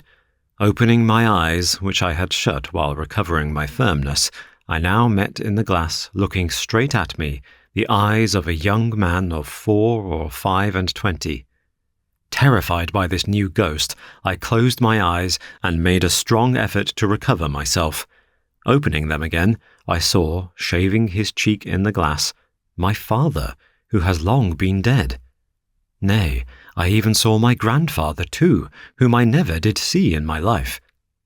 Although naturally much affected by these remarkable visitations, I determined to keep my secret until the time agreed upon for the present general disclosure. Agitated by a multitude of curious thoughts, I retired to my room that night, prepared to encounter some new experience of a spectral character. Nor was my preparation needless, for, waking from an uneasy sleep at exactly 2 o'clock in the morning, what were my feelings to find that I was sharing my bed with the skeleton of Master B? I sprang up, and the skeleton sprang up also. I then heard a plaintive voice saying, "Where am I? What is become of me?" and, looking hard in that direction, perceived the ghost of Master B. The young spectre was dressed in an obsolete fashion, or rather, was not so much dressed as put into a case of inferior pepper and salt cloth, made horrible by means of shining buttons. I observed that these buttons went in a double row over each shoulder of the young ghost, and appeared to descend his back. He wore a frill round his neck. His right hand, which I distinctly noticed to be inky, was laid upon his stomach, connecting this action with some feeble pimples on his countenance and his general air of nausea. I concluded this ghost to be the ghost of a boy who had habitually taken a great deal too much medicine. "Where am I?" said the little spectre in a pathetic voice. "And why was I born in the calomel days, and why did I have all that calomel given me?"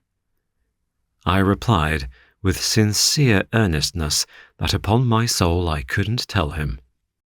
"Where is my little sister?" said the ghost, "and where my angelic little wife, and where is the boy I went to school with?" I entreated the phantom to be comforted, and above all things to take heart respecting the loss of the boy he went to school with. I represented to him that probably that boy never did, within human experience, come out well when discovered. I urged that I myself had, in later life, turned up several boys whom I went to school with, and none of them had at all answered. I expressed my humble belief that that boy never did answer.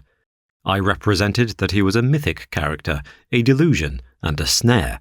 I recounted how, the last time I found him at a dinner party behind a wall of white cravat, with an inconclusive opinion on every possible subject, and a power of silent boredom absolutely titanic.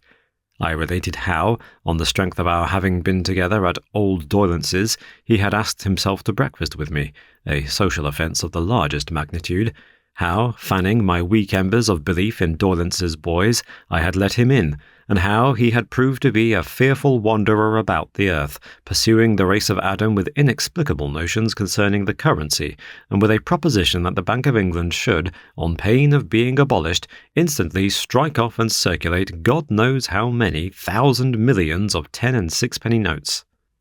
The ghost heard me in silence and with a fixed stare. "Barber," it apostrophized me when I had finished. "Barber?" I repeated, for I am not of that profession. "Condemned," said the ghost, "to shave a constant change of customers. Now me, now a young man, now thyself as thou art, now thy father, now thy grandfather. Condemned, too, to lie down with a skeleton every night, and to rise with it every morning." I shuddered on hearing this dismal announcement. "Barber, pursue me." I had felt, even before the words were uttered, that I was under a spell to pursue the phantom. I immediately did so, and was in Master B.'s room no longer. Most people know what long and fatiguing night journeys had been forced upon the witches who used to confess, and who, no doubt, told the exact truth, particularly as they were always assisted with leading questions, and the torture was always ready. I asseverate that, during my occupation of Master B.'s room, I was taken by the ghost that haunted it on expeditions fully as long and wild as any of those. Assuredly, I was presented to no shabby old man with a goat's horns and tail, something between Pan and an old clothesman, holding conventional receptions, as stupid as those of real life and less decent, but I came upon other things, which appeared to me to have more meaning. Confident that I speak the truth and shall be believed, I declare without hesitation that I followed the ghost, in the first instance on a broomstick, and afterwards on a rocking horse. The very smell of the animal's paint, especially when I brought it out by making him warm, I am ready to swear to. I followed the ghost, afterwards, in a hackney coach, an institution with the peculiar smell of which the present generation is unacquainted, but to which I am again ready to swear as a combination of stable, dog with the mange, and very old bellows. In this I appeal to previous generations to confirm or refute me.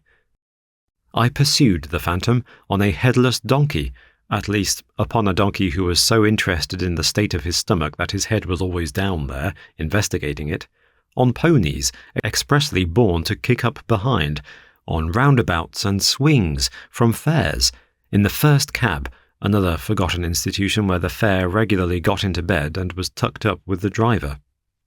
Not to trouble you with a detailed account of all my travels in pursuit of the ghost of Master B, which were longer and more wonderful than those of Sinbad the Sailor, I will confine myself to one experience from which you may judge of many. I was marvellously changed.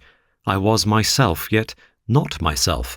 I was conscious of something within me, which has been the same all through my life, and which I have always recognized under all its phases and varieties as never altering, and yet I was not the I who had gone to bed in Master B.'s room.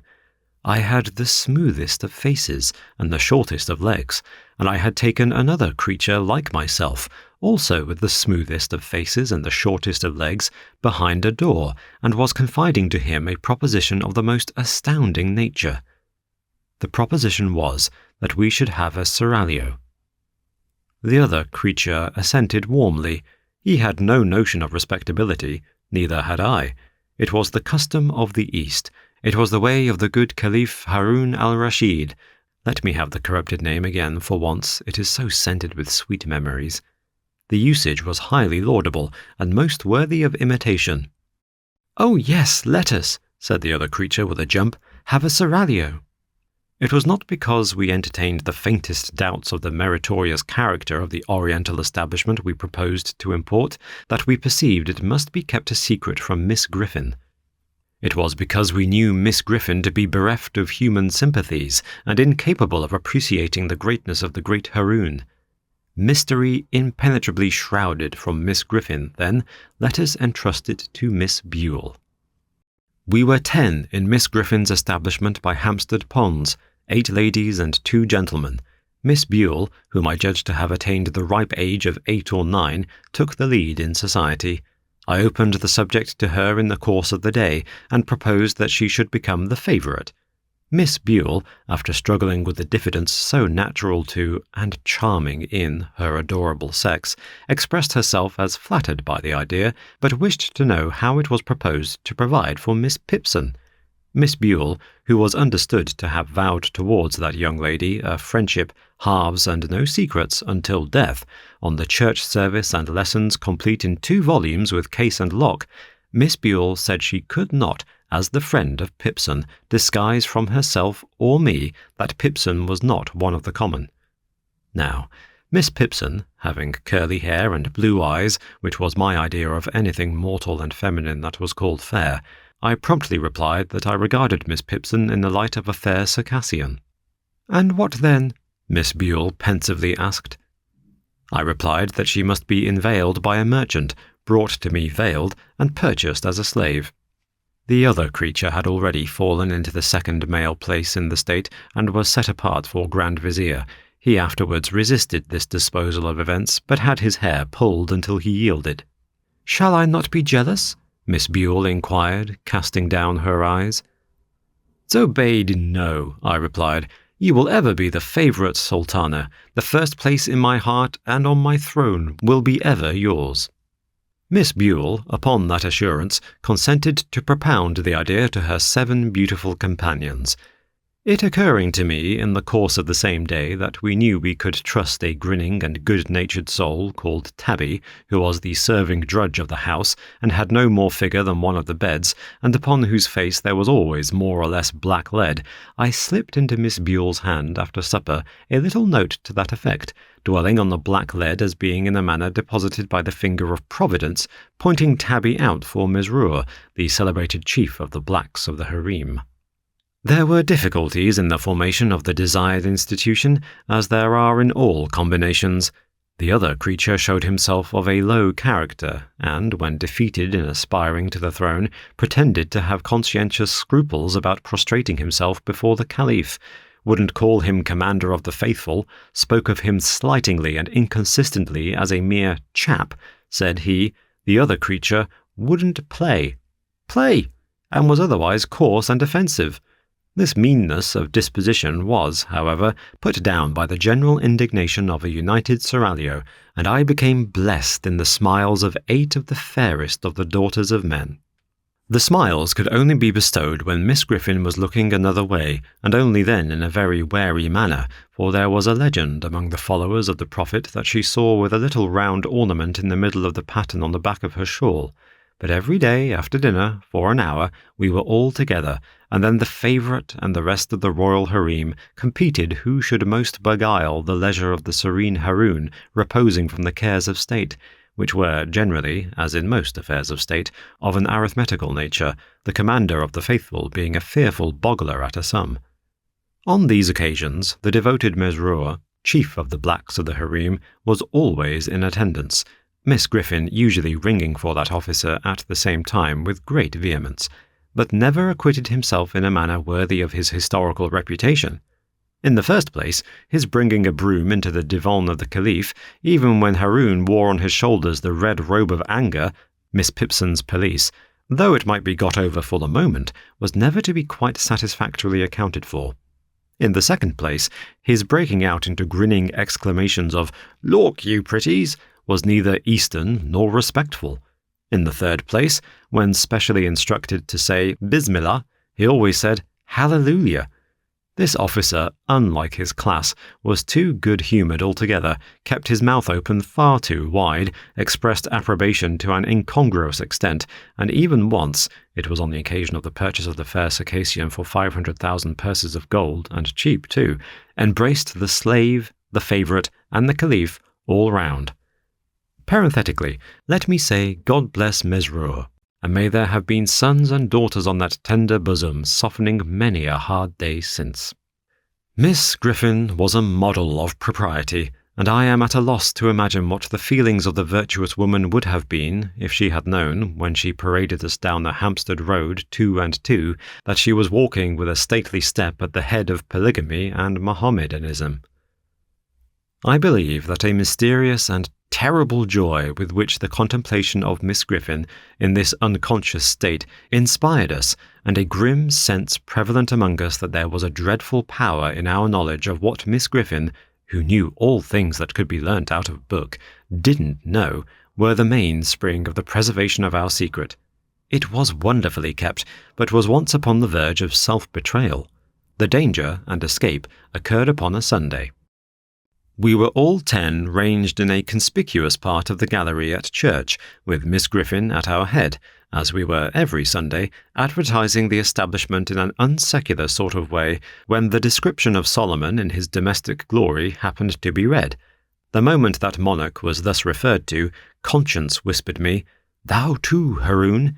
The officiating minister had a cast in his eye, and it assisted conscience by giving him the appearance of reading personally at me. A crimson blush, attended by a fearful perspiration, suffused my features. The Grand Vizier became more dead than alive, and the whole seraglio reddened as if the sunset of Baghdad shone direct upon their lovely faces. At this portentous time, the awful Griffin rose, and balefully surveyed the children of Islam. My own impression was that Church and State had entered into a conspiracy with Miss Griffin to expose us, and that we should all be put into white sheets and exhibited in the centre aisle. But so westerly, if I may be allowed the expression, as opposite to Eastern associations, was Miss Griffin's sense of rectitude, that she merely suspected apples, and we were saved. I have called the seraglio United. Upon the question, solely, whether the commander of the faithful durst exercise a right of kissing in that sanctuary of the palace, were its peerless inmates divided. Zobeide answered a counter-right in the favourite to scratch, and the fair Circassian put her face, for refuge, into a green baize bag, originally designed for books. On the other hand, a young antelope of transcendent beauty from the fruitful plains of Camden Town, whence she had been brought by traders in the half-yearly caravan that crossed the intermediate desert after the holidays, held more liberal opinions, but stipulated for limiting the benefit of them to that dog, and son of a dog, the Grand Vizier, who had no rights and was not in question. At length the difficulty was compromised by the installation of a very youthful slave as deputy. She, raised upon a stool, officially received upon her cheeks the salutes intended by the gracious Haroun for other sultanas, and was privately rewarded from the coffers of the ladies of the harem. And now it was, at the full height of enjoyment of my bliss, that I became heavily troubled. I began to think of my mother, and what she would say to my taking home at midsummer 8 of the most beautiful of the daughters of men, but all unexpected. I thought of the number of beds we made up at our house, of my father's income, and of the baker, and my despondency redoubled. The seraglio and malicious vizier, divining the cause of their lord's unhappiness, did their most to augment it. They professed unbounded fidelity, and declared that they would live and die with him. Reduced to the utmost wretchedness by these protestations of attachment, I lay awake, for hours at a time, ruminating on my frightful lot. In my despair, I think I might have taken an early opportunity of falling on my knees before Miss Griffin, avowing my resemblance to Solomon, and praying to be dealt with according to the outraged laws of my country, if an unthought-of means of escape had not opened before me. One day we were out walking, 2 and 2, on which occasion the vizier had his usual instructions to take note of the boy at the turnpike, and if he profanely gazed, which he always did, at the beauties of the harem, to have him bowstrung in the course of the night, and it happened that our hearts were veiled in gloom. An unaccountable action on the part of the antelope had plunged the state into disgrace. That charmer, on the representation that the previous day was her birthday, and that vast treasures had been sent in a hamper for its celebration, both baseless assertions, had secretly but most pressingly invited 35 neighbouring princes and princesses to a ball and supper, with a special stipulation that they were not to be fetched till 12. This wandering of the antelope's fancy led to the surprising arrival at Miss Griffin's door, in divers equipage and under various escorts, of a great company in full dress, who were deposited on the top step in a flush of high expectancy, and who were dismissed in tears. At the beginning of the double knocks attendant on these ceremonies, the antelope had retired to a back attic, and bolted herself in, and at every new arrival Miss Griffin had gone so much more and more distracted that at last she had been seen to tear her front. Ultimate capitulation on the part of the offender had been followed by solitude in the linen closet, bread and water, and a lecture to all, of vindictive length, in which Miss Griffin had used expressions. Firstly, "I believe you all of you knew of it." Secondly, "Every one of you is as wicked as another." Thirdly, "A pack of little wretches." Under these circumstances, we were walking drearily along, and I, especially, with my musulman responsibilities heavy on me, was in a very low state of mind, when a strange man accosted Miss Griffin, and, after walking on at her side for a little while and talking with her, looked at me. Supposing him to be a minion of the law, and that my hour was come, I instantly ran away, with the general purpose of making for Egypt. The whole seraglio cried out, when they saw me making off as fast as my legs would carry me. I had an impression that the first turning on the left, and round by the public house, would be the shortest way to the pyramids. Miss Griffin screamed after me, the faithless vizier ran after me, and the boy at the turnpike dodged me into a corner, like a sheep, and cut me off. Nobody scolded me when I was taken and brought back. Miss Griffin only said, with a stunning gentleness, "This was very curious. Why had I run away when the gentleman looked at me?" If I had had any breath to answer with, I dare say I should have made no answer. Having no breath, I certainly made none. Miss Griffin and the strange man took me between them and walked me back to the palace in a sort of state, but not at all, as I couldn't help feeling with astonishment, in culprit state. When we got there, we went into a room by ourselves, and Miss Griffin called in to her assistance Mesrour, chief of the dusky guards of the harem, on being whispered to, began to shed tears. "Bless you, my precious," said that officer, turning to me. "Your pa's took bitter bad." I asked, with a fluttered heart, "Is he very ill?" "Lord temper the wind to you, my lamb," said the good Mesrour, kneeling down, that I might have a comforting shoulder for my head to rest on. "Your pa's dead." Haroun al-Rashid took to flight at the words. The seraglio vanished. From that moment, I never again saw one of the 8 of the fairest of the daughters of men. I was taken home, and there was debt at home as well as death, and we had a sale there. My own little bed was so superciliously looked upon by a power unknown to me, hazily called the trade, that a brass coal scuttle, a roasting jack, and a bird cage were obliged to be put into it to make a lot of it, and then it went for a song. So I heard mentioned, and I wondered what song, and thought what a dismal song it must have been to sing. Then I was sent to a great, cold, bare school of big boys, where everything to eat and wear was thick and clumpy, without being enough, where everybody, large and small, was cruel, where the boys knew all about the sale before I got there, and asked me what I had fetched, and who had bought me, and hooted at me, "Going, going, gone!" I never whispered in that wretched place that I had been Haroun, or had had a seraglio. for I knew that if I mentioned my reverses, I should be so worried that I should have to drown myself in the muddy pond near the playground, which looked like the beer. Ah me, ah me. No other ghost has haunted the boys' room, my friends, since I have occupied it, than the ghost of my own childhood, the ghost of my own innocence, the ghost of my own airy belief. Many a time have I pursued the phantom, never with this man's stride of mine to come up with it, never with these man's hands of mine to touch it, never more to this man's heart of mine to hold it in its purity.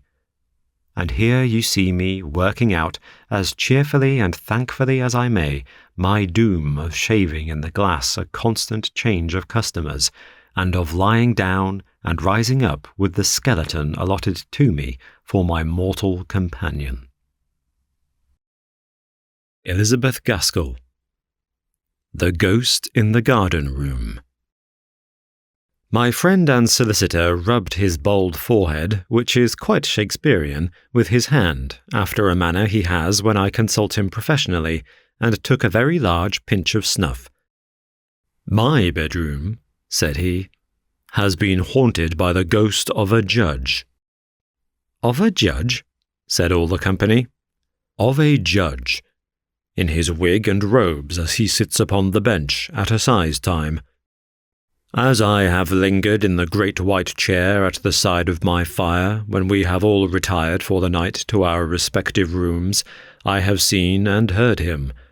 I never shall forget the description he gave me, and I never have forgotten it since I first heard it." "Then you have seen and heard him before, Mr. Undery," said my sister. "Often." "Consequently, he is not peculiar to this house?" "By no means. He returns to me in many intervals of quiet leisure, and his story haunts me." We one and all called for the story, that it might haunt us likewise. "It fell within the range of his judicial experience," said my friend and solicitor, and this was the judge's manner of summing it up. Those words did not apply, of course, to the great pinch of snuff that followed them, but to the words that followed the great pinch of snuff. They were these. Not many years after the beginning of this century, a worthy couple of the name of Huntroyd occupied a small farm in the North Riding of Yorkshire. They had married late in life, although they were very young when they first began to keep company with each other. Nathan Huntroyd had been farm servant to Hester Rose's father, and had made up to her at a time when her parents thought she might do better, and so, without much consultation of her feelings, they had dismissed Nathan in somewhat cavalier fashion. He had drifted far away from his former connections when an uncle of his died, leaving Nathan, by this time upwards of 40 years of age, enough money to stock a small farm, and yet to have something over to put in the bank, against bad times. One of the consequences of this bequest was that Nathan was looking out for a wife and housekeeper in a kind of discreet and leisurely way, when, one day, he heard that his old love, Hester, was not married and nourishing, as he had always supposed her to be, but a poor maid-of-all-work in the town of Ripon. For her father had had a succession of misfortunes which had brought him in his old age to the workhouse. Her mother was dead, her only brother struggling to bring up a large family, and Hester herself, a hard-working, homely-looking, at 37, servant. Nathan had a kind of growling satisfaction, which only lasted for a minute or two, however, in hearing of these turns of fortune's wheel. He did not make many intelligible remarks to his informant, and to no one else did he say a word. But a few days afterwards he presented himself, dressed in his Sunday best, at Mrs. Thompson's back door in Ripon. Hester stood there in answer to the good sound knock his good sound oak stick made, she with the light full upon her, he in shadow. For a moment there was silence. He was scanning the face and figure of his old love, for 20 years unseen. The comely beauty of youth had faded away entirely. She was, as I have said, homely-looking, plain-featured, but with a clean skin and pleasant, frank eyes. Her figure was no longer round, but tidily draped in a blue and white bedgown, tied around her waist by her white apron strings, and her short red linsey petticoat showed her tidy feet and ankles. Her former lover fell into no ecstasies. He simply said to himself, "She'll do," and forthwith began upon his business. "Hester, thou dost not mind me. I am Nathan, as thy father turned off at a minute's notice for thinking of thee for a wife, 20 year come Michaelmas next. I have not thought much upon matrimony since, but Uncle Ben has died, leaving me a small matter in the bank, and I have taken Nab End Farm and put in a bit of stock, and shall want a missus to see after it. Wilt like to come? I'll not mislead thee. It's dairy, and it might have been arable, but arable takes more horses than it suited me to buy, and I've the offer of a tidy lot of kine. That's all. If thou'lt have me, I'll come for thee as soon as the A is gotten in." Hester only said, "Come in, and sit thee down." He came in and sat down. For a time she took no more notice of him than of his stick, bustling about to get dinner ready for the family whom she served. He, meanwhile, watched her brisk, sharp movements, and repeated to himself, "She'll do." After about 20 minutes of silence thus employed, he got up, saying, "Well, Hester, I'm going. When shall I come back again?"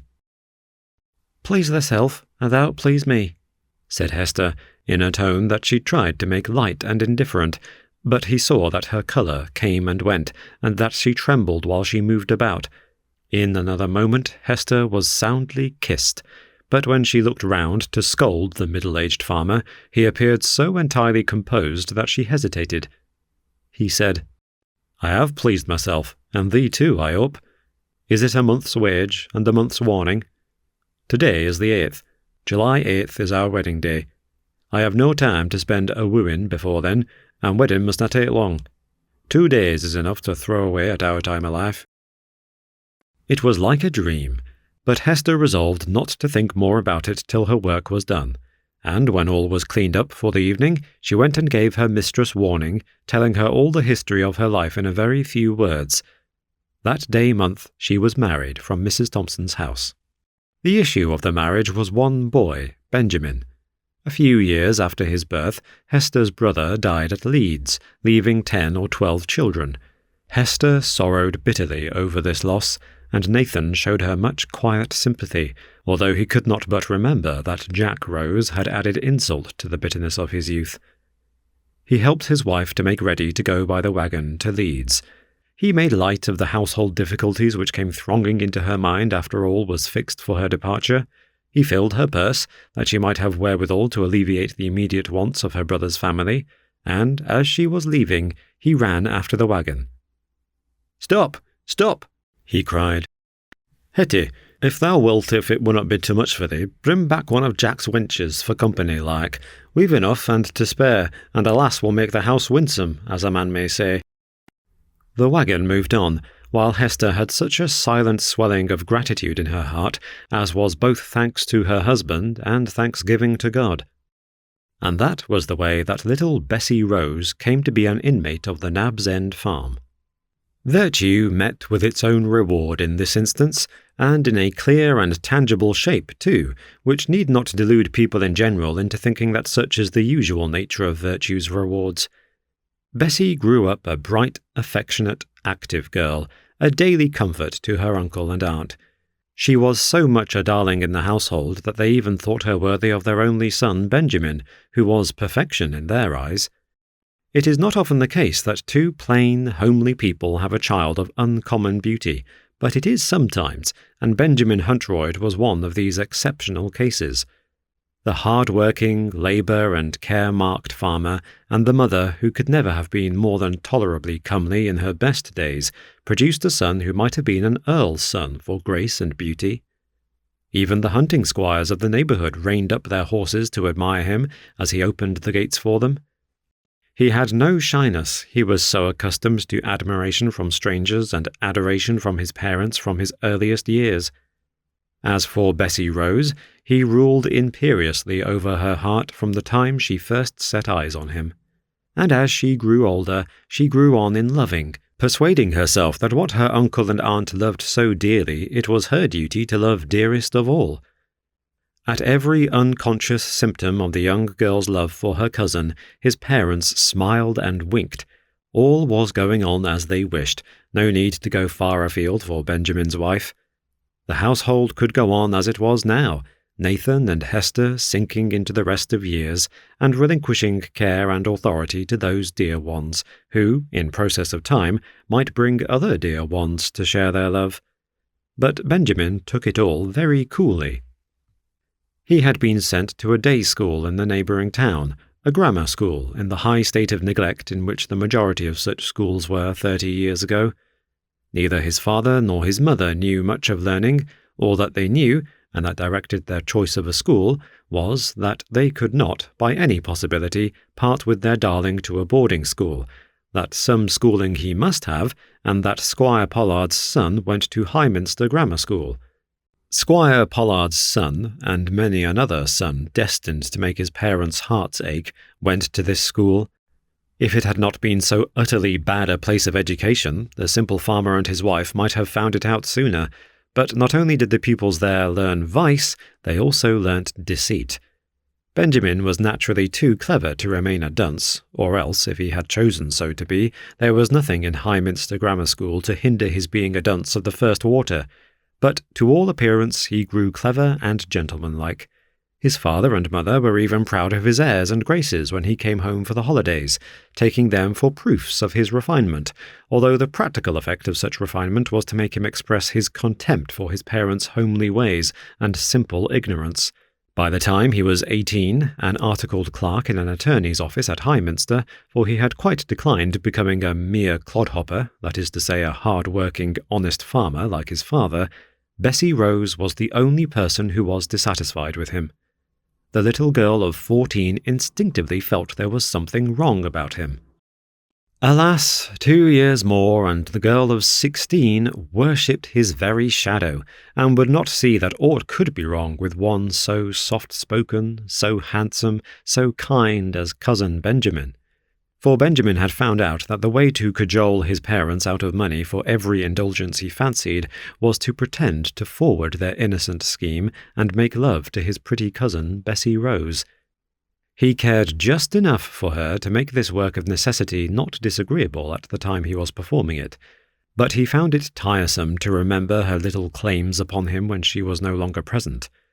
The letters he had promised her during his weekly absences at Highminster, the trifling commissions she had asked him to do for her, were all considered in the light of troubles, and even when he was with her, he resented the inquiries she made as to his mode of passing his time, or what female acquaintances he had in Highminster.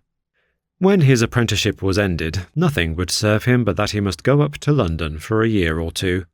Poor Farmer Huntroyd was beginning to repent of his ambition of making his son Benjamin a gentleman, but it was too late to repine now.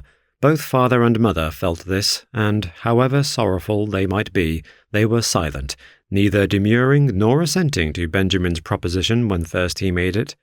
But Bessie, through her tears, noticed that both her uncle and aunt seemed unusually tired that night, and sat hand in hand on the fireside settle, idly gazing into the firelight flames, as if they saw in it pictures of what they had once hoped their lives would have been. Bessie rattled about among the supper things as she put them away after Benjamin's departure, making more noise than usual, as if noise and bustle was what she needed to keep her from bursting out crying, and, having at one keen glance taken in the position and looks of Nathan and Hester, she avoided looking in that direction again, for fear the sight of their wistful faces should make her own tears overflow. "Sit thee down, lass, sit thee down. Bring the creepy stool to the fire, and let's have a bit of a talk over the lad's plans," said Nathan at last, rousing himself to speak. Bessie came and sat down in front of the fire, and threw her apron over her face as she rested her head on both hands. Nathan felt as if it was a chance which of the two women burst out crying first, so he thought he would speak, in hopes of keeping off the infection of tears. "Didst ever hear of this mad plan afore, Bessie?" "No, never." Her voice came muffled and changed from under her apron. Hester felt as if the tone, both of question and answer, implied blame, and this she could not bear. "We should ha' looked to it when we bound him, for of necessity it would ha' come to this. There's examines and catechises, and I dunno what all for him to be put through in London. It's not his fault." "Which on us said it were?" asked Nathan, rather put out. "Though, for that matter, a few weeks would carry him over the mire and make him as good a lawyer as any judge among 'em. Ood Lawson, the attorney, told me that, in a talk I had wi' him a bit sin." Nah, it's the lad's own hankering after London that makes him want to stay there for a year, let alone 2. Nathan shook his head. "And if it be his own hankering," said Bessie, putting down her apron, her face all aflame and her eyes swollen up, "I do not see harm in it. Lads aren't like lasses, to be tied to their own fireside like the crook yonder. It's fitting for a young man to go abroad and see the world afore he settles down." Hester's hand sought Bessie's, and the 2 women sat in sympathetic defiance of any blame that should be thrown on the beloved absent. Nathan only said, "Nay, wench, dunna wax up so. What's done is done, and worse it's my doing. I mun needs make my bairn a gentleman, and we mun pay for it." "Dear uncle, he wunna spend much. I'll answer for it, and I'll scrimp and save at the house to make it good." "Wench," said Nathan solemnly, "it were not paying in cash I were speaking on, it were paying in heart's care and heaviness of soul. Lunnon is a place where the devil keeps court as well as King George, and my poor chap has more nor once welly fallen into his clutches here. I dunno what he'll do when he gets close within sniff of him." "Don't let him go, father," said Hester, for the first time taking this view. Hitherto she had only thought of her own grief at parting with him. "Father, if you think so, keep him here, safe under our own eye." "Nay," said Nathan. "He's past time of life for that. Why, there's not one on us knows where he is at this present time, and he's not gone out of our sight an hour. He's too big to be put back in the go-cart, mother, or kept within doors with a chair turned bottom upwards."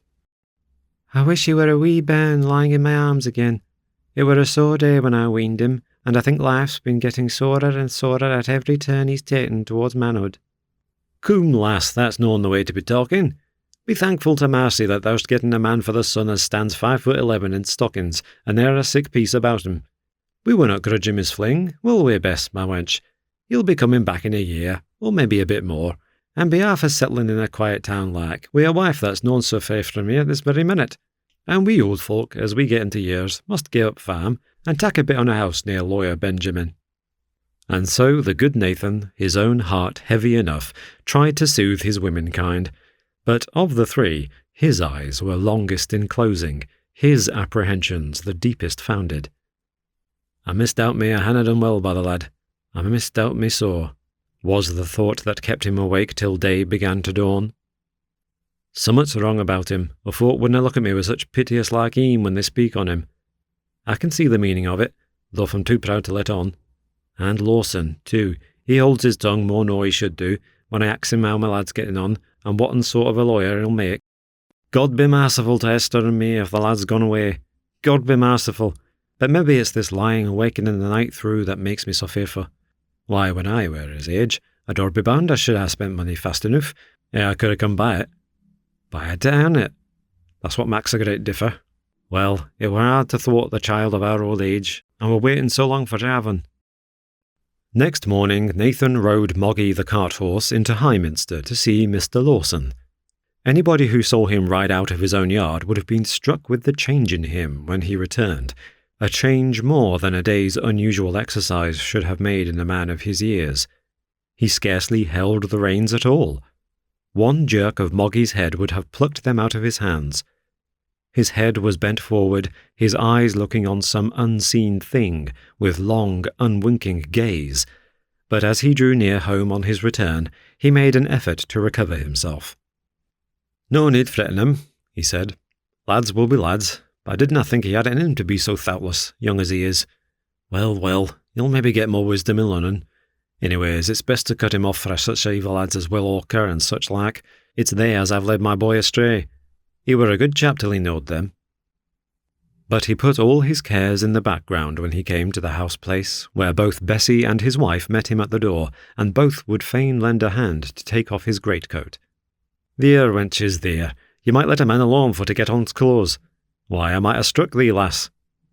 And he went on talking, trying to keep them off for a time from the subject that all had at heart. But there was no putting them off forever, and by dint of repeated questioning on his wife's part, more was got out than he had ever meant to tell, enough to grieve both his hearers sorely, and yet the brave old man still kept the worst in his own breast. The next day Benjamin came home for a week or two before making his great start to London.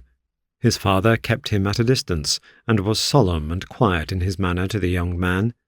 Bessie, who had shown anger enough at first, and had uttered many a sharp speech, began to relent, and then to feel hurt and displeased that her uncle should persevere so long in his cold, reserved manner, and Benjamin just going to leave them. Her aunt went, tremblingly busy, about the clothes-presses and drawers, as if afraid of letting herself think either of the past or the future. Only once or twice, coming behind her son, she suddenly stooped over his sitting figure and kissed his cheek and stroked his hair. Bessie remembered afterwards, long years afterwards, how he had tossed his head away with nervous irritability on one of these occasions, and had muttered, her aunt did not hear it, but Bessie did, "Can't you leave a man alone?" Towards Bessie herself he was pretty gracious. No other words express his manner. It was not warm, nor tender, nor cousinly, but there was an assumption of underbred politeness towards her as a young, pretty woman, which politeness was neglected in his authoritative or rumbling manner towards his mother, or his sullen silence before his father. He once or twice ventured on a compliment to Bessie on her personal appearance. She stood still, and looked at him with astonishment.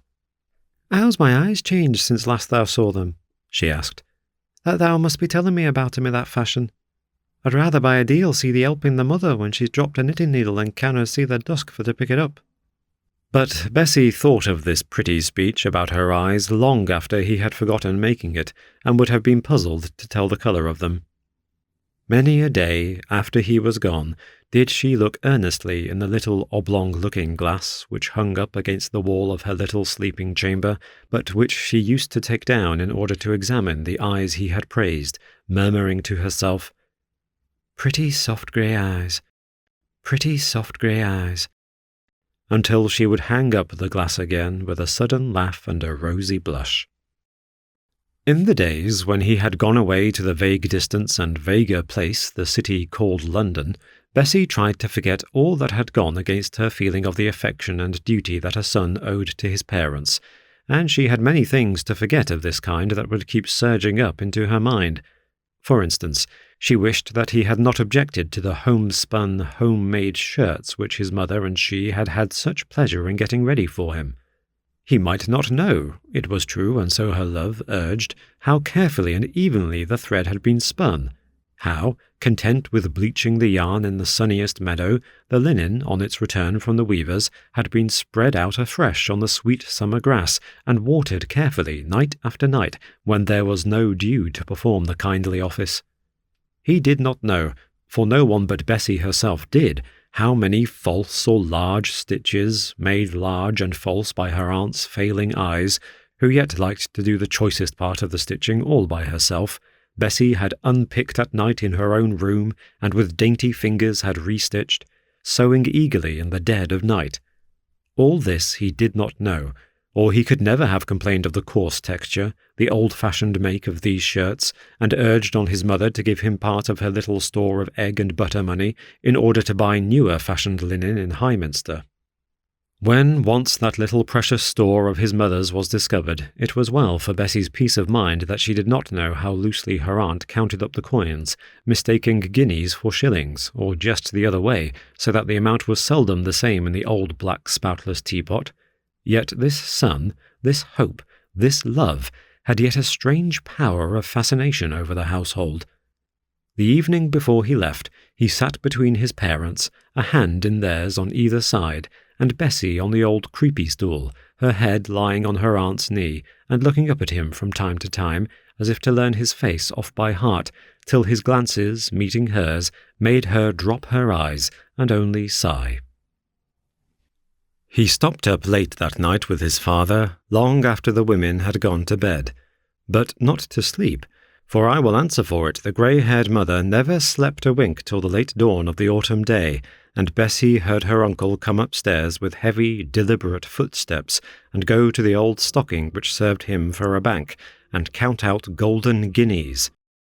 Once he stopped, but again he went on afresh, as if resolved to crown his gift with liberality. Another long pause, in which she could but indistinctly hear continued words. It might have been advice, it might be a prayer, for it was in her uncle's voice, and then father and son came up to bed. Bessie's room was but parted from her cousin's by a thin wooden partition, and the last sound she distinctly heard, before her eyes, tired out with crying, closed themselves in sleep, was the guineas clinking down upon each other at regular intervals, as if Benjamin were playing at pitch and toss with his father's present. After he was gone, Bessie wished he had asked her to walk part of the way with him into Highminster. She was all ready, her things laid out on the bed, but she could not accompany him without invitation. The little household tried to close over the gap as best they might. They seemed to set themselves to their daily work with unusual vigour, but somehow, when evening came, there had been little done. Heavy hearts never make light work, and there was no telling how much care and anxiety each had had to bear in secret in the field, at the wheel, or in the dairy. Formerly he was looked for every Saturday, looked for though he might not come, or if he came, there were things to be spoken about that made his visit anything but a pleasure. Still he might come, and all things might go right, and then what sunshine, what gladness to those simple people. But now he was away, and dreary winter was come on. Old folks' sight fails, and the evenings were long and sad, in spite of all Bessie could do or say, and he did not write so often as he might, so everyone thought, though every one would have been ready to defend him from either of the others who had expressed such a thought aloud. "Surely," said Bessie to herself, when the first primroses peeped out in the sheltered and sunny hedge-hank, and she gathered them as she passed home from afternoon church, "surely there will never be such a dreary, miserable winter again as this has been." There had been a great change in Nathan and Bessie Huntroyd during this last year. The spring before, when Benjamin was yet the subject of more hopes than fears, his father and mother looked what I may call an elderly middle-aged couple, people who had a good deal of hearty work in them yet. Now it was not his absence alone that caused the change. They looked frail and old, as if each day's natural trouble was a burden more than they could bear. For Nathan had heard sad reports about his only child, and had told them solemnly to his wife, as things too bad to be believed. And yet, God help us if indeed he is such a lad as this. Their eyes were become too dry and hollow for many tears. They sat together, hand in hand, and shivered, and sighed, and did not speak many words, or dare to look at each other. And then Hester had said, "We munna tell the lass. Young folks' hearts break wi' a little, and she'd be apt to fancy it were true." Here the old woman's voice broke into a kind of piping cry, but she struggled, and her next words were all right. "We mauna tell her. He's bound to be fond on her, and maybe, if she thinks well on him, and loves him, it will bring him straight." "God grant it," said Nathan. "God shall grant it," said Hester, passionately moaning out her words, and then repeating them, alas, with a vain repetition. "It's a bad place for lying, is Highminster," said she, at length, as if impatient of the silence. "I never knowed such a place for getting up stories, but Bessie knows naught on, and neither you nor me believes 'em. That's one blessing." But if they did not in their hearts believe them, how came they to look so sad and worn beyond what mere age could do? Then came round another year, another winter, yet more miserable than the last. This year, with the primroses, came Benjamin, a bad, hard, flippant young man, with yet enough of specious manners and handsome countenance to make his appearance striking at first to those to whom the aspect of a London fast young man of the lowest order is strange and new. Just at first, as he sauntered in with a swagger and an air of indifference, which was partly assumed, partly real, his old parents felt a simple kind of awe of him, as if he were not their son but a real gentleman. But they had too much fine instinct in their homely natures not to know, after a very few minutes had passed, that this was not a true prince. "What on ever does he mean?" said Hester to her niece as soon as they were alone. "By other Macs and Warlocks, and he minces his words as if his tongue were clipped short or split like a magpie's. London is as bad as a hot day in August for spoiling good flesh, for he were a good-looking lad when he went up, and now look at him, with his skin gone into lines and flourishes, just like first page on a copybook." "I think he looks a deal better, aunt, for them new-fashioned whiskers," said Bessie, blushing still at the remembrance of the kiss he had given her on first seeing her. A pledge, she thought, poor girl, that in spite of his long silence in letter-writing he still looked upon her as his troth-plight wife. There were things about him which none of them liked, although they never spoke about them, yet there was also something to gratify them all in the way in which he remained quiet at Nab End, instead of seeking variety, as he had formerly done, by constantly stealing off to the neighbouring town. His father had paid all the debts that he knew of, soon after Benjamin had gone up to London, so there were no duns that his parents knew of to alarm him and keep him at home, and he went out in the morning with the old man, his father, and lounged by his side, as Nathan went round his fields, with busy yet infirm gait, having heart, as he would have expressed it, in all that was going on, because at length his son seemed to take an interest in all the farming affairs, and stood patiently by his side, while he compared his own small Galloways with the great shorthorns looming over his neighbour's hedge. "It's a slovenly way, thou seest, that of selling the milk. Folk don't care whether it's good or not, so that they get their pie measure full of stuff that's watered afore it leaves the beast, instead of honest cheating by the help of the pump. But look at Bessie's butter. What skill it shows! Part her own manner of making, and part good choice of cattle. It's a pleasure to see her basket a-packed ready for to go to market, and it's no pleasure for to see the buckets full of blue starch water as yon beasts give. I'm thinking they crossed the breed wi' a pump, not long sin. But our Bessie's a clever canny wench. I sometimes think thou'lt be for gin up the law and taken to the old trade when thou wedst wi' her." This was intended to be a skilful way of ascertaining whether there was any ground for the old farmer's wish and prayer that Benjamin might give up the law and return to the primitive occupation of his father. Nathan dared to hope it now, since his son had never made much by his profession, owing, as he had said, to his want of a connection, and the farm, and the stock, and the clean wife, too, were ready to his hand, and Nathan could safely rely on himself, never in his most unguarded moments, to reproach his son with the hardly earned hundreds that had been spent on his education. So the old man listened with painful interest to the answer which his son was evidently struggling to make, coughing a little and blowing his nose before he spoke. "Well, you see, father, law is a precarious livelihood. A man, as I may express myself, has no chance in the profession unless he is known to the judges, and tip-top barristers, and that sort of thing. Now, you see, my mother and you have no acquaintance that you may call exactly in that line, but luckily I have met with a man, a friend, as I may say, who is really a first-rate fellow, knowing everybody, from the Lord Chancellor downwards, and he has offered me a share in his business, a partnership, in short." He hesitated a little. "I'm sure that's uncommon kind of the gentleman," said Nathan. "I should like for to thank him mysen, for it's not many as would pick up a young chap out of the dirt, as it were, and say, 'Here's off my good fortune for ye, sir, and your very good health.' Most on 'em, when they're getting a bit of luck, run off with it to keep it out of themselves and gobble it down in a corner. What may be his name, for I should like for to know it? You don't quite apprehend me, father. A great deal of what you said is true to the letter. People don't like to share their good luck, as you say." "The more credit to them as does," broke in Nathan. "Aye, But you see, even such a fine fellow as my friend Cavendish does not like to give away half his good practice for nothing. He expects an equivalent." "An equivalent," said Nathan. His voice had dropped down an octave. "And what may that be? There's always some meaning in grand words, I take it, though I'm not book-learned enough to find it out." "Why, in this case, the equivalent he demands for taking me into partnership and afterwards relinquishing the whole business to me is £300 down."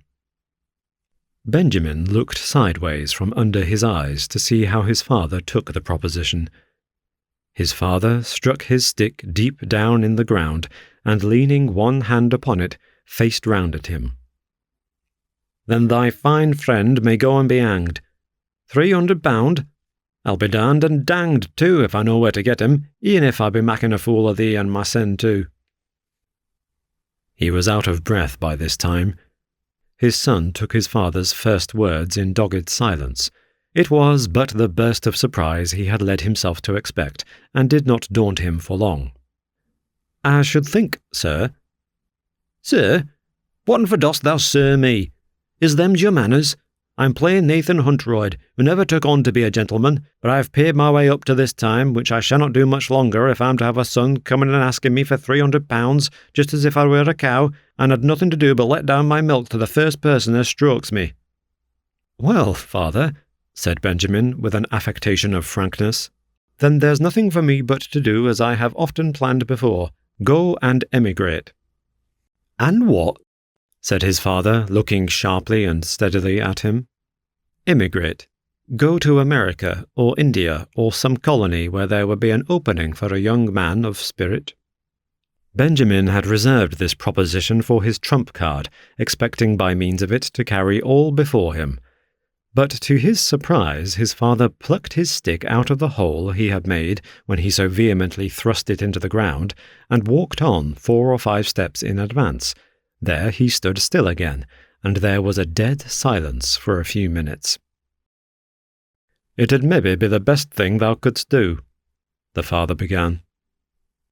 Benjamin set his teeth hard to keep in curses. It was well for poor Nathan he did not look round then, and see the look his son gave him. "But it would come hard like upon us, upon Esther and me, for, whether thou art a good un or not, thou art our flesh and blood, our only bairn, and if thou art not all as a man could wish, it's maybe been the fault on our pride in thee. It had killed the missus if he went off to America, and, too, the lass as thinks so much on him." The speech originally addressed to his son had wandered off into a monologue, as keenly listened to by Benjamin, however, as if it had all been spoken to him. After a pause of consideration, his father turned round. "Yon man, I would not call him a friend of yourn. To think of asking you for such a mint of money is not the only one, I'll be bound, as could give you a start of the law. Other folks would maybe do it for less." "Not one of 'em. To give me equal advantages," said Benjamin, thinking he perceived signs of relenting. "Well then, thou mayst tell him that it's neither he nor thee as'll see the sight of £300 of my money. I'll not deny as I've a bit laid up again a rainy day. It's not so much as that'n though, and a part on it is for Bessie, as has been like a daughter to us." "But Bessie is to be your real daughter some day, when I've a home to take her to," said Benjamin, for he played very fast and loose, even in his own mind, with his engagement with Bessie. Present with her, when she was looking her brightest and best, he behaved to her as if they were engaged lovers. Absent from her, he looked upon her rather as a good wedge, to be driven into his parents' favour on his behalf. Now, however, he was not exactly untrue in speaking as if he meant to make her his wife, for the thought was in his mind, though he made use of it to work upon his father. "It will be a dree day for us then," said the old man, "but God'll have us in his keeping, and I'll maybe be taking more care on us in heaven by that time than Bess, good lass as she is, has had on us at Nab End. Her heart is set on thee too, but, lad, I hanna gotten the 300. I keeps my cash in the stocking, thou knowst, till it reaches £50, and then I tax it to Ripon Bank. Now the last scratch they gi'n me made it just 200, and I hanna but on to £15 yet in the stocking, and I meant 100 and the red cow's calf to be for Bess. She's taken such pleasure like in rearing it. Benjamin gave a sharp glance at his father to see if he was telling the truth, and that a suspicion of the old man, his father, had entered into the son's head tells enough of his own character. "I canna do it. I canna do it, for sure, although I shall like to think as I had helped out on the wedding. There's the black heifer to be sold yet, and she'll fetch a matter of £10, but a deal on it'll be needed for seed corn, for the arable did but bad last year, and I thought I'd try. I'll tell thee what, lad, I'll make it as though Bess lent thee her 100, only thou must give her a writ of hand for it, and thou shalt have her the money in Ripon Bank, and see if the lawyer will not let thee have a share of what he offered thee for 300 for 2. I do not mean for to wrong him, but thou must get a fair share for the money. At times I think thou'rt done by folk. Now I wouldna have you cheat a bairn of a brass farthing. Same time I wouldna have thee so soft as to be cheated." To explain this, it should be told that some of the bills which Benjamin had received money from his father to pay had been altered so as to include other and less creditable expenses which the young man had incurred, and the simple old farmer, who had still much faith left in him for his boy, was acute enough to perceive that he had paid above the usual price for the articles he had purchased. After some hesitation, Benjamin agreed to receive this 200 and promised to employ it to the best advantage in setting himself up in business. He had, nevertheless, a strange hankering after the additional £15 that was left to accumulate in the stocking. It was his, he thought, as heir to his father, and he soon lost some of his usual complacence for Bessie that evening, as he dwelt on the idea that there was money being laid by for her, and grudged it to her even in imagination. He thought more of this £15 that he was not to have than of all the hardly earned and humbly saved 200 that he was to come into possession of. Meanwhile, Nathan was in unusual spirits that evening. He was so generous and affectionate at heart that he had an unconscious satisfaction in having helped 2 people on the road to happiness by the sacrifice of the greater part of his property. The very fact of having trusted his son so largely seemed to make Benjamin more worthy of trust in his father's estimation. The sole idea he tried to banish was that, if all came to pass as he hoped, both Benjamin and Bessie would be settled far away from Nab End, but then he had a childlike reliance that God would take care of him and his missus somehow or another. It were no use looking too far ahead. Bessie had to hear many unintelligible jokes from her uncle that night, for he made no doubt that Benjamin had told her all that had passed, whereas the truth was, his son had never said a word to his cousin on the subject. When the old couple were in bed, Nathan told his wife of the promise he had made to his son, and the plan in life which the advance of the 200 was to promote. Poor Hesba was a little startled at the sudden change in destination of the sum, which she had long thought of with secret pride as money i' the bank. But she was willing enough to part with it, if necessary, for Benjamin. Only how such a sum could be necessary was the puzzle. But even this perplexity was jostled out of her mind by the overwhelming idea not only of our Ben settling in London, but of Bessie going there too as his wife. This great trouble swallowed up all care about money, and Hesba shivered and sighed all the night through with distress. In the morning, as Bessie was kneading the bread, her aunt, who had been sitting by the fire in an unusual manner for one of her active habits, said, "I reckon we mun go to the shop for our bread, and that's a thing I never thought to come to so long as I lived." Bessie looked up from her kneading, surprised. "I'm sure I'm not going to eat their nasty stuff. What for do you want to get baker's bread, aunt? This dough will rise as high as a kite in the south wind.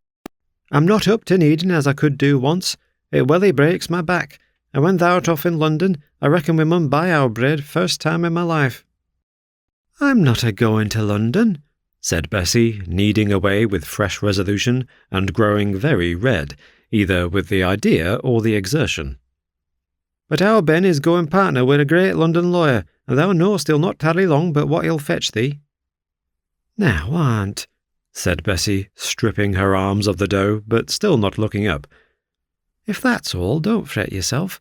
Ben will have 20 minds in his head afore he settles, either in business or in wedlock.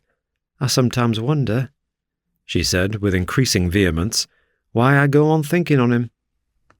For I do not think he thinks on me when I'm out of sight. I've a month's mind to try and forget him this time when he leaves us, that I have. For shame, wench, and he to be planning and purposing all for thy sake. It were only yesterday as he were talking to thy uncle and mapping it out so clever. Only thou seest, wench, it'll be dree work for us when both thee and him is gone. The old woman began to cry the kind of tearless cry of the aged. Bessie hastened to comfort her, and the two talked and grieved and hoped and planned for the days that now were to be, till they ended, the one in being consoled, the other in being secretly happy.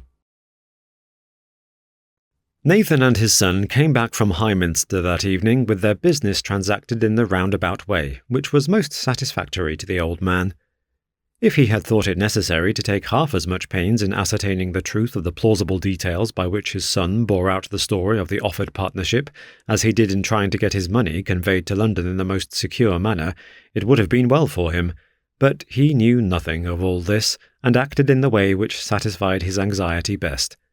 He came home tired, but content, not in such high spirits as on the night before, but as easy in his mind as he could be on the eve of his son's departure. Bessie, pleasantly agitated by her aunt's tale of the morning of her cousin's true love for her, what ardently we wish we long believe, and the plan which was to end in their marriage, end to her, the woman at least, Bessie looked almost pretty in her bright, blushing comeliness, and more than once, as she moved about from kitchen to dairy, Benjamin pulled her towards him and gave her a kiss. To all such proceedings the old couple were wilfully blind, and as night drew on, every one became sadder and quieter, thinking of the parting that was to be on the morrow. As the hours drew on, Bessie too became subdued, and by, her simple cunning was exerted to get Benjamin to sit down next to his mother, whose very heart was yearning after him, as Bessie saw. When once her child was placed by her side, and she had got possession of his hand, the old woman kept stroking it, and murmuring long, unused words of endearment, such as she had spoken to him while he was yet a little child. But all this was wearisome to him. As long as he might play with, and plague, and caress Bessie, he had not been sleepy, but now he yawned loudly. Bessie could have boxed his ears for not curbing this gaping. At any rate, he needed not to have done it so openly, so almost ostentatiously. His mother was more pitiful. "Thou art tired, my lad," said she, putting her hand fondly on his shoulder, but it fell off as he stood up suddenly and said, "Yes, deuced tired. I'm off to bed."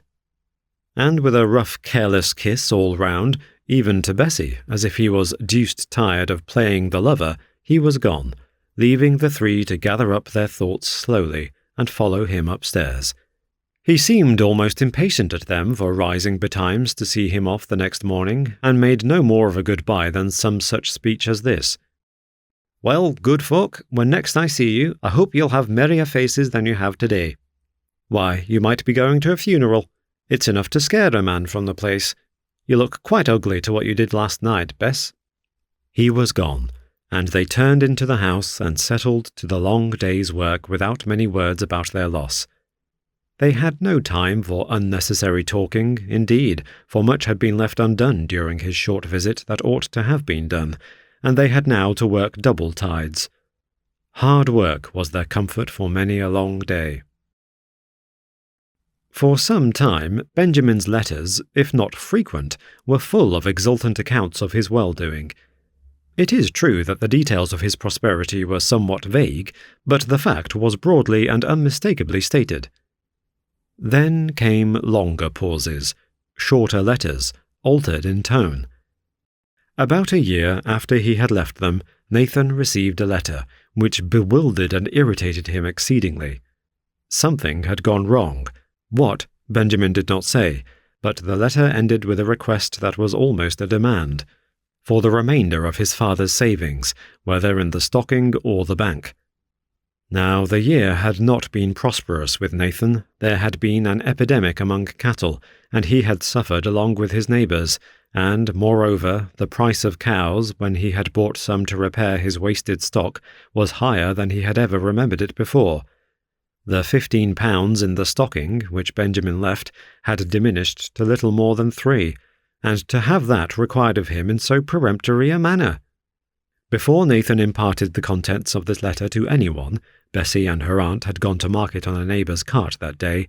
He got pen and ink and paper, and wrote back an ill-spelt but very implicit and stern negative. Benjamin had had his portion, and if he could not make it do, so much the worse for him. His father had no more to give him. That was the substance of the letter. The letter was written, directed, and sealed, and given to the country postman, returning to Highminster after his day's distribution and collection of letters, before Hester and Bessie returned from market. It had been a pleasant day of neighbourly meeting and sociable gossip. Prices had been high, and they were in good spirits, only agreeably tired, and full of small pieces of news. It was some time before they found out how flatly all their talk fell on the ears of the stay-at-home listener. But when they saw that his depression was caused by something beyond their powers of accounting for, by any little everyday cause, they urged him to tell them what was the matter. His anger had not gone off. It had rather increased by dwelling upon it, and he spoke it out in good, resolute terms. And, long ere he had ended, the 2 women were as sad, if not as angry, as himself. Indeed, it was many days before either feeling wore away in the minds of those who entertained them. Bessie was the soonest comforted, because she found a vent for her sorrow in action, an action that was half as a kind of compensation for many a sharp word that she had spoken when her cousin had done anything to displease her on his last visit, and half because she believed that he never could have written such a letter to his father unless his want of money had been very pressing and real, though how he could have ever wanted money so soon, after such a heap of it had been given to him, was more than she could justly say. Bessie got out all her savings of little presents of sixpences and shillings, ever since she had been a child. Of all the money she had gained for the eggs of 2 hens, called her own, she put all together, and it was above £2, £2 5 and 7 to speak accurately, and, leaving out the penny as a nest-egg for her future savings, she put up the rest in a little parcel, and sent it, with a note, to Benjamin's address in London. From a well-wisher. Dear Benjamin, Uncle has lost 2 cows and a vast of money. He is a good deal angered, but more troubled, so no more at present. Hoping this will find you well as it leaves us. Though lost to sight, to memory dear. Repayment not needed. Your affectionate cousin, Elizabeth Rose. When this packet was once fairly sent off, Bessie began to sing again over her work. She never expected the mere form of acknowledgment. Indeed, she had such faith in the carrier, who took parcels to York whence they were forwarded to London by coach, that she felt sure that he would go on purpose to London to deliver anything entrusted to him, if he had not full confidence in the persons, coach and horses to whom he committed it. Therefore she was not anxious that she did not hear of its arrival. Giving a thing to a man, as one knows, she said to herself, is a vast difference to poking a thing through a hole into a box, the inside of which one has never clapped eyes on, and yet letters get safe some ways or another. This belief in the infallibility of the post was destined a shock before long. But she had a secret yearning for Benjamin's thanks, and some of the old words of love that she had been without so long. Nay, she even thought when, day after day, week after week, passed by without a line, that he might be winding up his affairs in that weary, wasteful London, and coming back to Nab End to thank her in person. One day, her aunt was upstairs inspecting the summer's make of cheeses, her uncle out in the fields. The postman brought a letter into the kitchen to Bessie. A country postman, even now, is not much pressed for time, and in those days there were but few letters to distribute, and they were only sent out from Highminster once a week into the district in which Nab End was situated, and on those occasions the letter-carrier usually paid morning calls on the various people for whom he had letters.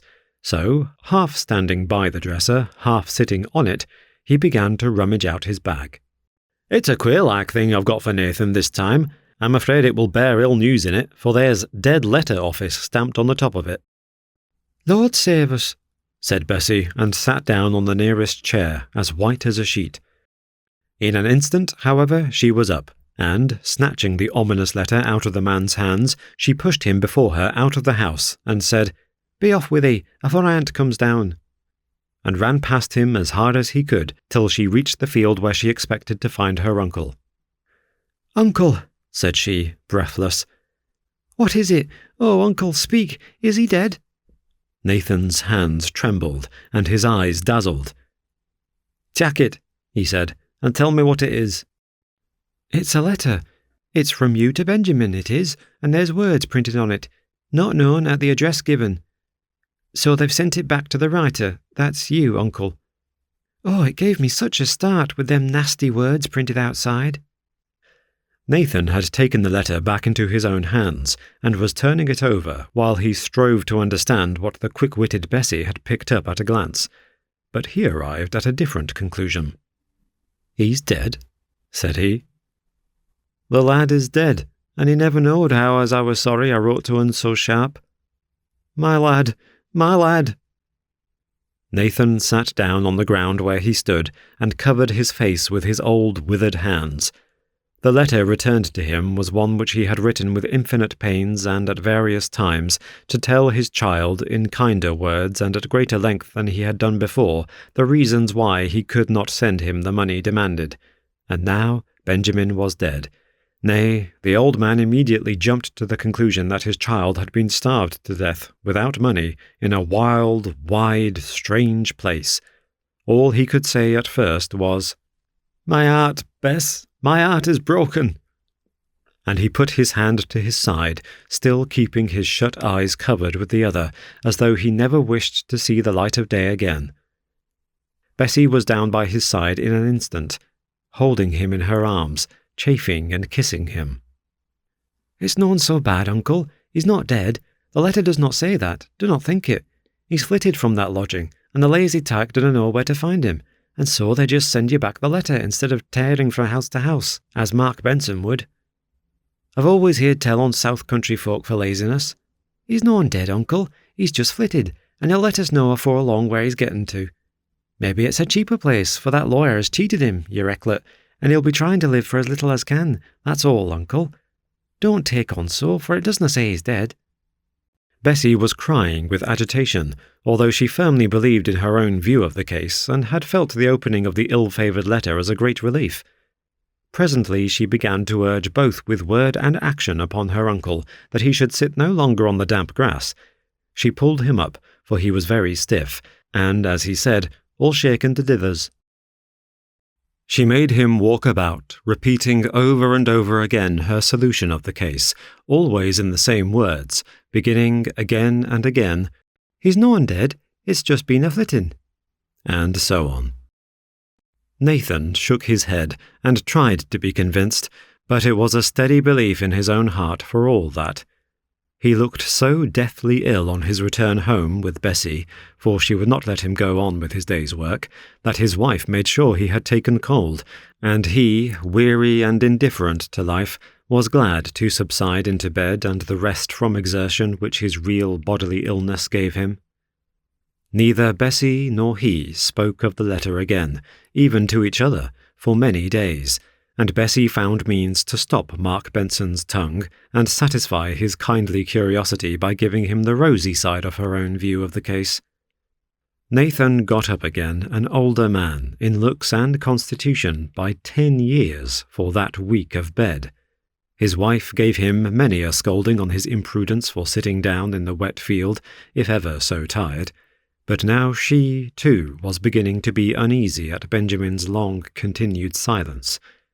She could not write herself, but she urged her husband many a time to send a letter to ask for news of her lad. He said nothing in reply for some time. At length he told her he would write next Sunday afternoon. Sunday was his general time for writing, and this Sunday he meant to go to church for the first time since his illness. On Saturday he was very persistent against his wife's wishes, backed by Bessie as hard as she could, in resolving to go into Highminster to market. The change would do him good, he said. but he came home tired and a little mysterious in his ways. When he went to the shippen the last thing at night, he asked Bessie to go with him and hold the lantern, while he looked at an ailing cow, and when they were fairly out of the earshot of the house, he pulled out a little shop parcel and said to her, "Thou'lt put that on my Sunday hat, wilt thou, lass? It'll be a bit on a comfort to me, for I know my lad's dead and gone, though I dunna speak on it for fear of grieving the old woman and ye." "I'll put it on, uncle, but he's none dead." Bessie was sobbing.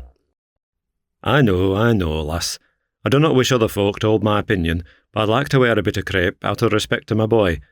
It'd have done me good for to have ordered a black coat, but she'd see if I hadn't on my wedding coat, Sundays, for she's losing her eyesight, poor old wench. But she'll nae take notice of a bit of crape. They'll put it on all canny and tidy." So Nathan went to church with a strip of crape as narrow as Bessie durst venture to make it round his hat. Such is the contradictoriness of human nature that, though he was most anxious his wife should not hear of his conviction that their son was dead, he was half hurt that none of the neighbours noticed his sign of mourning so far as to ask him for whom he wore it. But after a while, when they never heard a word from or about Benjamin, the household wonder as to what had become of him grew so painful and strong that Nathan no longer kept his idea to himself. Poor Hester, however, rejected it with her whole will, heart, and soul. She could not and would not believe that her only child Benjamin had died without some sign of love or farewell to her. No arguments could shake her in this. She believed that if all natural means of communication between her and him had been cut off at the last supreme moment, if death had come upon him in an instant, sudden and unexpected, her intense love would, she believed, have been supernaturally made conscious of the blank. Nathan, at times, tried to feel glad that she could still hope to see the lad again, but at other moments he wanted her sympathy in his grief, his self-reproach, his weary wonder as to how and what they had done wrong in the treatment of their son that he had been such a care and sorrow to his parents. Bessie was convinced, first by her aunt and then by her uncle, honestly convinced on both sides of the argument, and so, for the time, able to sympathize with each. But she lost her youth in a very few months. She looked set and middle-aged long before she ought to have done, and rarely smiled, and never sang again. All sorts of new arrangements were required by the blow which told so miserably upon the energies of all the household at Nab End. Nathan could no longer go about and direct his 2 men, taking a good turn of work himself at busy times. Hester lost her interest in her dairy, for which indeed her increasing loss of sight unfitted her. Bessie would either do field work, or attend to the cows, the ship-on, or chum, or make cheese. She did all well, no longer merrily, but with something of stern cleverness. But she was not sorry when her uncle one evening told her aunt and her that a neighbouring farmer, Job Kirkby, had made him an offer to take so much of his land off his hands as would leave him only pasture enough for 2 cows, and no arable to attend to. While Farmer Kirkby did not wish to interfere with anything in the house, only would be glad to use some of the outbuildings for his fattening cattle. "We can do with Hawkie and Daisy. It'll leave us 8 to 10 pound of butter to tak to market in summer time, and keep us fra thinking too much, which is what I'm dreading on as I get into years." "Aye," said his wife. "Thou'll not have to go so far afield, if it's only the Astortoft as is on thy hands, and Bess will have to gie up her pride in cheese, and tak to making cream butter. I'd allays a fancy for trying at cream butter, but the whey had to be used, else, where I come fra, they'd never ha' looked near whey butter." When Hester was left alone with Bessie, she said, in allusion to this change of plan, "I'm thankful to the Lord as it is, for I were allays feared Nathan would have to gie up the house and farm altogether, and then the lad wouldna know where to find us when he came back from America. He's gone there for to make his fortune, I'll be bound. Keep up thy heart, lass, he'll be home some day, and have sown his wild oats. But that'n's a pretty story of the Gospels about the prodigal who'd eat the pig's whittle at one time, but ended the clover in his father's house. And I'm sure our Nathan'll be ready to forgive him, and love him, and make much of him, maybe a deal more nor me, who never gave in to's death. It'll be likened to a resurrection to our Nathan." Farmer Kirkby, then, took by far the greater part of the land belonging to Nab End Farm, and the work about the rest and about the 2 remaining cows was easily done by 3 pairs of willing hands with a little occasional assistance. The Kirkby family were pleasant enough to have to deal with. There was a son, a stiff, grave bachelor, who was very particular and methodical about his work, and rarely spoke to anyone. But Nathan took it into his head that John Kirkby was looking after Bessie, and was a good deal troubled in his mind in consequence, for it was the first time he had to face the effects of his belief in his son's death, and he discovered, to his own surprise, that he had not that implicit faith which would make it easy for him to look upon Bessie as the wife of another man than the one to whom she had been betrothed in her youth. As, however, John Kirkby seemed in no hurry to make his intentions, if indeed he had any, clear to Bessie, it was only at times that this jealousy on behalf of his lost son seized upon Nathan. But people, old and in deep, hopeless sorrow, grow irritable at times, however they may repent and struggle against their irritability.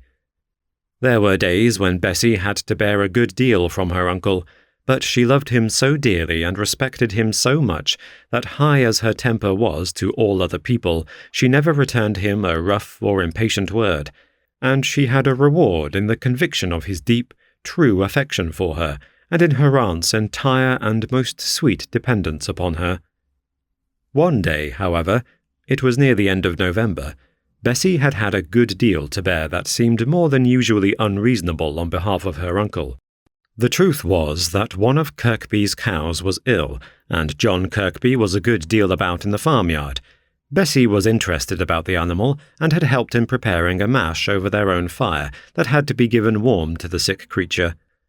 If John had been out of the way, there would have been no one more anxious about the affair than Nathan, both because he was naturally kind-hearted and neighbourly, and also because he was rather proud of his reputation for knowledge in the diseases of cattle.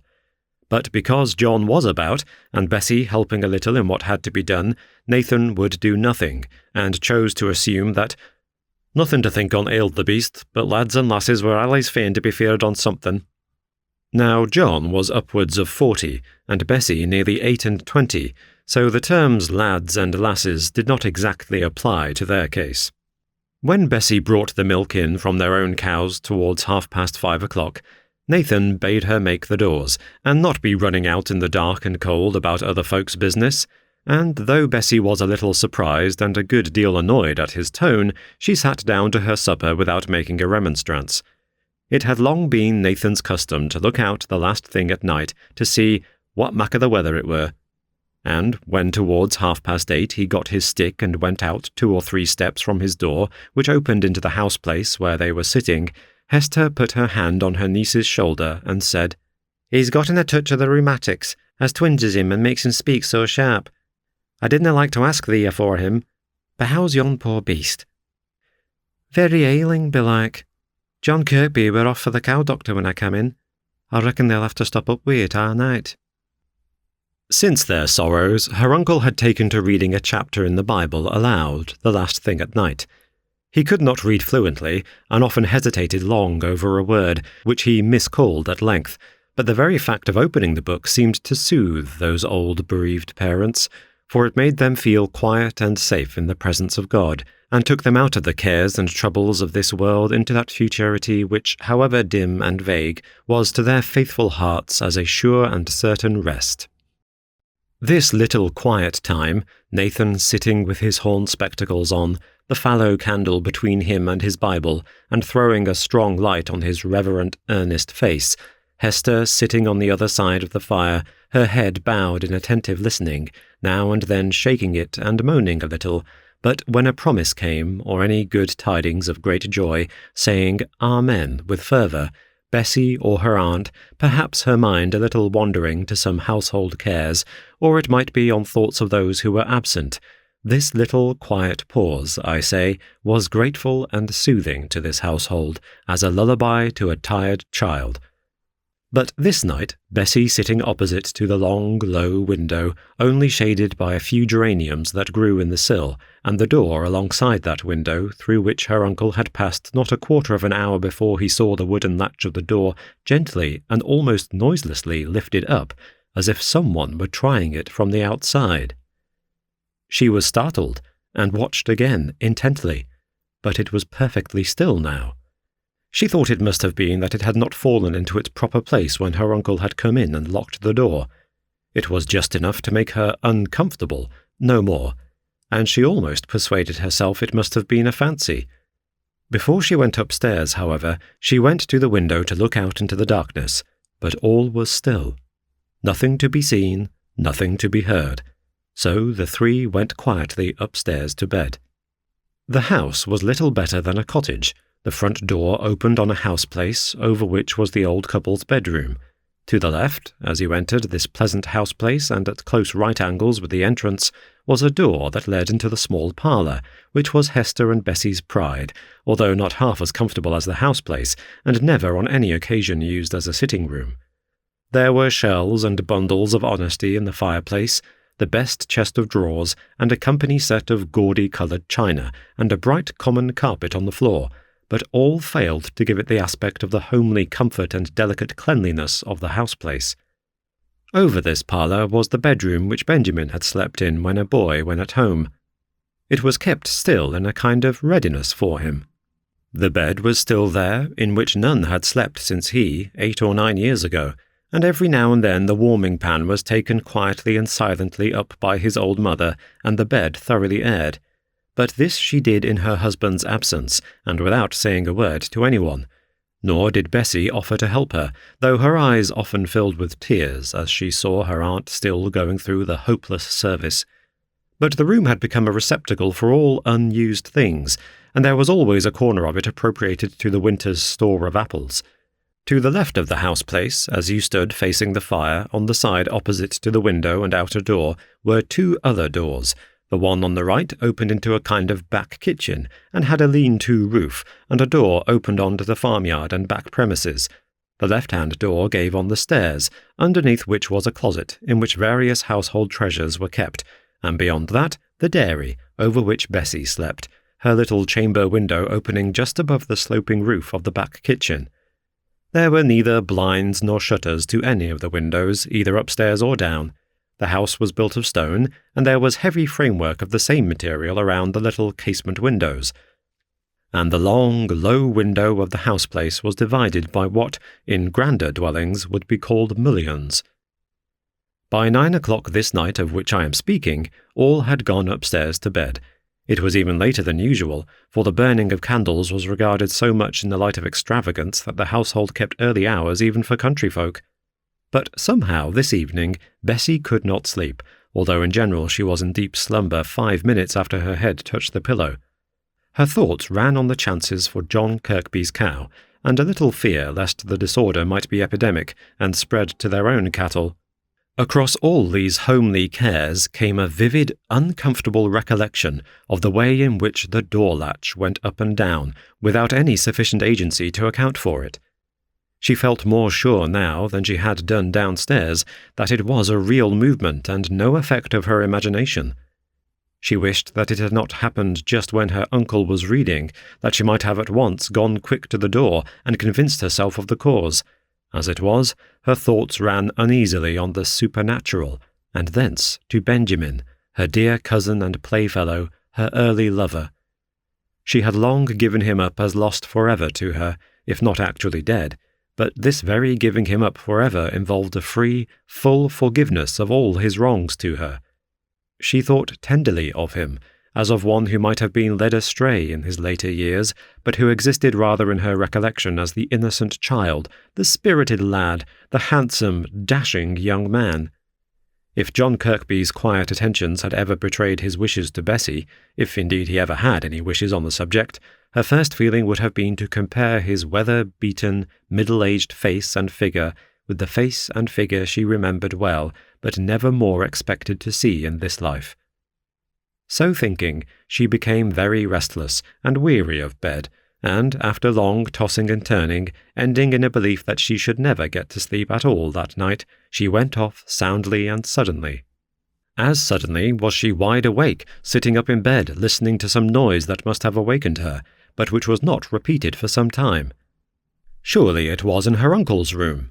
Her uncle was up. But for a minute or two there was no further sound. Then she heard him open his door and go downstairs with hurried, stumbling steps. She now thought that her aunt must be ill, and hastily sprang out of bed, and was putting on her petticoat with hurried, trembling hands, and had just opened her chamber door, when she heard the front door undone, and a scuffle, as of the feet of several people, and many rude, passionate words, spoken hoarsely below the breath. Quick as thought, she understood it all. The house was lonely, her uncle had the reputation of being well-to-do, they had pretended to be belated, they had asked their way or something. What a blessing that John Kirkby's cow was sick, for there were several men watching with him. She went back, opened her window, squeezed herself out, slid down the lean-to roof, and ran, barefoot and breathless, to the ship-on. "John, John, for the love of God, come quick! There's robbers in the house, and uncle and aunt will be murdered," she whispered, in terrified accents, through the closed and barred ship-on door. In a moment it was undone, and John and the cow-doctor stood there, ready to act, if they but understood her rightly. Again she repeated her words, with broken, half-unintelligible explanations of what she as yet did not rightly understand. "Front door is open, sayest thou?" said John, arming himself with a pitchfork, while the cow-doctor took some other implement. "Then I reckon we'd best mak for that way of getting into the house, and catch 'em all in a trap." "Run, run!" was all Bessie could say, taking hold of John Kirkby's arm and pulling him along with her. Swiftly did the three run to the house, round the corner, and in at the open front door. The men carried the horn lantern they had been using in the ship-on, and by the sudden oblong light that it threw upon objects, Bessie saw the principal one of her anxiety, her uncle, lying stunned and helpless on the kitchen floor. Her first thought was for him. She had no idea that her aunt was in any immediate danger, although she heard the noise of feet and fierce, subdued voices upstairs. "Mak the door behind us, lass. We'll not let them escape," said brave John Kirkby, dauntless in a good cause, though he knew not how many there might be above. The cow-doctor fastened and locked the door, saying, "There," in a defiant tone, as he put the key in his pocket. It was to be a struggle for life or for death, or, at any rate, for effectual capture or desperate escape. Bessie kneeled down by her uncle, who did not speak nor give any sign of consciousness. Bessie raised his head by drawing a pillow off the settle and putting it under him. She longed to go for water into the back kitchen, but the sound of a violent struggle, and of heavy blows, and of low, hard curses spoken through closed teeth, and muttered passion, as though breath were too much needed for action to be wasted in speech, kept her still and quiet by her uncle's side in the kitchen, where the darkness might also be felt, so thick and deep was it. Once, in a pause of her own heart's beating, a sudden terror came over her. She perceived, in that strange way in which the presence of a living creature forces itself on our consciousness in the darkest room, that someone was near her, keeping as still as she. It was not the poor old man's breathing that she heard, nor the radiation of his presence that she felt. Someone else was in the kitchen. Another robber, perhaps, left to guard the old man with murderous intent if his consciousness returned. Now, Bessie was full aware that self-preservation would keep her terrible companion quiet, as there was no motive for his betraying himself stronger than the desire of escape. Any effort for which he, the unseen witness, must know would be rendered abortive by the fact of the door being locked. Yet the knowledge that he was there, close to her, still, silent as the grave, with fearful, it might be deadly, unspoken thoughts in his heart, possibly even with keener and stronger sight than hers, as longer accustomed to the darkness, able to discern her figure and posture, and glaring at her like some wild beast, Bessie could not fail to shrink from the vision that her fancy presented. And still the struggle went on upstairs, feet slipping, blows sounding, and the wrench of intentioned aims, the strong gasps for breath as the wrestlers paused for an instant. In one of these pauses Bessie felt conscious of a creeping movement close to her, which ceased when the noise of the strife above died away, and was resumed when it again began. She was aware of it by some subtle vibration of the air, rather than by touch or sound. She was sure that he who had been close to her 1 minute as she knelt was, the next, passing stealthily towards the inner door which led to the staircase. She thought he was going to join and strengthen his accomplices, and, with a great cry, she sprang after him, But just as she came to the doorway through which some dim portion of light from the upper chambers came, she saw one man thrown downstairs with such violence that he fell almost at her very feet, while the dark, creeping figure glided suddenly away to the left, and as suddenly entered the closet beneath the stairs. Bessie had no time to wonder as to his purpose in so doing, whether he had at first designed to aid his accomplices in their desperate fight. He was an enemy, a robber, that was all she knew, and she sprang to the door of the closet, and in a trice had locked it on the outside. And then she stood frightened, panting in that dark corner, sick with terror lest the man who lay before her was either John Kirkby or the cow doctor. If it were either of those friendly two, what would become of the other? Of her uncle, her aunt, herself? But in a very few minutes this wonder was ended. Her two defenders came slowly and heavily down the stairs, dragging with them a man, fierce, sullen, despairing, disabled with terrible blows, which had made his face one bloody, swollen mass.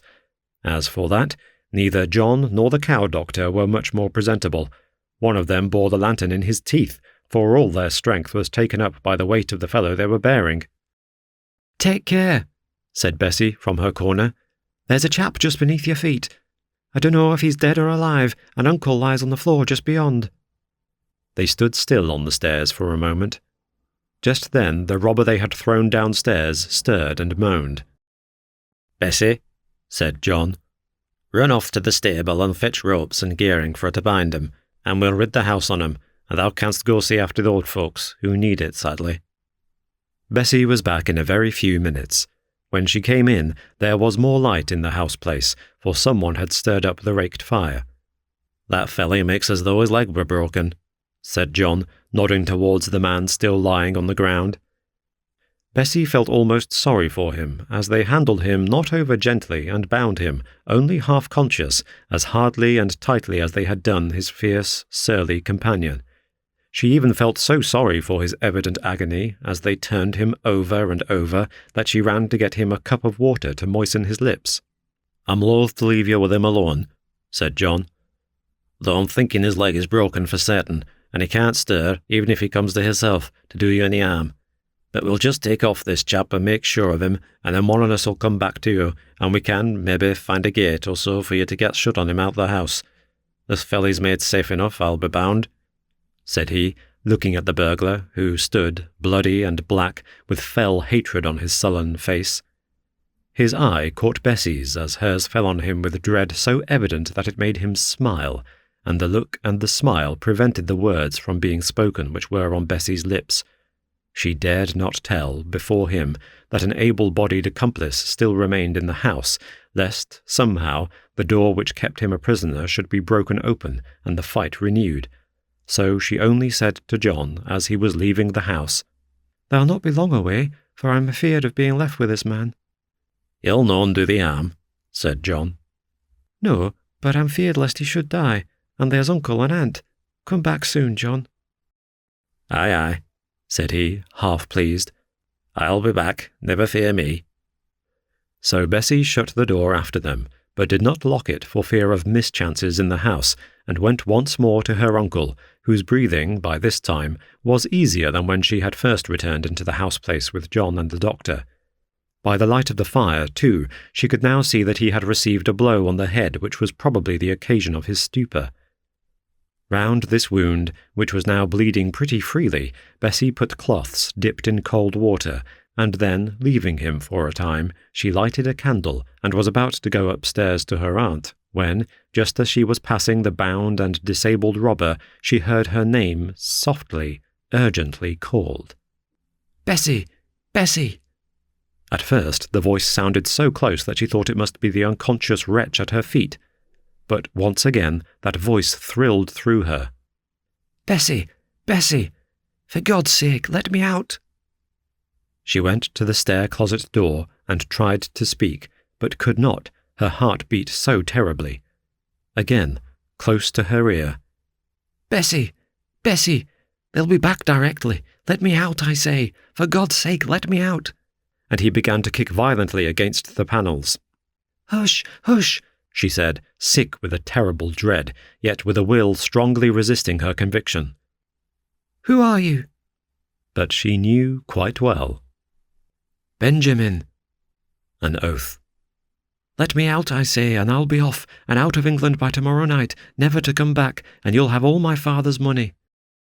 "Do you think I care for that?" said Bessie vehemently, feeling with trembling hands for the lock. "I wish there was none such thing as money i' the world afore you'd come to this. There, you're free, and I charge you never to let me see your face again. I'd ne'er ha' let you loose but for fear of breaking their hearts, if you hadna killed them already."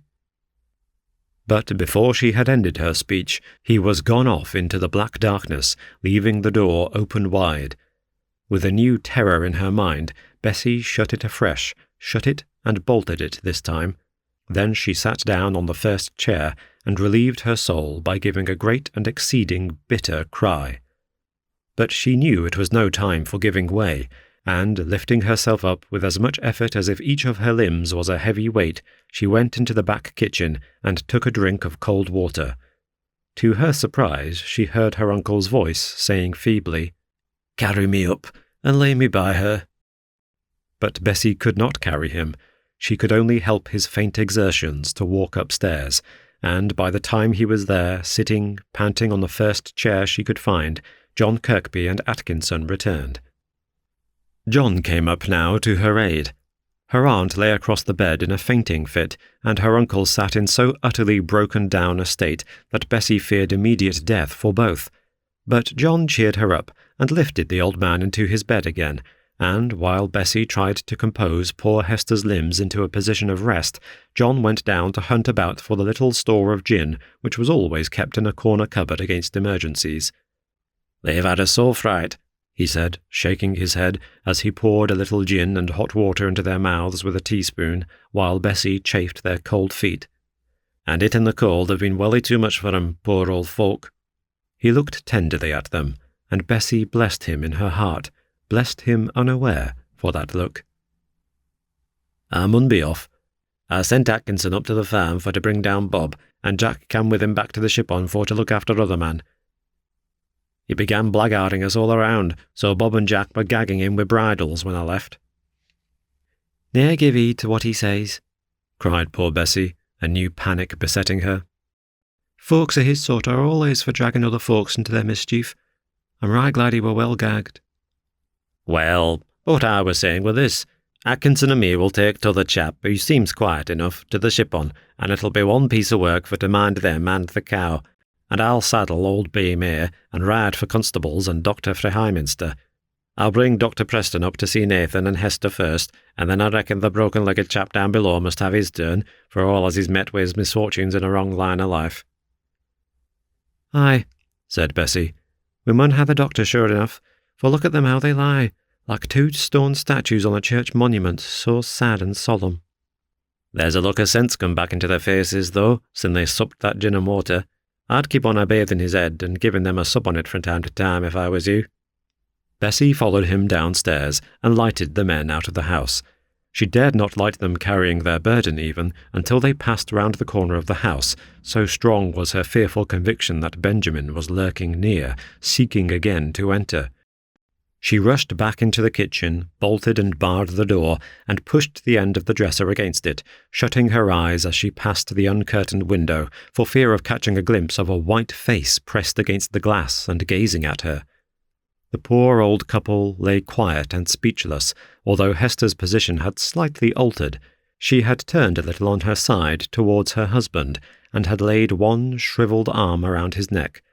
But he was just as Bessie had left him, with the wet clothes around his head, his eyes not wanting in a certain intelligence, but solemn, and unconscious to all that was passing around as the eyes of death. His wife spoke a little, from time to time said a word of thanks, perhaps, or so, but he never. All the rest of that terrible night, Bessie tended the poor old couple with constant care, her own heart so stunned and bruised in its feelings that she went about her pious duties almost like one in a dream. The November morning was long in coming, nor did she perceive any change either for the worse or the better before the doctor came, about 8 o'clock. John Kirkby brought him, and was full of the capture of the 2 burglars. As far as Bessie could make out, the participation of that unnatural third was unknown. It was a relief, almost sickening in the revulsion it gave her from her terrible fear, which now she felt had haunted and held possession of her all night long, and had in fact paralyzed her from thinking. Now she felt and thought with acute and feverish vividness, owing no doubt in part to the sleepless night she had passed. She felt almost sure that her uncle, possibly her aunt too, had recognized Benjamin, but there was a faint chance that they had not done so, and wild horses should never tear the secret from her, nor should any inadvertent word betray the fact that there had been a third person concerned. As to Nathan, he had never uttered a word. It was her aunt's silence that made Bessie fear lest Hester knew, somehow, that her son was concerned. The doctor examined them both closely, looked hard at the wound on Nathan's head, asked questions which Hester answered shortly and unwillingly, and Nathan not at all, shutting his eyes as if even the sight of a stranger was pain to him.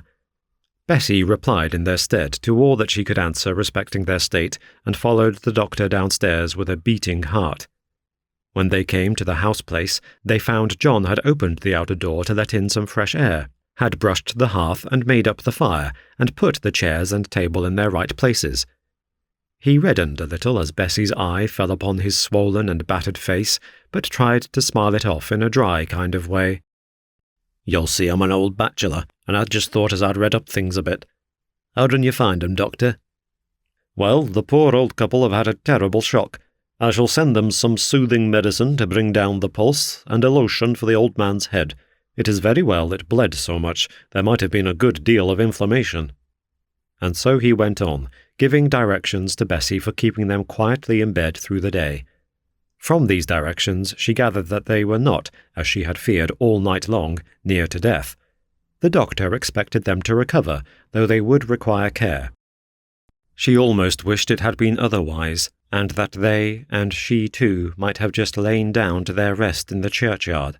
So cruel did life seem to her, so dreadful the recollection of that subdued voice of the hidden robber smiting her with recognition. All this time John was getting things ready for breakfast, with something of the handiness of a woman. Bessie half resented his officiousness in pressing Dr. Preston to have a cup of tea. She did so want him to be gone and leave her alone with her thoughts.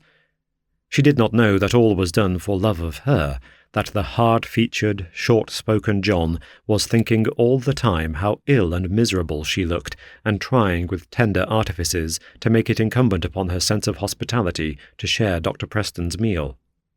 "I've seen as the cows is milked," said he, "yawn and all, and Atkinson's brought ours round fine. What an mercy it were as she was sick just very night. Yon two chaps and I made short work on it if you hadn't fetched us in, and as it were we had a sore tussle. One of them will bear the marks on it to his dying day, will not he, Doctor? He'll barely have his leg well enough to stand at his trial at York Assizes. They're coming off in a fortnight from now." "Aye, and that reminds me, Bessie, you'll have to go witness before Justice Royds. Constables bade me tell you and gie you this summons. Dunnot be feared, it will not be a long job, though I'm not saying as it'll be a pleasant one. You'll have to answer questions as to how, and all about it, and Jane," his sister, "will come and stop with the old folks, and I'll drive you and Chandry." No one knew why Bessie's colour blenched and her eye clouded. No one knew how she apprehended lest she should have to say that Benjamin had been of the gang, if, indeed, in some way the law had not followed on his heels quick enough to catch him. But that trial was spared her. She was warned by John to answer questions, and say no more than was necessary, for fear of making her story less clear, and as she was known, by character, at least to Justice Royds and his clerk, they made the examination as little formidable as possible. When all was over, and John was driving her back again, he expressed his rejoicing that there would be evidence enough to convict the men without summoning Nathan and Hester to identify them. Bessie was so tired that she hardly understood what an escape it was, how far greater than even her companion understood. Jane Kirkby stayed with her for a week or more, and was an unspeakable comfort. Otherwise, she sometimes thought she should have gone mad, with the face of her uncle always reminding her in its stony expression of agony of that fearful night. Her aunt was softer in her sorrow, as became one of her faithful and pious nature, but it was easy to see how her heart bled inwardly. She recovered her strength sooner than her husband, but as she recovered, the doctor perceived the rapid approach of total blindness. Every day, nay, every hour of the day, that Bessie dared, without fear of exciting their suspicions of her knowledge, she told them, as she had anxiously told them at first, that only 2 men, and those perfect strangers, had been discovered as being concerned in the burglary. Her uncle would never have asked a question about it, even if she had withheld all information about the affair, but she noticed the quick, watching, waiting glance of his eye whenever she returned from any person or place where she might have been supposed to gain intelligence if Benjamin were suspected or caught, and she hastened to relieve the old man's anxiety by always telling all that she had heard, thankful that as the days passed on, the danger she sickened to think of grew less and less. Day by day, Bessie had ground for thinking that her aunt knew more than she had apprehended at first.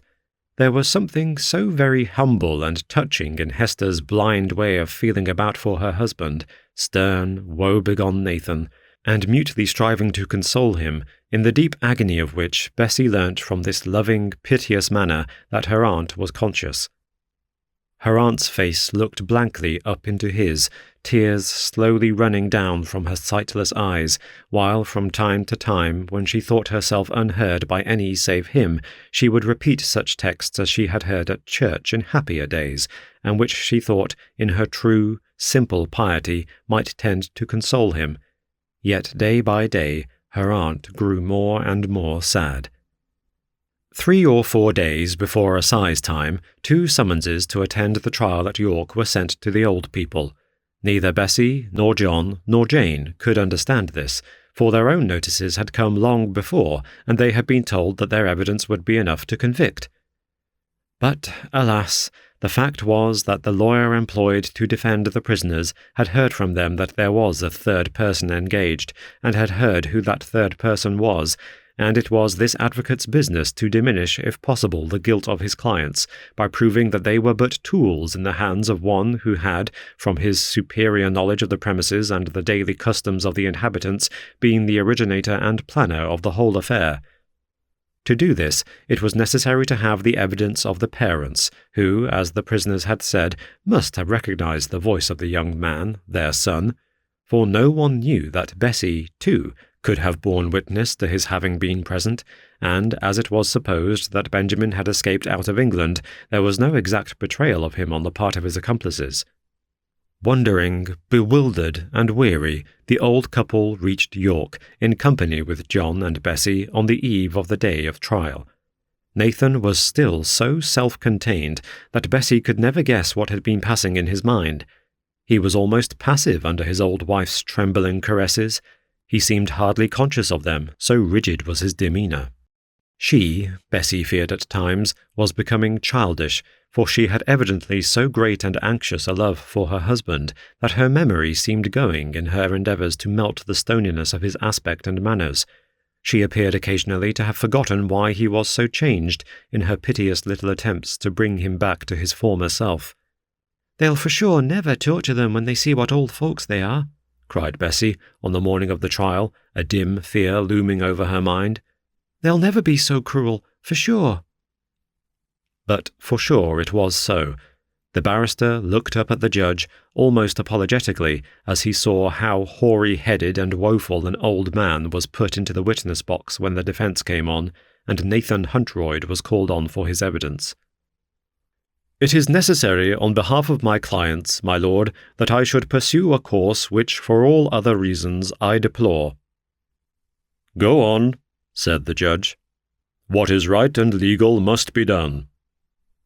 But, an old man himself, he covered his quivering mouth with his hand, as Nathan, with grey, unmoved face and solemn, hollow eyes, placing his 2 hands on each side of the witness box, prepared to give his answers to questions, the nature of which he was beginning to foresee, but would not shrink from replying to truthfully. "The very stones rise up against such a sinner," as he said to himself with a kind of dulled sense of the eternal justice. "Your name is Nathan Huntroyd, I believe?" "Aye, it is." "You live at Nab End Farm?" "I do." Do you remember the night of November the 12th? Yes. You were awakened that night by some noise, I believe. What was it? The old man's eyes fixed themselves upon his questioner with the look of a creature brought to bay. That look the barrister never forgets. It will haunt him till his dying day. It was a throwing up of stones against our window. Did you hear it at first? No. What awakened you then? She did. And then you both heard the stones.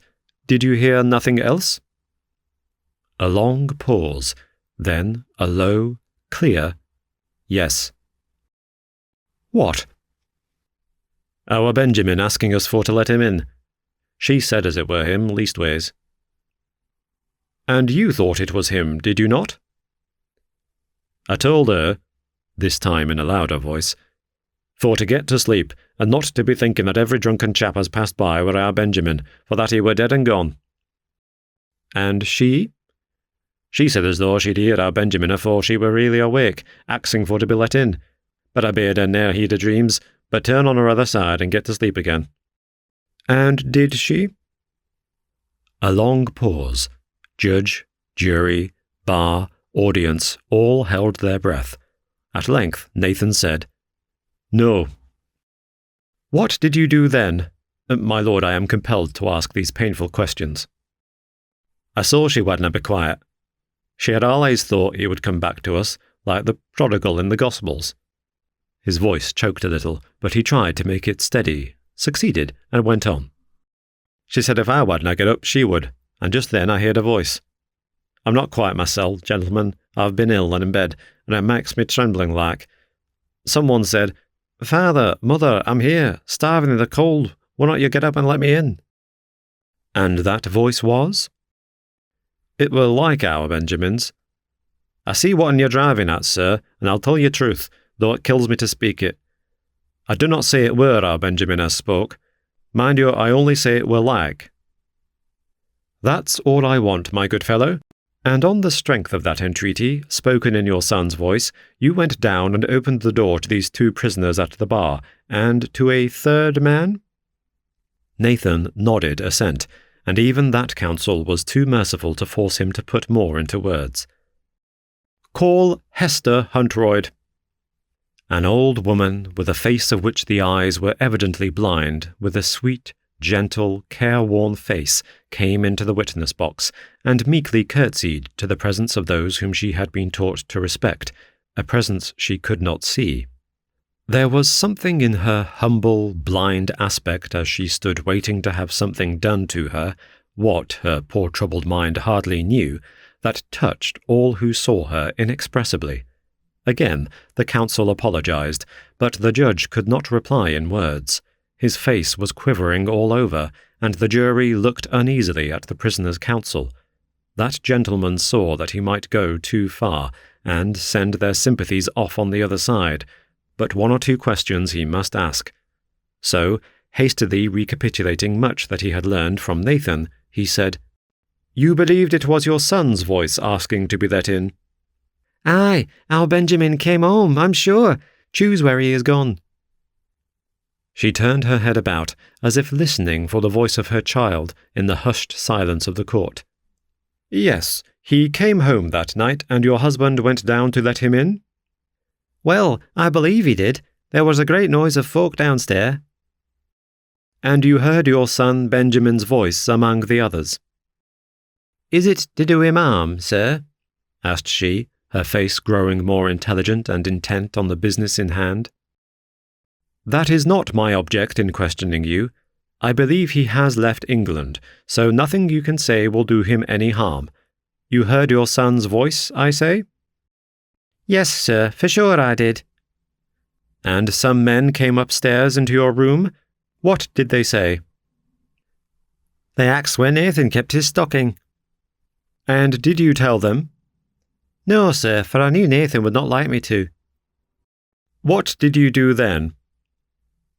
A shade of reluctance came over her face, as if she began to perceive causes and consequences. I just screamed on Bessie. That's my niece, sir.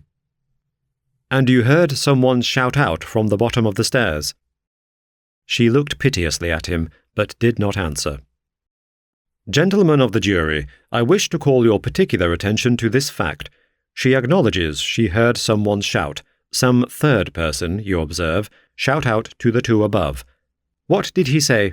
That is the last question I shall trouble you with. What did the third person, left behind downstairs, say? Her face worked her mouth open 2 or 3 times as if to speak.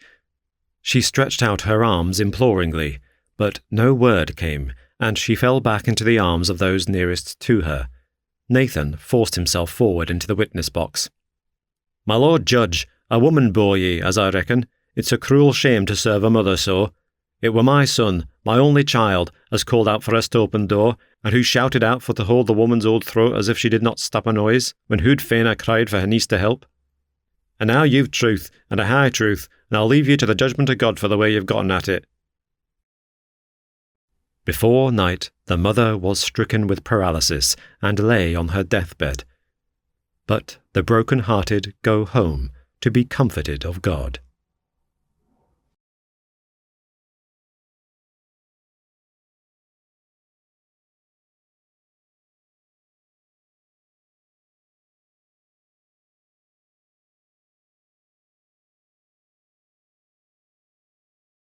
Charles Dickens. The Ghost in the Corner Room. I had observed Mr. Governor growing fidgety as his turn, or his spell, he called it, approached, and he now surprised us all by rising with a serious countenance and requesting permission to come aft and have speech with me before he spun his yarn. His great popularity led to a gracious concession of this indulgence, and we went out together into the hall. "Old shipmate," said Mr. Governor to me, "ever since I have been aboard of this old hulk, I have been haunted day and night." "By what, Jack?" Mr. Governor, clapping his hand on my shoulder and keeping it there, said, "By something in the likeness of a woman." "Ah, your old affliction. You'll never get over that, Jack, if you live to be 100. "No, don't talk so, because I am very serious. All night long I have been haunted by one figure. All day the same figure has so bewildered me in the kitchen that I wonder I haven't poisoned the whole ship's company. Now, there's no fancy here. Would you like to see the figure?" "I should like to see it very much." "Then here it is," said Jack. Thereupon he presented my sister, who had stolen out quietly after us. "Oh, indeed," said I. "Then I suppose, Patty, my dear, I have no occasion to ask whether you have been haunted?" "Constantly, Joe," she replied. The effect of our going back again, all 3 together, and of my presenting my sister as the ghost from the corner room, and Jack as the ghost from my sister's room, was triumphant, the crowning hit of the night. Mr. Beaver was so particularly delighted that he by and by declared a very little would make him dance a hornpipe.